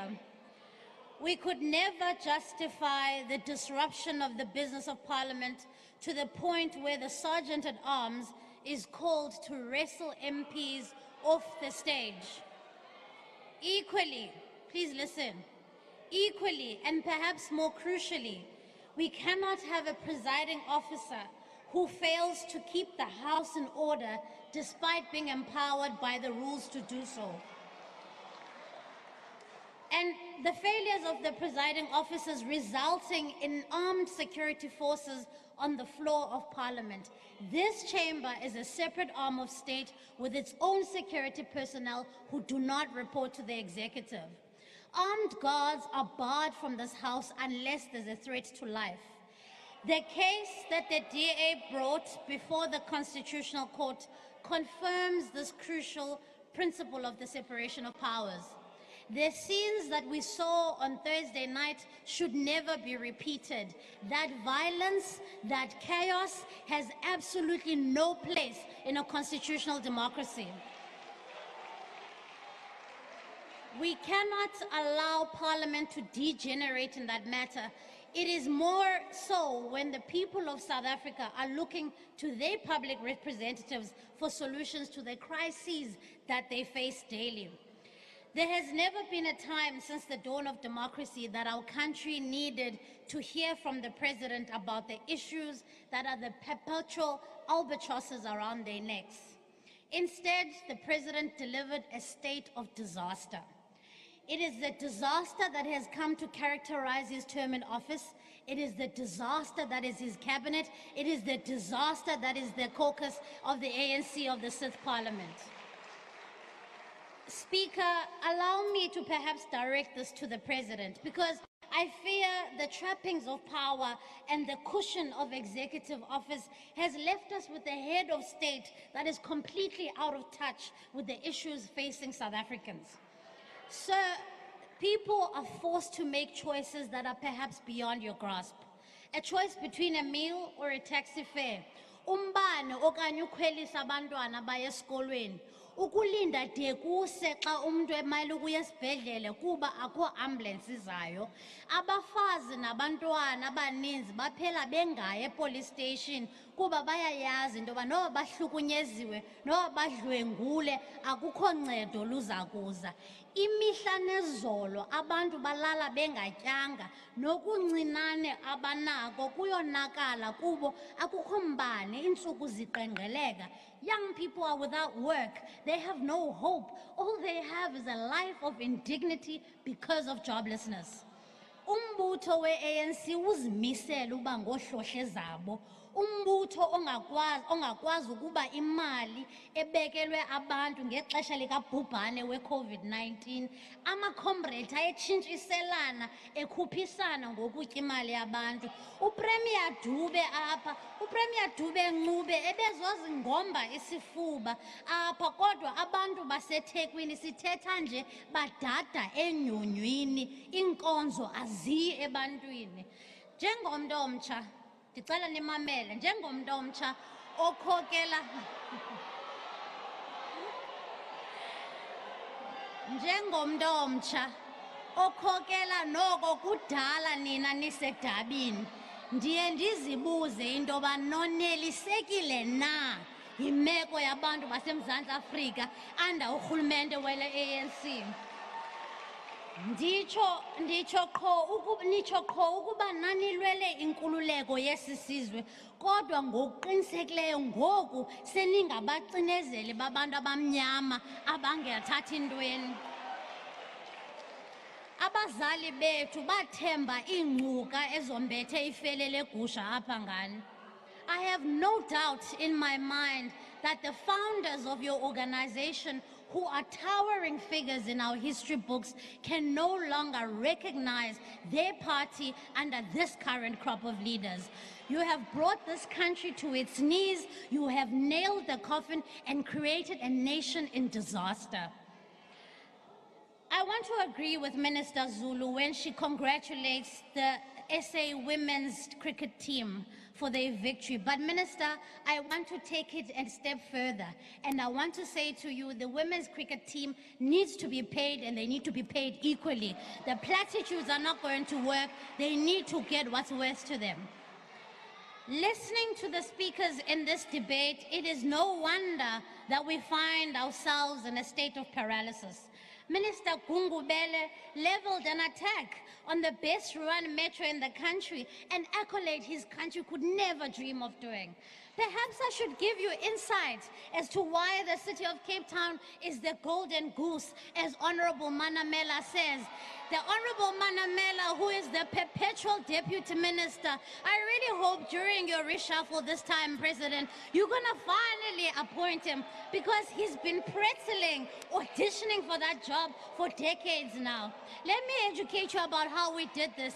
The DA wrestled the city from the ANC, ran a multi-party coalition government, subsequently won a majority, cleaned out the corruption, and began the long, hard process of building a world-class city. As we speak, this metro is the only one that spends its largest portion of its budget on the poor. It is the only city that has the lowest unemployment rate against the national one. It is now one of the few DA governments that is seeking to free itself and its citizens from ESCOM. Akutsho mna, sanoatheka mna, kutsho every single independent service delivery barometer in this country. Where we have governed with a majority, we are doing the same. We attempted the same model in the city of Johannesburg before the checkbook politics of the ANC kicked into full swing. In Tshwane, we inherited a 16-year legacy of disastrous ANC governance where the likes of Sputla were using the city as their ATM.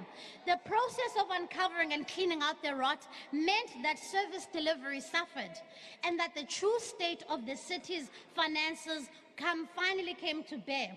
However, we don't hold ourselves to the same standard as the ANC. Where we were voted out in Johannesburg because we refused to hand over the safe keys to criminals, we took to the opposition benches to hold the government to account. Where service delivery and financial management was not at the standard that we expect in Tshwane, we held our own to account. I can understand that the concept of accountability and transparency is foreign to the ANC. President Ramaphosa would rather add another minister to deal with the energy crisis than fire ministers Gwede Mantashe and Pravin Gordhan, who have dragged us into a state of disaster. But Mr. President, I must say, it is cruel, even for Ringala Nzinzi, efana no Minister Mantashe, for him to hear about his demotion during Sona like the rest of us. A quick WhatsApp message could have done, Mr. President. To add insult to injury, it is reported that the former mayor of Tshwane, who presented over the decay and destruction of that city, Sputla Ramokgopa, is now likely going to be this minister of electricity. In the ANC, ineptitude and corruption is rewarded with executive office. Colleagues, if we are to start rescuing South Africa from the ANC's disastrous years, then we must start ensuring that Parliament works. When Parliament works, South Africa will work. A Parliament that works would have never nominated and elected a Speaker who has a questionable record in government and who views Parliament as an extension of the executive. A working Parliament would have grabbed the opportunity with both hands following the Zondo Commission report into state capture. Under this speaker, there's a deliberate reluctance to deal with the findings of the reports. A working parliament would not have shamelessly shielded a sitting president from accountability from multiple crimes that took place on his farm. It would have voted to investigate the president. Indeed, ours is not a functioning parliament, because otherwise we would have established a portfolio committee for the presidency. And now to the most important people, the people at home, whose lives have been plunged into darkness. I urge you to be angry. I urge you to be angrier than usual. Our resilience as a nation should not be taken as license to be abused. We do not have to tolerate this corruption, the poor service delivery, and the state of disaster. Let us take our anger to the polls. Let's vote out the ANC. Let's vote them out. Madiniwe kwanele. Thank you very much. Now the Minister of Justice and Correctional Services.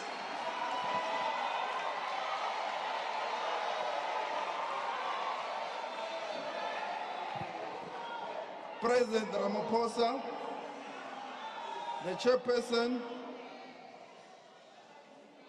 my colleagues in the executive, all honorable members, the President has presented a pragmatic and decisive speech to resolve the challenges of the people of this country. And I expected a debate from the opposition parties. But what did they come and do here? All of them, without exception, the EFF, the DA, the Freedom Front Plus, they came here to present their election manifesto. They were not here to present solutions to the people of this country. In fact, the Commander-in-Chief or the Supreme Leader of the EFF even presented the state of the city of Johannesburg. Honorable Shivambu has just left here, attempted to present some ideas. But unlike, and I'm very disappointed with Honorable Shivambu, because almost like Honorable Steenhuisen quoted his hero, P.W. Botha, without acknowledging him on the Rubicon speech. Honorable Shivambu has just dusted off all ANC documents and presented them here as his. Let me show you how. Honorable Shivambu speaks about the state-owned bank. The ANC has resolved on the state-owned bank, and the Minister of Telecommunications has already put a bill in this house. The state-owned bank is already in the process of being constituted. On the issue of ESCOM playing a role on renewable, ESCOM is already repurposing Komati to play a role in renewables. There is nothing new. As we speak now, ESCOM Komati is being renewed. We are working to ensure that ESCOM plays a role on renewables. He also came in here and speak about China, that China only deals with one company in terms of unbundling. China has got various state-owned companies in various provinces and regions dealing with energy generation, dealing with distribution, dealing with the supply of electricity. It does not have only one company like ourselves. It is therefore dishonest and intellectual misrepresentation by Honorable Shivambu. We have got a unique challenge and a unique situation which we have to respond to as the governing party. And the President has never said that the state must never play a role in renewables or in the energy mix. It is an energy mix that has been presented over years through the ERP. It's not something that has been brought by President Ramaphosa. And the ISMO bill that once proposed the unbundling and the divisions in ESCOM does not come from President Ramaphosa. We have just dusted off the idea and rebuild on it because of the current challenges that the country is facing. So Honorable Shivambu has said nothing new here. He has just brought what the ANC is currently doing. Honorable Karube Honorable Warubo has just left here. She argues that we have not done anything on COVID-19 theft.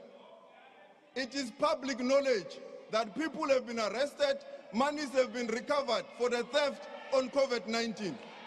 The ANC government has held people to account.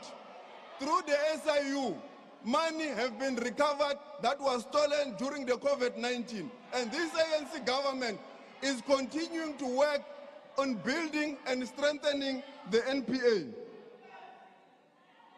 She also says we are not doing anything with Palapala. This parliament debated, considered, and thoroughly looked at the report on Palapala. And this parliament decided in terms of its rules to reject the report of the panel. So this parliament has considered and engaged on the Palapala report. Honorable members and the leader of the opposition, Honorable Steenhuisen, fresh from being labeled a Mampara of the Week by the Sunday Times, has unconsciously exposed the true intentions of the Democratic Alliance. Honorable Steenhuisen, who quoted the Rubicon speech without acknowledging, because you are ashamed to acknowledge the source, the leader of the apartheid regime, P.W. Botha. But in reality, the people of South Africa know that you are cut from the same cloth, both in words and in deeds.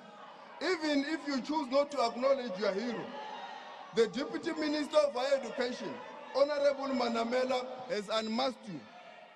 The skewed racial service delivery in the city of Cape Town, in the Western Cape, Tshwane, the city of Johannesburg, and everywhere. Minister, just a second. Oh, okay. Honorable Nkosi, on what point are you rising?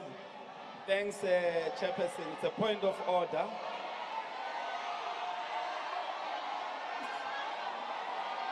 Which dusty document of the ANC mentions FSRU? Which document that gathered dust in the ANC talks about FSRU? And how many votes did you get there in Nazareth? That's not the point of order. That's not the point of order, and will therefore allow the minister to proceed. Don't worry about Honorable Josie. This is the only opportunity you have to speak. All the minutes have been taken by the Supreme Leader.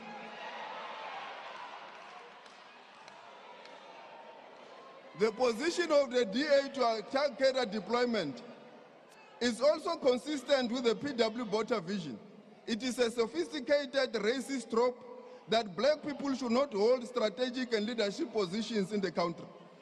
As Honorable Nkonjo yesterday correctly demonstrated, there are countless incidents of the DA deploying their own people here in the Western Cape, in other places where they govern at the expense of the fiscus and rationality. Let me remind the DA, when ESCOM was named as the global power company of the year, it was not under apartheid. It was led by the ANC in 2002. In this, by the Financial Times Global Energy Awards, the CEO, it was Thulani Kabasha. The South African Revenue Services, not long ago, was one of the best tax revenue collection agencies in the world. And the commissioner was none other than P.G. Gordon. This shows that cadre deployment works. And we have done it before, and we will do it again. In terms of rebuilding the state-owned entities, we will continue to ensure that people of unbreakable record, ethical leaders, lead state-owned entities, they lead in government, and they revive state-owned entities, including government departments.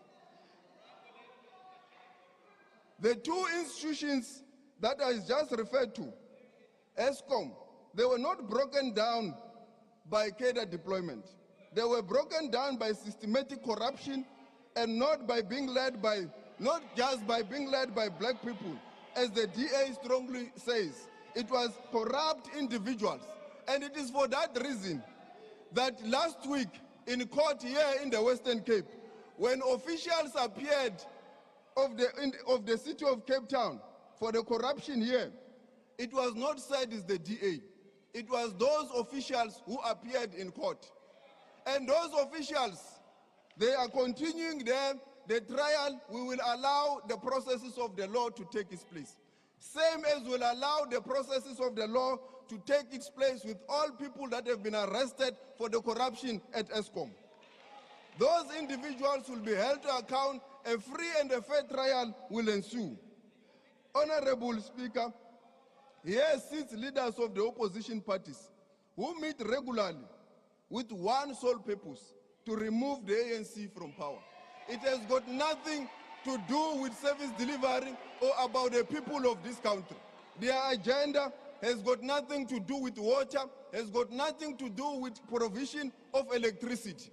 It is only and nothing else. And the people of South Africa must know them, because this country is not only run for elections, but we are running South Africa to provide services. It's about the people. We do not just exist for our own sake, but to deliver services to the people of this country. And we will continue through the guiding Sona that the President has delivered, to continue to resolve the challenges of electricity, to continue to resolve the challenges of water provision, to continue to resolve the challenges of unemployment, to continue to resolve the challenges that of GBV that were said here. I'm going to give stats. But honorable members, the President has led by sharing his power, even accepting some of the inputs from various political parties in this country. It is what we expect, that the opposition parties must come into the party. The crisis we are in, it is not as a making, and it is not a crisis for political opportunism to campaign. We all have an opportunity when next year comes, we are going to campaign. But now let's resolve the energy crisis, which is ESCOM. And the President has said everyone must bring their ideas. Well, Honorable Schreiber, yesterday, he made us to play a guessing game of who said what. Well, let's see if you could guess this, Honorable Steenhuisen. If the government declared a state of disaster, it will unlock the emergency reprioritization of resources. Guess who said this, Honorable Steenhuisen? It's not Fikile Mbalula, the Secretary General of the ANC. No, it's not. It's Honorable Kalcharia, the DA spokesperson on public enterprises. But what does the DA do? They have now flip-flopped. They've changed. They are saying a state of disaster will lead to unemployment. I must tell you, Honorable Kwarube, it is not the state of disaster that led to unemployment. It was the pandemic of COVID-19. It was the pandemic that affected a number of jobs, a number of challenges, unemployment, and all the issues that today led to this country struggling economically. We are now working to rebuild the economy, and we are back to the pre-COVID-19 economic growth statistics.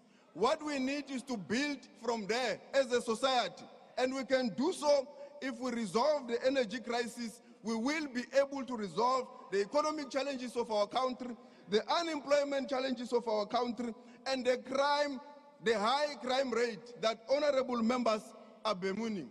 And Honorable Kwarube says there is no conviction on GBV. I must state that that is totally incorrect. It is wrong. On GBV, 74% conviction rates across the country, which is happening every day. Our courts are convicting someone, giving them harsh sentences on a daily basis. And this, I'm not thumbsucking, it's reality. Katlego Mabote was convicted by the Johannesburg High Court. 396 convictions from 420 verdict cases. 5 additional TCC sites were established from the 2020-21-2022 financial year, bringing the total to 60. During the reporting period, 34,456 matters were reported to the Tutuzela care centers, a conviction rate of 76%. So it is not true that there is no work that is being done. Indeed, gender-based violence continues to be a challenge, but here, Honorable Sheriff, come and says we must not politic and use gender-based violence, but she does the opposite. She does exactly what she wants us not to do. This is a matter that all of us must work together to resolve as a society. It is a challenge that is facing this country, and we must work to ensure that we eradicate all forms of gender-based violence. And as you speak here, Honorable Steenhuisen, Honorable Karibe, and Honorable Shibambo, you want to continue to play the divide and rule with the ANC. Believing that you are going to divide the deputy president with the president, you will divide the president and the deputy president of the republic and the newly elected deputy president of the ANC. You also believe you can divide Honorable Mantashe and with PG. And that's why you continue to start to play those games. Honorable Shibambo, that is what you are saying, Honorable Grunewald, and everyone. You will not divide the ANC. We have emerged from a conference. We are united in unison, marching together to address the challenges the people of South Africa are facing. We are out of Nazareth. We are done. I hear Honorable Dozie. He thinks that he's mocking me with the numbers. As a true Democrat, I have accepted the outcome. We are continuing, all of us here in the ANC, and we know that we can only resolve the challenges of our country if we work together as a unit and united. And we call the people of South Africa to march with the ANC through the call that the president has made, that all of us, let's make our contribution to resolve our social challenges. I want to conclude, Honorable Chairperson, by paying tribute to the fallen heroes of our struggle. The fallen heroes in our country who has played very important role, the former Speaker Ginwala and people in the arts and sports. The former captain of Orlando Pirates, Mr. John Mieti, who belonged to the golden generation of Bafana Bafana. And also the untimely murder of AKA. And we call the police to arrest swiftly those who perpetrated this crime, including his friend, the chef, Tabele Motswana. In 2017, on an NTV in Kenya, in an interview with Larry Madowo, who is now an international CNN correspondent, AKA said the following, and I quote, "We are trying to go to the next stage of our revolution. The first stage of the revolution was political power. Now we are trying to get economic power for the masses in South Africa. But I believe in the potential of South Africa. I believe in my people as our greatest resource. Rest in peace, Super Mega. May the Lord take its course." Thank you very much.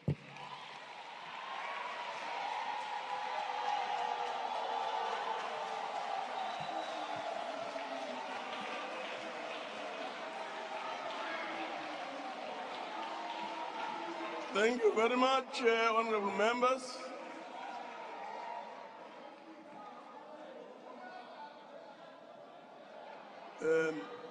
I see there's a hand there. Honorable Makwetla.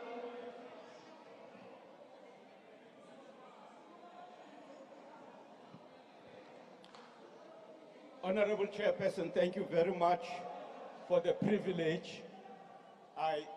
I wish to rise on a point of privilege on a matter of national importance.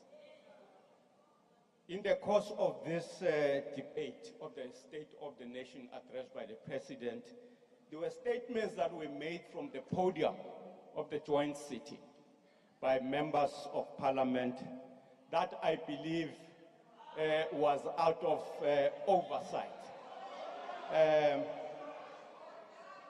I wish to urge the Honorable Speaker and the Honorable Chair of the NCOP to consult Hansard to consult Hansard and establish the consistency and the admissibility of the statements that were made by Honorable Leader of the EFF, Silo, Julius Malema, and Honorable Mente, wherein they called for the removal of the constitutionally established government of the day through extra-constitutional and unlawful action.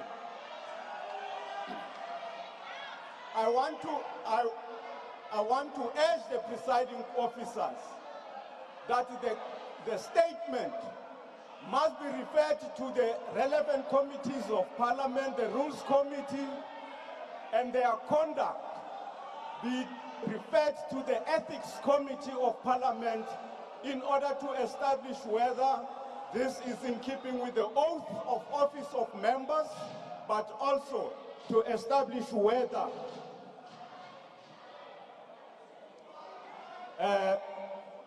that is my submission, Chair and Honorable Speaker. Lastly, the seriousness of these statements must also be verified. In the event there is seriousness of intent on the part of those who made the statements, Parliament must urge and enjoin government to take the necessary lawful steps to make sure that anarchy is not let loose on the land. Thank you. No, thank you very much. Thank you very much. I'm sure the point is noted. It should be looked at. But Honorable Peggy, I saw your hand was up. Peggy got them.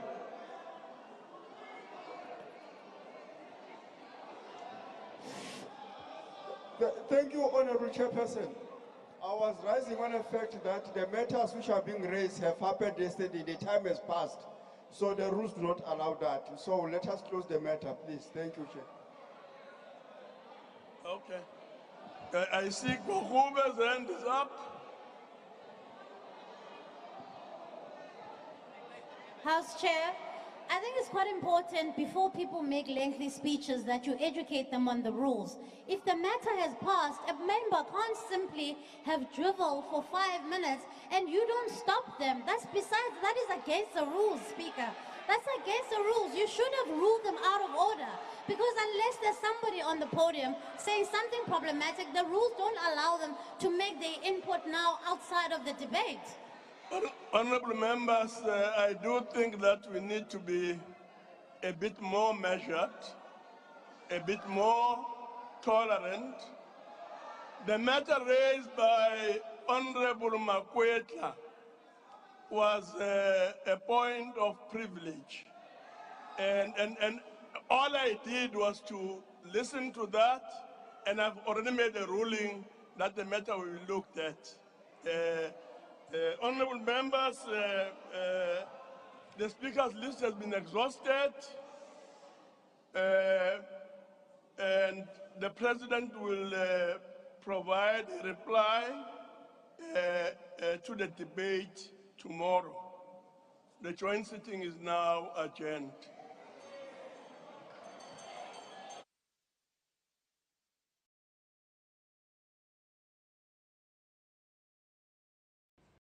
Viewers at home, as you can see, day 2 of the 2023 State of the Nation address has just been concluded, with members of all political parties represented in Parliament having been given an opportunity to respond to the President's State of the Nation address as it was delivered on the 9th of February 2023. Now, just to bring into focus the thematic areas for the joint debate that we've witnessed over the last 2 days, the state president delivered his annual State of the Nation address last week, and usually after the president has delivered his address, members of Parliament are given an opportunity, of course all parties that are represented in Parliament are given an opportunity to respond to the commitments that were made by the president, and also to reflect on the merits of what has been proposed or what is planned ahead for the year ahead. And of course, that platform is the joint debate that we've seen over the last 2 days. And it is also important for us to just reflect that the thematic areas that were discussed was not only the 2023 State of the Nation address. The president, of course, also made it clear in his address last week, over and above just recapping on the 4 critical areas of focus for the year ahead: load shedding, unemployment, poverty and the rising cost of living. Number 4, crime and corruption. The president also made a commitment. Of course, he outlined progress that has been made in implementing the commitments that he made in his 2022 State of the Nation address. And those commitments were, the commitment was to ensure faster growth through investment, through an investment drive. The second one was, of course, the economic reforms, which is still work in progress, work underway. And also number 3 was public employment programs, which the president also reported on, progress on. And of course, the last one was expanding the infrastructure program. And of course, this year, the president went into detail in terms of what has been the progress that has been made in implementing the priorities from last year. But it is also important for us to bear in mind that we are now just over 14 months away from the national elections. And within that broader context, we have to bear in mind as well that the development landscape has shifted a lot. Of course, we know that in 2018 rather, we found ourselves in a technical recession, and by the time the COVID pandemic hit in 2020, South Africa was quite hardest hit as a developing country as well. So we have to bear that in mind when we look at the progress that has been made or the progress that has been reported, and the challenges that we know are still part and parcel of the country's development landscape. So importantly, it is important to also just indicate that all of the discussions that took place over the last 2 days are taking place within the context of the medium-term strategic framework, as was announced by the president in his 2019 speech, which was his first speech of the 6th dispensation, but it was, of course, his 3rd State of the Nation address at the time. But of course, these priorities, those 7 priorities of the MTSF, the medium-term strategic framework, which is, of course, government's 5-year plan, the plans that government was committing in terms of the priorities that will form part and parcel of key issues, policy priorities that government was going to give attention for implementation since 2019 up until the next elections. And within that context, obviously, we also have to bear in mind that these key priorities, they find expression, or they find a place located within the National Development Plan, a plan that was, of course, adopted in 2012. And within that broader development context, we obviously have to think about the electoral mandate, right? So within that broader context, we have to think about where we are right now as a country. And of course, all political parties that are represented in Parliament had the opportunity to reflect on the commitments that the president has made in terms of what lies ahead in 2023, going into 2024. And of course, as I've indicated, this is such a significant State of the Nation address, and it was a significant joint debate as well, because this is the final year really of the 6th dispensation, giving an opportunity not only to government, but to all of the state entities to begin to consolidate the work that has been done, or the work that was started as per the 7 priorities of the MTSF, and of course to consolidate in relation to ensuring that there is an acceleration when it comes to policy implementation, and in wrapping up quite a number of key deliverables before we get into the 2024 national elections. With that said, the president will now have an opportunity, after having listened to the debates, the comments, the proposals or the counter proposals or the suggestions, or even the critique that came from all our political parties. And of course, we know there's other platforms as well, the social media platforms, where ordinary South Africans obviously made their voices heard as well by speaking to the president and indicating what are the key issues that they believe the president should actually be responding to. So tomorrow at 1400 hours, the state president will, of course, address the nation again, obviously within the context of all of the comments that have now been made, all the critique, all the counter proposals rather also, that have been made by all political parties represented in Parliament. So we